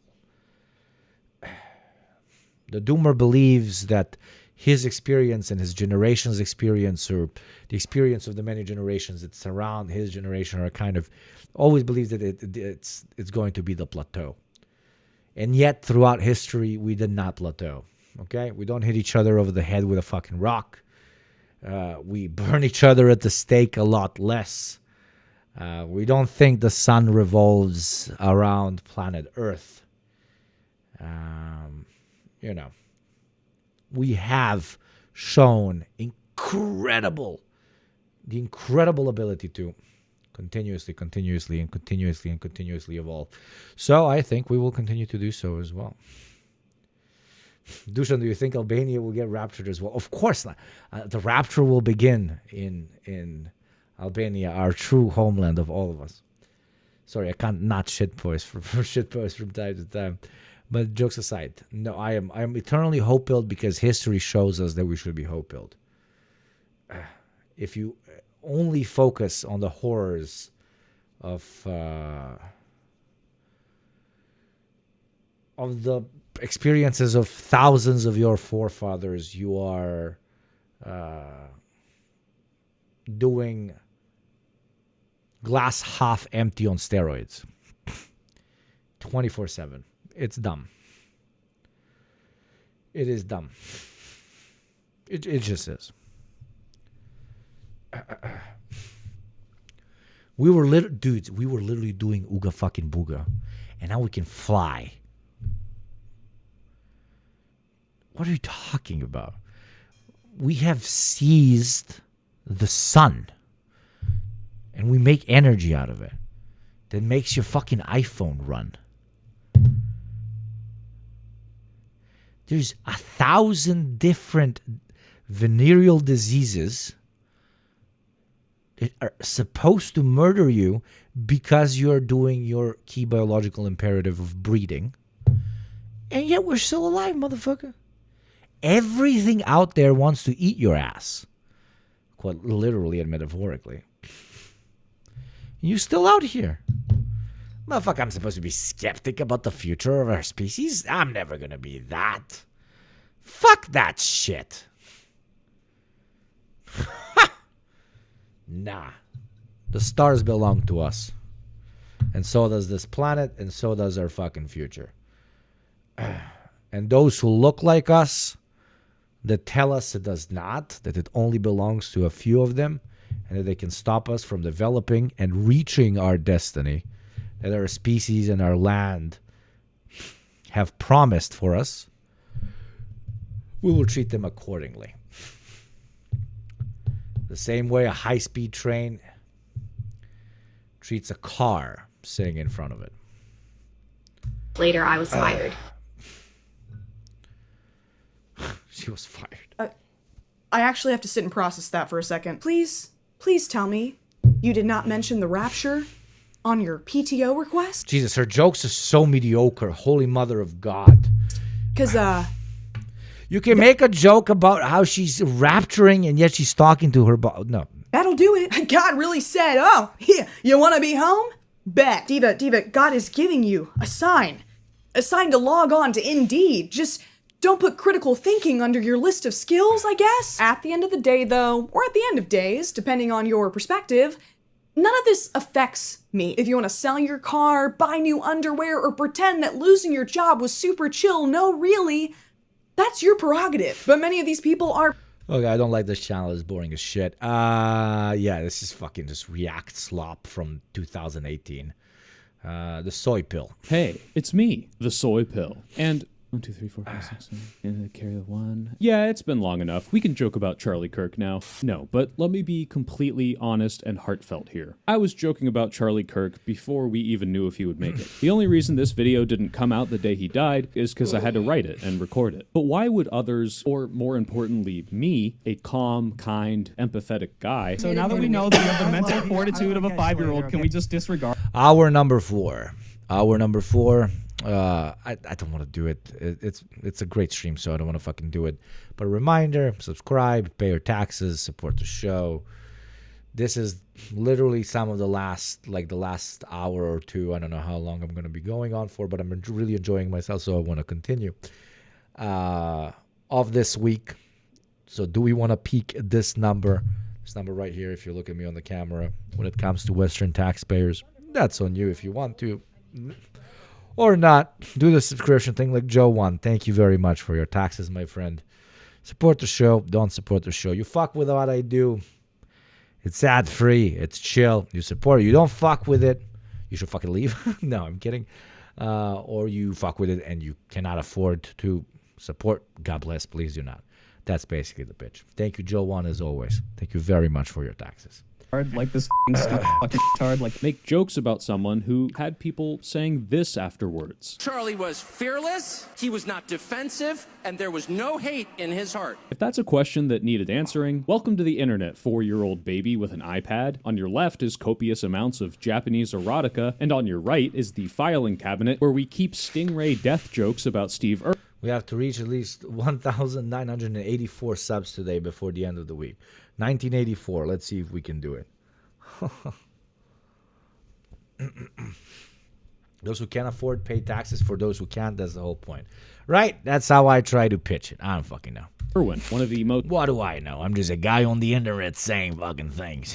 ...wholesome people in entertainment history. But Charlie Kirk was no Steve Irwin. Sure, he was a hog whisperer in his own right, but there's a reason a lot of people didn't mourn, funny. And instead joked, or even... Who is this? The Soy Pill. I haven't watched this channel before. Wait.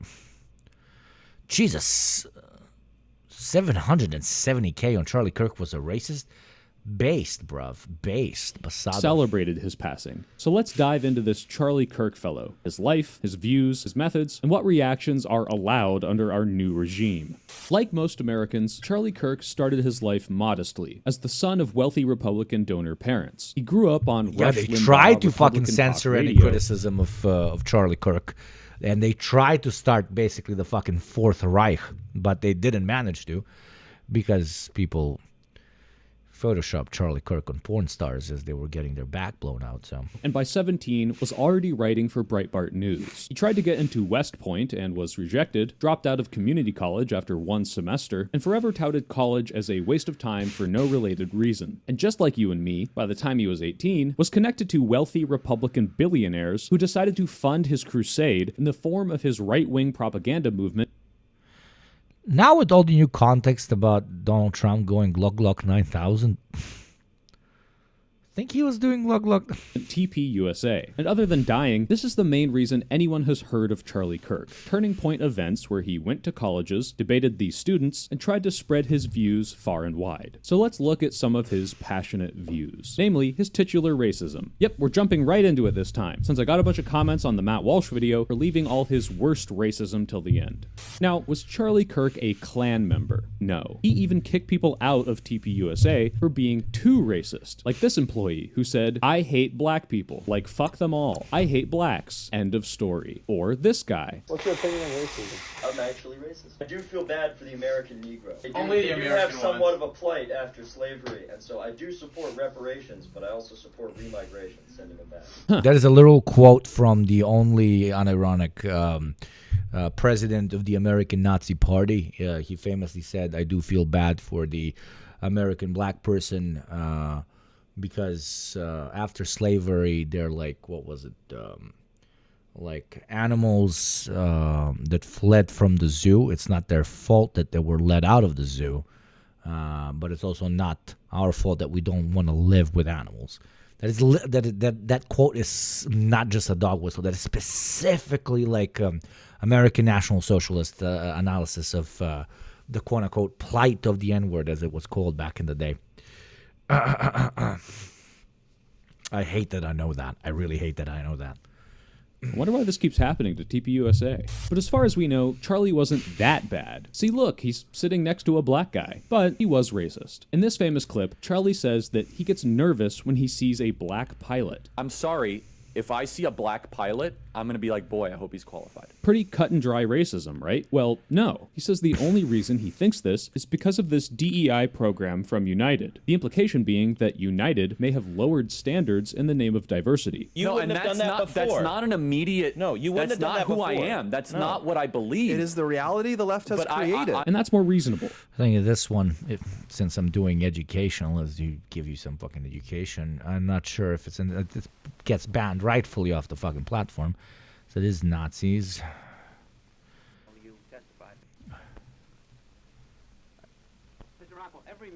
It's too low. No,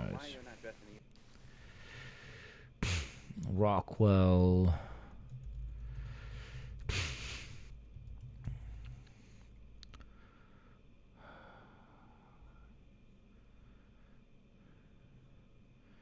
Yeah, it's nowhere. Rightfully, it's good it is nowhere. I just wanted to prove that what I was saying was true, but yeah.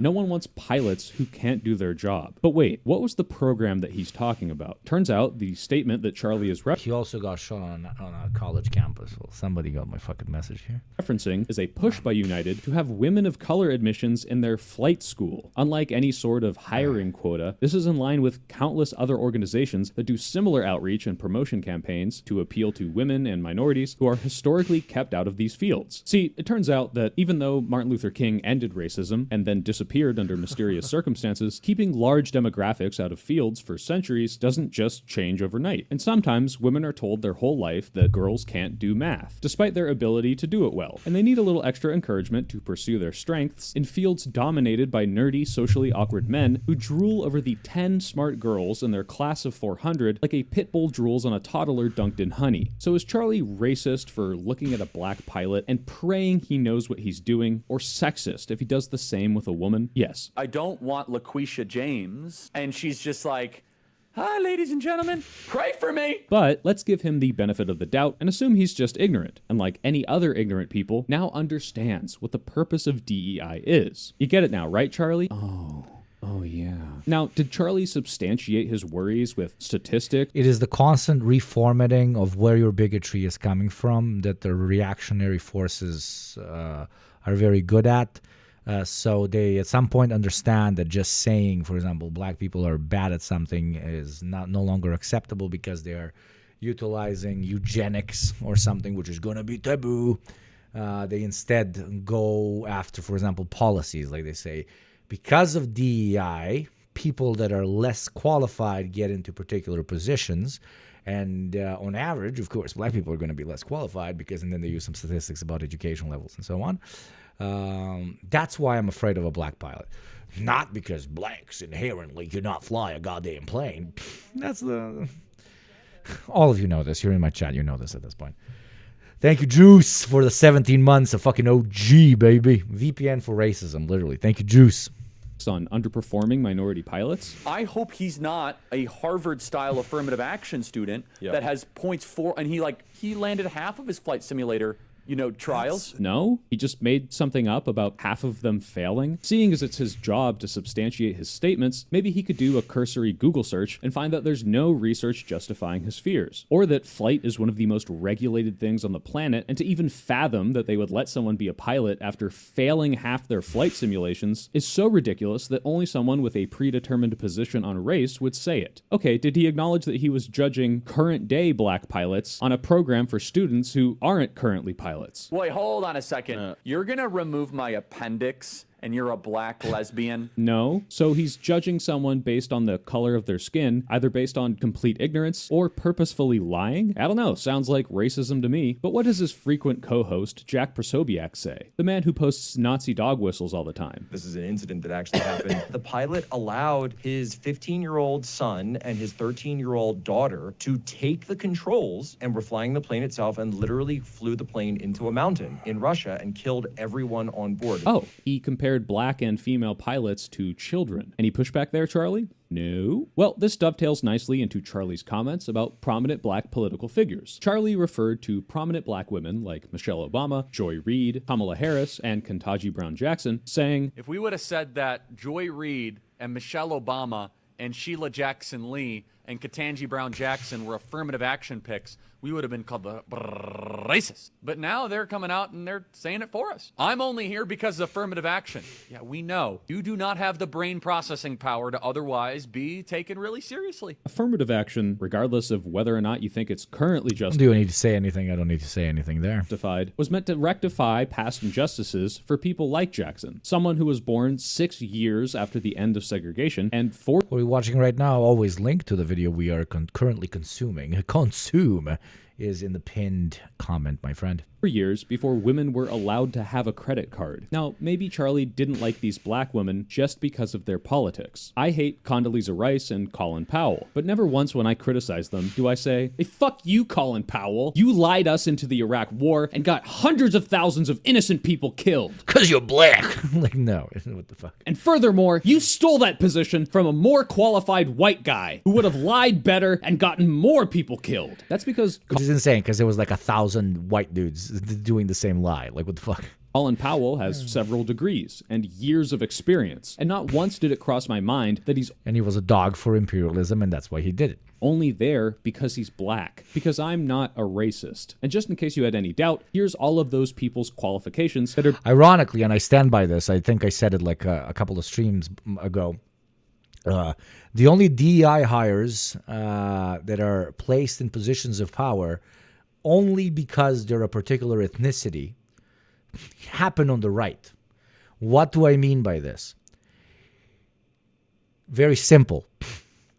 You get paid more and you get platformed on steroids if you are a member of an ethnic minority, or even if you're, a queer person and so on, and you are willing to speak in support of right-wing propaganda. If you're a Candace Owens, if you're a Dave Rubin, if you're, what's the name of that fucking pedophile guy that everybody got rid of, the fucking guy with the Greek name and so on. The right very, very gladly does hardcore DEI because they're constantly fighting against this onslaught of people calling them bigoted in this or that category by uplifting unironic fucking traitors of their people into positions of either political or media legitimacy so that they can espouse their lies and be, quite literally, the token X category of persons. So it's very funny of a movement that has made it their ideological imperative to lift up, quote unquote, voices of color or gay people inside of their media apparatus, so they can look less racist, to be calling out somebody else for or any other industry for including people. Only because they're quote unquote diverse. You guys are the kings of DEI, bro. Let's be honest. Like, Candace is smart, complete piece of shit, like fucking incredibly evil person and so on. But Candace, if Candace was, this is gonna sound problematic, but please listen to my fucking argument. If Candace was just a white lady, she would not have the platform she has right now. Right? Which is the mother of all ironies. The mother of all ironies. The reason Candace is so big is because they can point to a black person and be like, oh, look, she got melanin and she's saying all the right things. She's saying all the right things with all that melanin. It's so fucking absurd. It's so fucking absurd. Being ignored. She would be that one gun girl who shit herself. Oh my God, I forgot about her. Dude, she's that lady was a classic. That lady's a classic. What's she up to? What's the shitting myself gun lady doing now? What's she up to?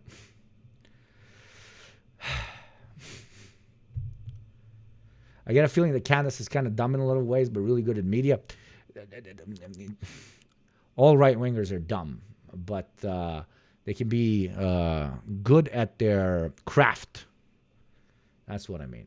By a dipshit college dropout. So getting humiliated it's like for the only shitting. thing that Martin Luther King said that Republicans will quote. Judge someone by the content of their character and not the color of their skin. Right, Charlie? Kirk describes King as, quote, a bad guy. It's true. As we note in the piece, Kirk has... Cophead's got a link to a very decent, I think, TikTok that we made together on that particular issue.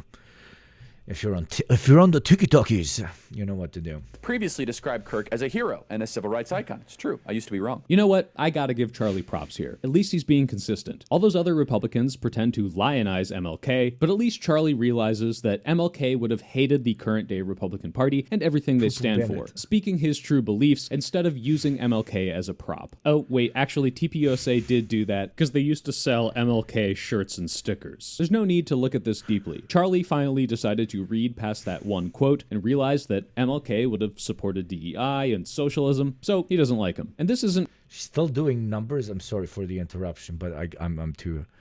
The shit lady, what's the shit lady up... What? What? We live in a world where Ugopnik is making less numbers than Poo-Poo Lady. Man, I must suck at my job. Holy Mother of God. Look at my sub count. Look at her sub count. Holy Mother of God. Homeless Democrat says she's paid to protest. My first rally What part of the video does she shit herself in? was the day before the She's inauguration absolutely doing numbers, dude. 124K. Like, all the videos are over 100K. at the Women's March in Washington, D.C. Okay. And I promised myself that I would put myself out there wherever I can. And since I'm a nomad, that's been up and down the East Coast. I was just at a rally last Saturday in Bethlehem, Pennsylvania. Would you say that's what you do most of the time with your free time?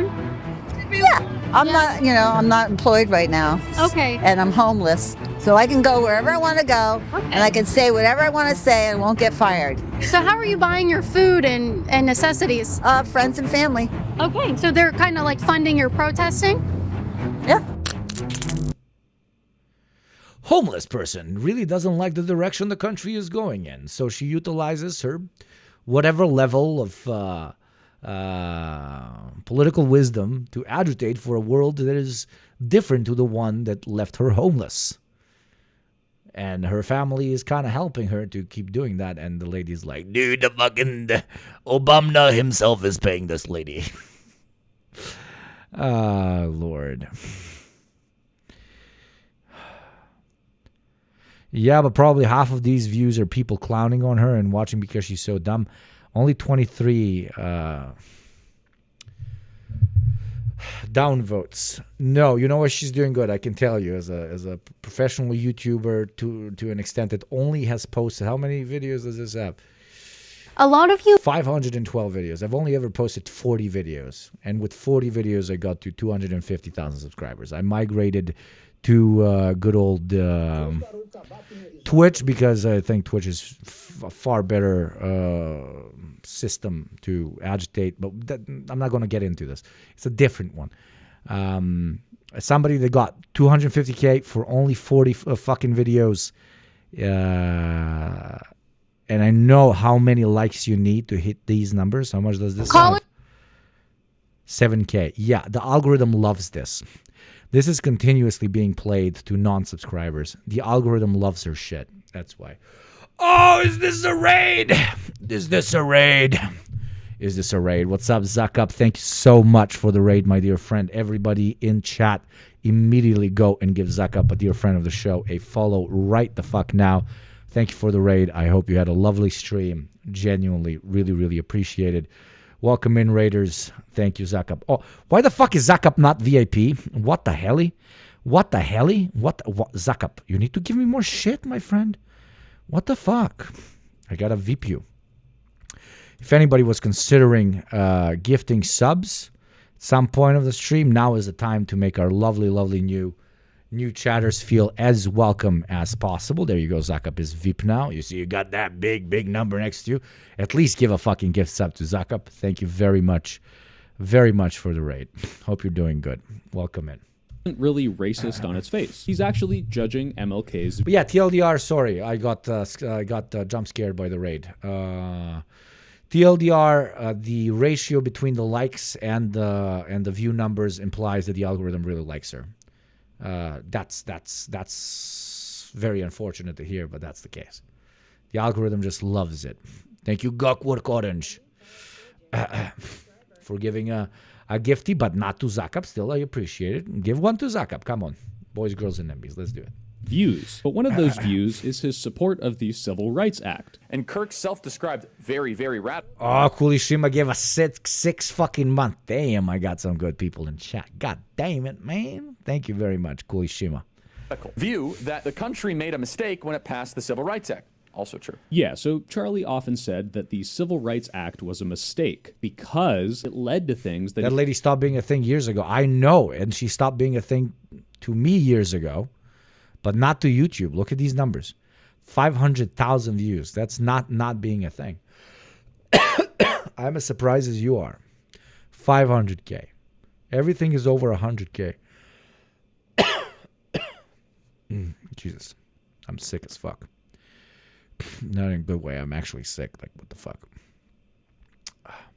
That he doesn't like today, like affirmative action and DEI. Have any plans of making new videos? Yes, I have one work in progress that's been work in progress for 6 months because Wow Mao is the slowest editor of all time in the history of existence of space and time and the continuum of spaces and times and editing softwares. MLK, in my personal opinion and based on every objective analysis, he actually gave us more race focus and less emphasis on character and conduct. His core driving philosophy was not about a colorblind society. That is a line in one of his speeches. He would actually be closer to a race Marxist almost akin to a DEI type philosopher if you go deep into his writings, especially later in his life. But you know what I'd do if I thought the Civil Rights Act led to downstream effects that I didn't like? I would say, hey, I don't like those downstream effects. Let's change those. Not the legislation that ended segregation was a mistake. Once a week we talk about why the Civil Rights Act was a mistake. It's like me complaining that anime exists by saying that rebuilding Japan was a mistake, but we should have dropped more bombs. So yeah, these are some of the bigger examples of Charlie's racism, and we can casually throw in forcing his employees Like, I don't know, the channel is long not dead. I don't know why I'm talking about this lady, but fuck it. 2025. In February, 42,000 new subscribers. In March, 27,000 new subscribers. May 14, a little bit of a drop, but that's an insane amount of subscribers per month. 56,000 new subs in June. 22 and 15 in July and August. September, we got fucking 31K. There's a lot of subscribes. This was her dead period. Now she's back. This was her dead period when she was shitting herself. She took a break to take all the possible shit out of her body, and now this is her post-diarrhea era. You know? to go to work on a federal holiday because it's one that celebrates black liberation, confusing a Sikh person for Muslim in his Islamophobic rant, a thing you do if you're only judging them on the color of their skin, or saying that Zohran Mamdani getting elected is akin to the 9/11 attacks, and basically everything else he said about Muslims. And for all you guys saying that Islamophobia isn't racism, sure, technically, but show me the Republican rant about Albanian Muslims, and then I'll believe you. Before we move on, I do want to talk about women for a second.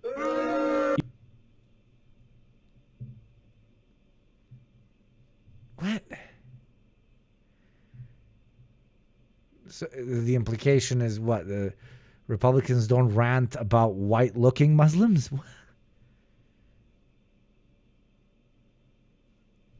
They do? What?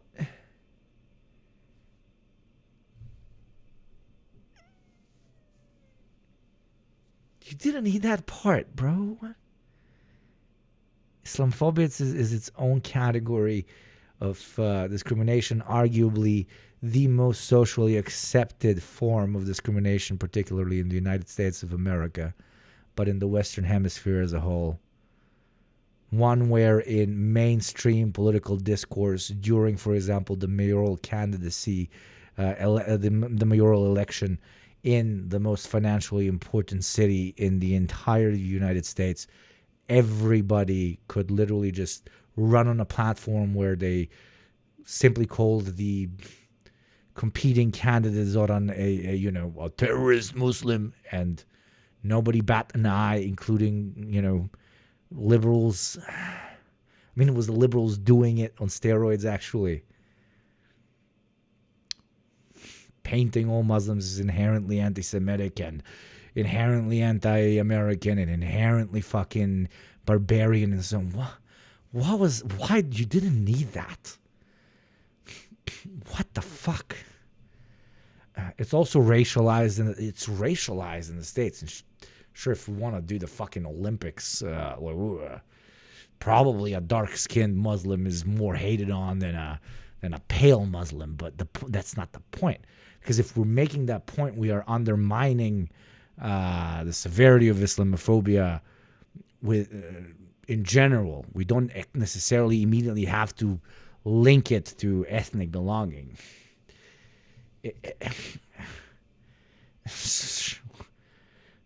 I hope you're having a good day. I am. It's a very nice stream. I'm having a lovely day. Except for the Westerners that are not paying their goddamn taxes. If you're new here and you don't know how subscription works here, exclamation point tax. We are as racialized as this individual making this channel when it comes to who should pay taxes and who shouldn't. And Westerners real quiet. I guess I don't have any Westerners in my chat. Westerners real quiet. Second and third world chatters pay their dues. Minority Westerners pay their dues. White Westerners real fucking quiet. That number 10 for the entire week. For the entire week, only 10 Westerners pay their taxes. That is insane. That is insane. That is fucking crazy. You're getting radicalized live on television. I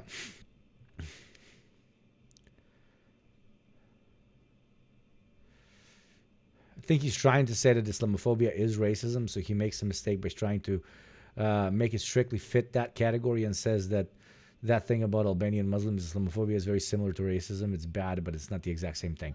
It absolutely isn't, but like doing the like weird comparison thing like undermines one to an extent. Like you shouldn't.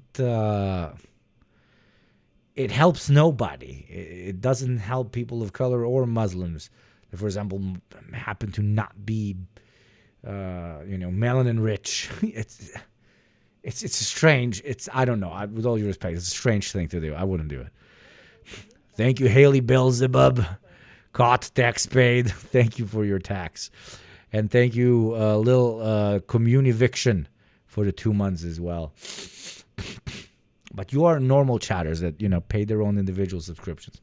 I'm looking at the rich Westerners that can afford to pay tax, but they aren't. Exclamation point tax, and you will see what I'm talking about. Exclamation point tax in chat, you will see what I'm talking about. The ones that owe me 20s. The ones that owe me 20s. Hella fucking quiet, baby. Hella quiet. Abortion after millisecond jokes aside. 0 is murder. Then why would it be okay to murder a baby just because the father was a bad person? All the Republicans who make exceptions are saying, well, it's okay to kill babies sometimes if the mother is upset enough. Also, please support my campaign to free Casey Anthony. No, Charlie's view on women that I want to highlight are these. This is something that I hope will make Taylor Swift more conservative. Reject feminism. A lot of the well-meaning people just don't have the tools necessary to talk about certain issues. Absolutely, and that's fine. That's why I'm giving constructive criticism. That's supposed to be the point. Submit to your husband, Taylor. You're not in charge. Interestingly, I think there is an argument to bring back the MRS degree. And no, seriously, just be clear that's why you're going to college, right? Don't lie to yourself, I'm studying sociology. No, you're not. We know why you're here. And that's okay. You will find a husband. Ultimately, Charlie advocated for a world where women are subjugated by men, abandon any freedom and independence, and are as educated as he is. Now, maybe that's because he spent his life around Republican women, including his wife, but at the very least, he should have judged them like me, as equally vapid and moronic as the rest of the party. But seeing his wife in a position of power as the TP USA CEO must have Charlie rolling in his grave. Luckily, as per his philosophy, one brave man just needs to marry her and she'll submit to his will, so he can tell her to make TP USA progressive. I think I have the perfect volunteer. Let's talk about Ezra Klein. Oh, you thought this was a exclusively shit on right-wingers video? Well, what would a left-wing stance be without some left-wing infighting? I'm not an... my love. Ezra... You're so kind and so chill. Don't fucking call... Oh, my God, Lord. Okay. Oh, he's a baby. He's a baby. The Soypill is a little baby. He's a little baby. He's calling Ezra Klein a lefty. He's so cute. Bunker Cat, thank you so much. Well, why am I still talking like that? Bunker Cat, thank you very much for the raid. I hope you had a lovely stream. Everybody, give our beautiful raiders a follow and give a shout out to Bunker Cat. Bunker Cat, get those follows right now. Everybody in chat, it literally costs you nothing to click follow on some of the raiders and some of the comrades that stream all over this platform. We wanna make sure to boost as many people that are, true comrades, and not just fucking shills. And both Bunker Cat and Zach App are exactly that. So God bless and thank you for the raid. Klein hater by any means. I actually liked Abundance and a good deal of his liberal takes, but his Charlie Kirk stance was not one of his good ones. Clearly, we good in infighting. I'm not an Ezra Klein hater by any means. Oh Lord. I actually liked Abundance and...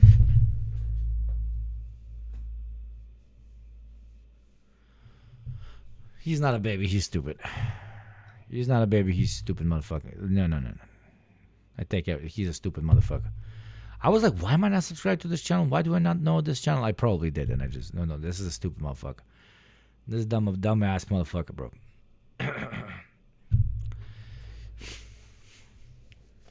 Dumbass motherfucker, dude. Oh no, he's stupid. Yeah, dumbass motherfucker. a good deal of his liberal takes. But his Charlie Kirk stance was not one of his good ones. Clearly, we've seen that Charlie had some pretty abhorrent views on some of the most mistreated non-gamer demographics. And I love Klein and Fukuyama. You're a... There's time. There's still time for you, chatter. There's still time for you. It's okay. You're in here, so that means you know there's still time. There's just time. There's time. Do not go cuckoo crazy on our chatters that are still a little bit, you know, in the early stages of their political development.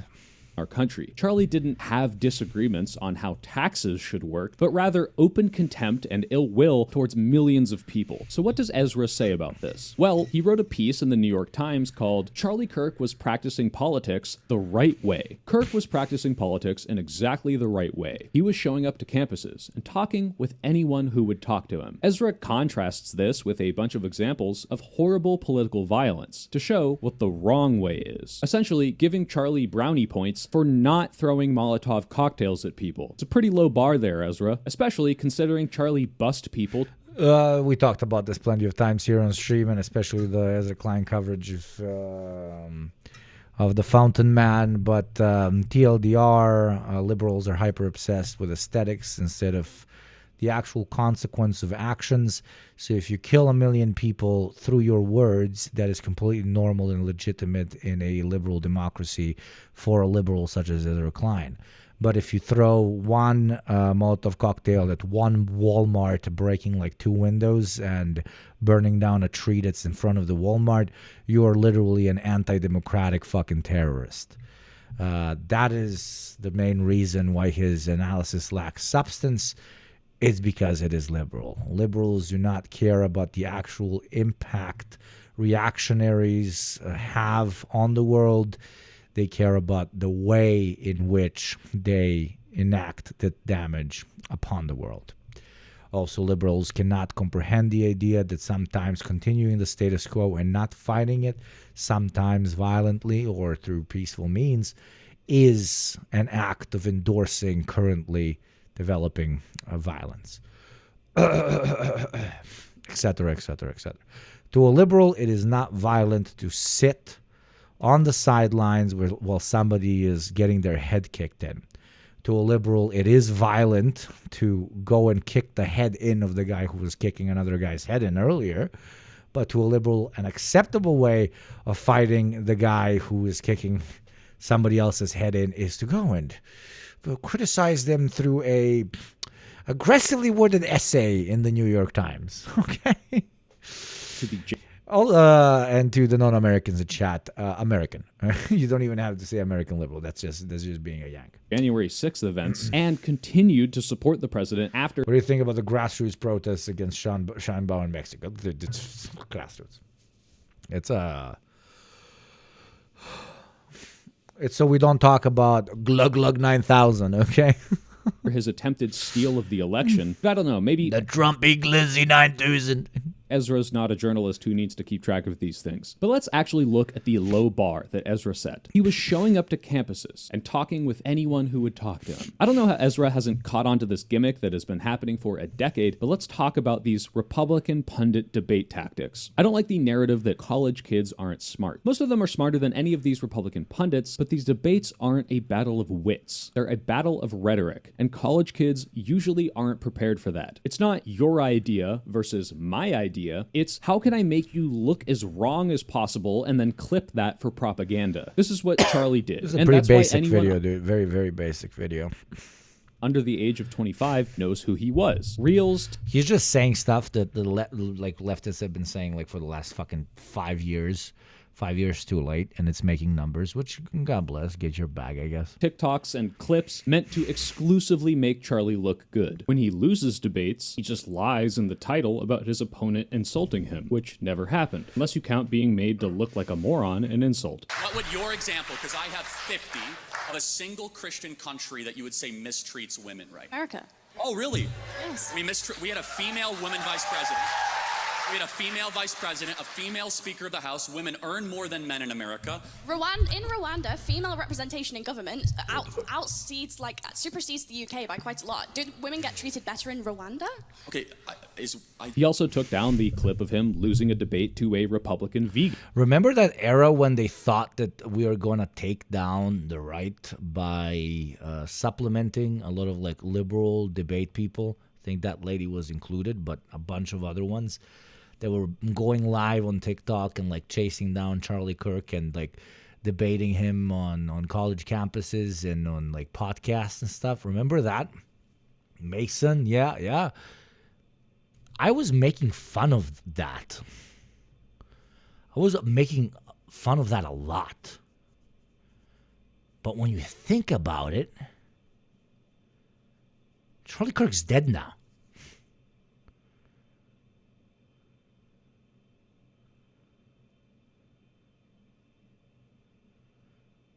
So I guess it was more radical than I thought.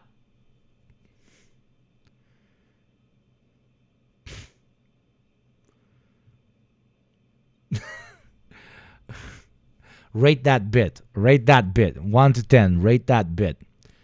Was that a good bit? I was proud of that bit.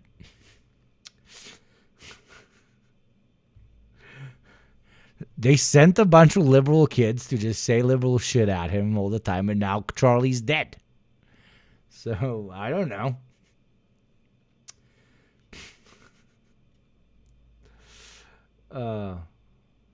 But didn't that one kid like cry when he died? Like, we had a great time watching that guy. What was the name of the guy? Charlie Kirk is dead. The one guy that was like, he was like choking in tears and shit. Dean, was his name Dean? Oh, the Dean. Yeah, he was like, oh my god, I can't believe my cash cow is dead. Dean be like, no, you weren't supposed to kill Charlie, guys. I was supposed to debate him for the next 20 years and make a career out of that. I have no solid belief system. I just believe in the grind, dude.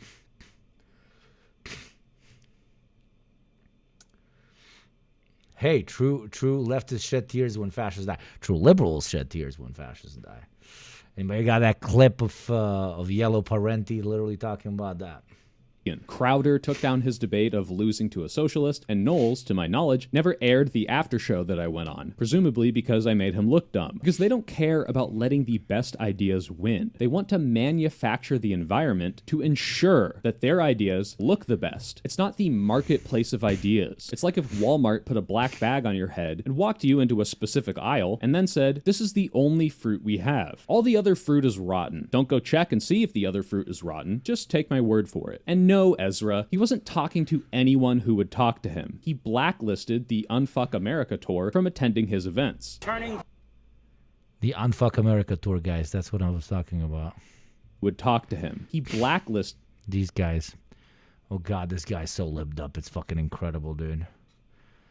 This guy's more libbed up than Bill Clinton was lubed up, if you know what I mean. Did the Unfuck America tour from attending his events. Turning Point has cancelled all of UNF America's credentials, and now they're trying to sneak in Destiny so he can debate inside here.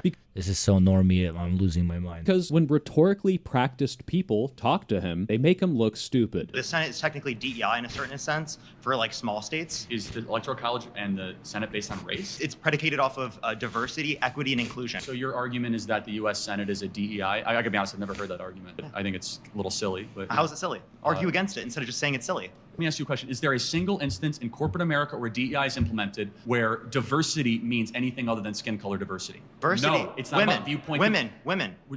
What? Fine. How about chromosome or diversity or skin color? So skin color, there's gender. You have to move the goalpost a little bit because you got destroyed there. So yeah, if this is politics the right way, only because it's not violent, congratulations, Charlie, you didn't punch anyone. But I think we should have higher standards than being a total propagandist who will lie, omit, and obfuscate to spread their message, regardless of what that message is. But on the note of his message, let's talk about political violence and whether or not calling Charlie a fascist incited it. Because people are blaming his death on the rhetoric from the left. Fascist regime. Look, are they a threat to democracy? Yes. So how did America confront fascism in World War II? We went to war. Actually, Jesse, we kind of ignored it for 6 years and then tepidly supported our allies for another 2 before a completely different country forced us into the war. Now, ignoring the fact that the right wing calls the left fascists all the time, destroy our Second Amendment, attack the right to life, and replace American freedom with left-wing fascism. Left wing, we're going to left wing all the way. Aw, bless me. Thank you, chat. Thank you, chat. By the way, I gotta say, I am a fan. I am a fan of this one. Spearmint is better than sperm is better than cool mint. Okay, Spearmint is better than cool mint.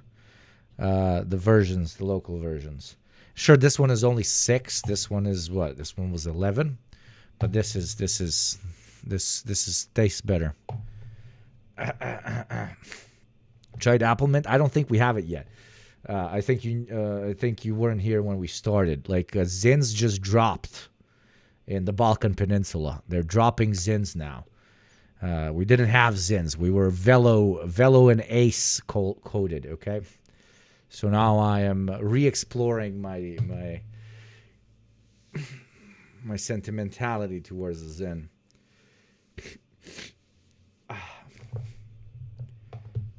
New loot table, yeah. Oh. Fascists. They are fascists. And the fact that fascism isn't a light switch between democracy and 1944 Germany, so calling someone fascist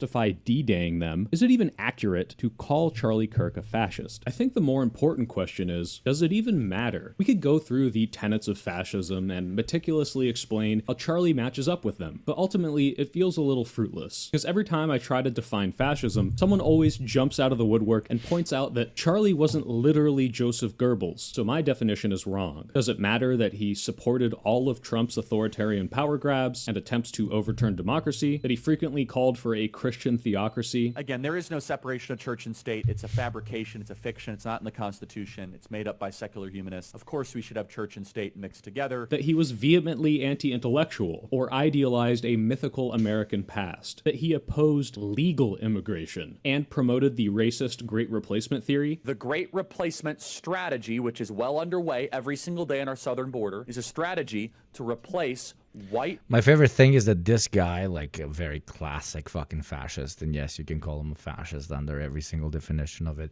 If I am, let's say, an academic expert on anything, it is fascism. And you can see a great library of work behind me that can prove that. The fucked up thing is that the person he left behind, his wife that is going to take over Turning Point, in multiple interviews where he interviewed his wife, he literally said, "She makes me look like a centrist." And then that lady, like, and then she said, the vice president's news side piece said, my grandpa was even more right-wing than me. He fought for Sweden in World War II. We were watching that live with Chan. We're like, whoa. Whose side, bro? Bro, whose side? And then he moved to the States and then fought in Korea. Whoa, what? So, yeah. Rural America with something different. People are going to attack me just for saying he's racist, which I think is demonstrably true. But since he's not as racist as someone else, now it's my fault for using words correctly. If I call David Duke or Nick Fuentes racist, which they objectively are, I'm not calling for them to be attacked. So it's irrelevant whether or not my analysis of Charlie's fascism is accurate. Of course, Charlie Kirk isn't Joseph Goebbels. That's Stephen Miller. That said, I'm not going to refrain from accurately describing someone's politics just in case case some crazy person decides to reenact a bot-filled TF2 lobby. And it looks especially inane when you see the way Republicans were calling for civil war after the Charlie incident. The left is losing the battle of ideas. Violence is a last resort. They're trying to silence us. Hey, buddy, I want you to shut the fuck up, but I'm not gonna hurt you to make it happen. Because if there's one thing in that article that I did agree with Ezra Klein on, it was that political violence is a virus and shouldn't be normalized. That said, while I think celebrating or encouraging more political violence is bad, it's okay to be happy that bad people are gone. As we've seen, Charlie spread some of the worst ideas to millions of people. He is responsible for making the country worse for all of the aforementioned groups. So when leftists or trans people or black people or women or anyone who had to listen to this guy or his fans or deal with the legislation that he helped pass celebrate when he's not doing it anymore, yeah, I get it. If you had a bully who made your life worse in every way and he was killed by a drunk driver, that doesn't make drunk driving okay, but you don't have to pretend to be sad that your bully is gone. You're even allowed to be happy. Charlie Kirk is horrible? Yes, I'm glad he's not here. Oh my God, why does she keep getting mentioned? Dude, I have not thought about this woman in a million fucking years. Before this video began, dude, if you roll back, somebody randomly mentioned the lady that shits herself because we were joking. Without right-wing DEI, Candace Owens wouldn't be as big as she is now because right-wingers, ironically, push voices coming from minorities because they want to look less bigoted than they really are. And somebody made a joke, oh, if Candace Owens was a white lady, she would be the shitty lady, the poop my pants lady. And that was the first time I heard about this lady like in years. And now she gets fucking mentioned in a video. I know I'm putting tinfoil on my head right now, chatters, but holy mother of main character syndrome is what I'm experiencing. Holy mother of main character syndrome. What the fuck? Glad he's dead? Yes. I do the exact same thing. Would you be glad if I would die? Maybe. Your friend just said she'd be happy if I died. And God forbid people joke about it, like the right hasn't been spamming George Floyd memes for 5 years, or Trayvon Martin, or Paul Pelosi, or trans people, etc., etc. What you shouldn't be happy about is political violence. The reason political violence is bad is because it creates an environment where people don't believe in democracy as an institution, and where violence is the only meaningful form of communication. Who cares about voting if your preferred...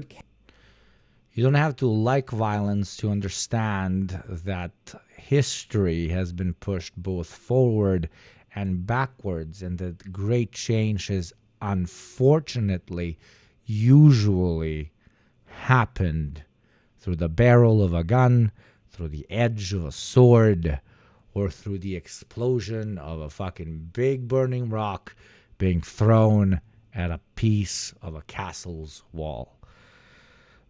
Well, he's correct to an extent.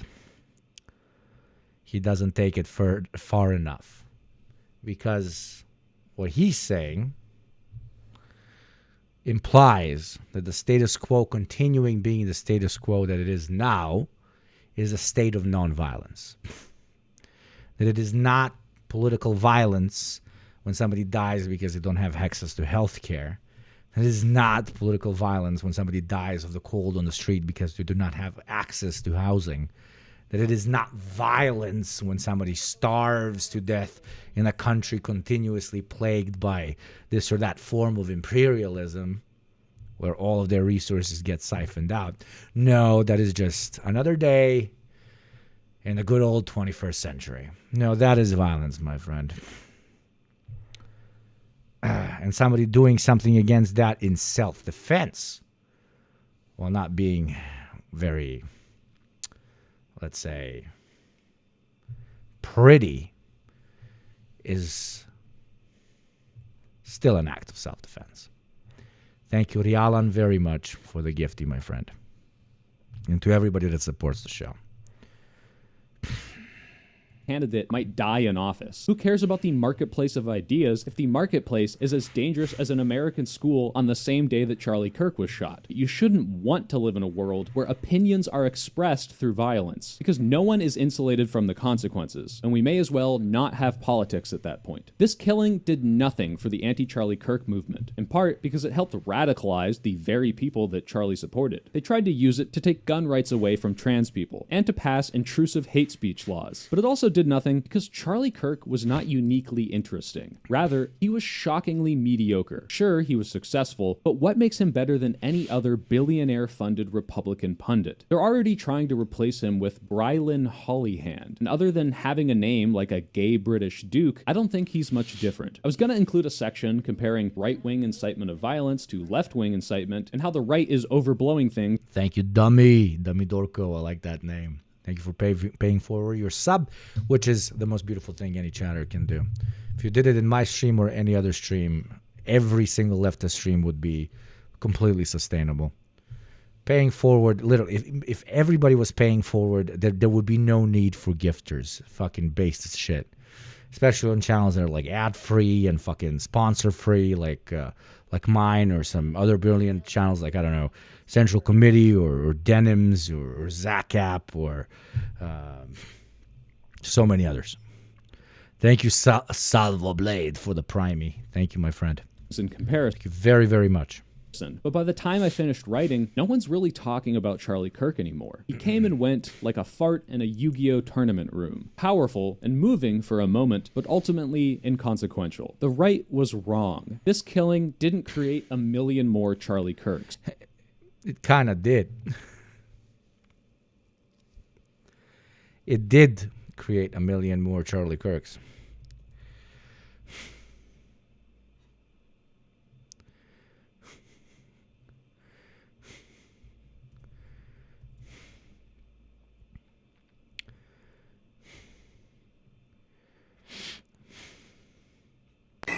Leave me alone!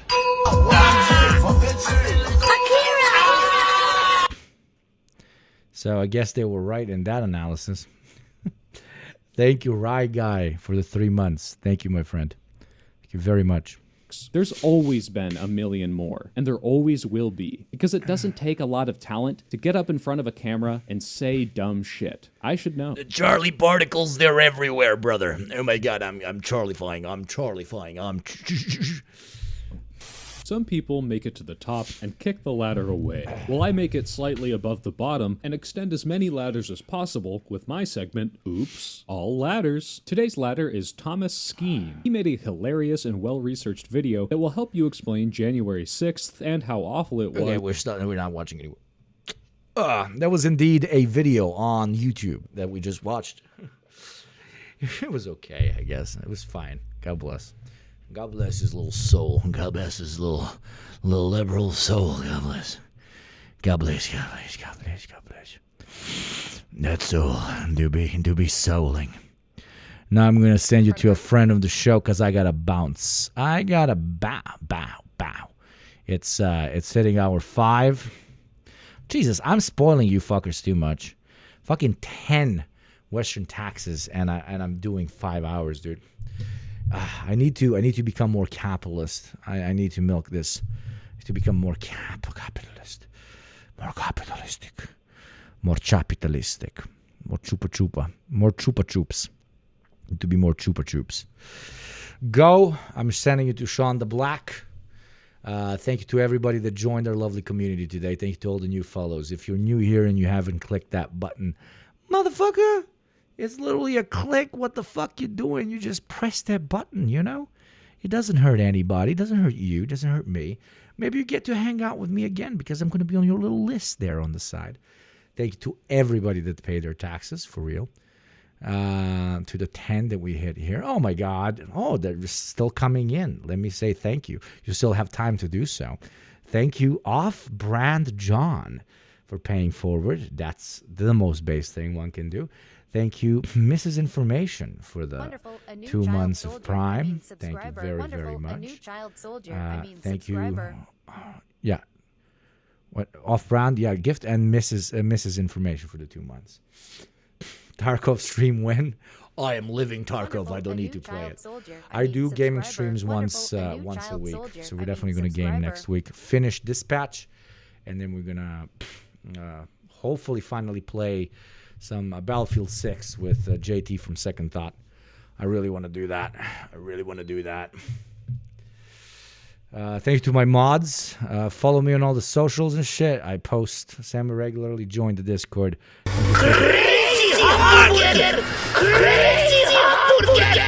That is fucking legit, Jen. What the fuck, Jen? Thank you. God damn it. What an inspiration, dude. Last second to move it up to 11. Everybody say thank you, Jen. Thank you, Jen. Thank you, Jen. Thank you, Jen. Thank you, Jen. Fucking based. Be like Jen. If you're a Westerner, pay your goddamn taxes and elevate all other streamers, all other chatters into a true position of base subscription status. Okay? Thank you, Jen. You and JT do hot commerce together. Utopian shit. Hella utopian, dude. JT's hot. I'm mid, bro. But yeah, go to Sean That Black. Chatters, mods, please show them what to spam. Please be nice, be polite. Those of you who do not know Sean the Black, enjoy the stream. And I will see you next week. If you want to see the schedule, obviously check it out here. If you don't check it out here, check it out on Discord. Great stream. Really based. Thank you, Jen, one more time. And all the other subs, all the follows, and all the mods. I love you, motherfuckers. I'm gonna go piss myself right now. I'm gonna stream harder than Bill Clinton streamed inside of Donald Trump. Bye-bye.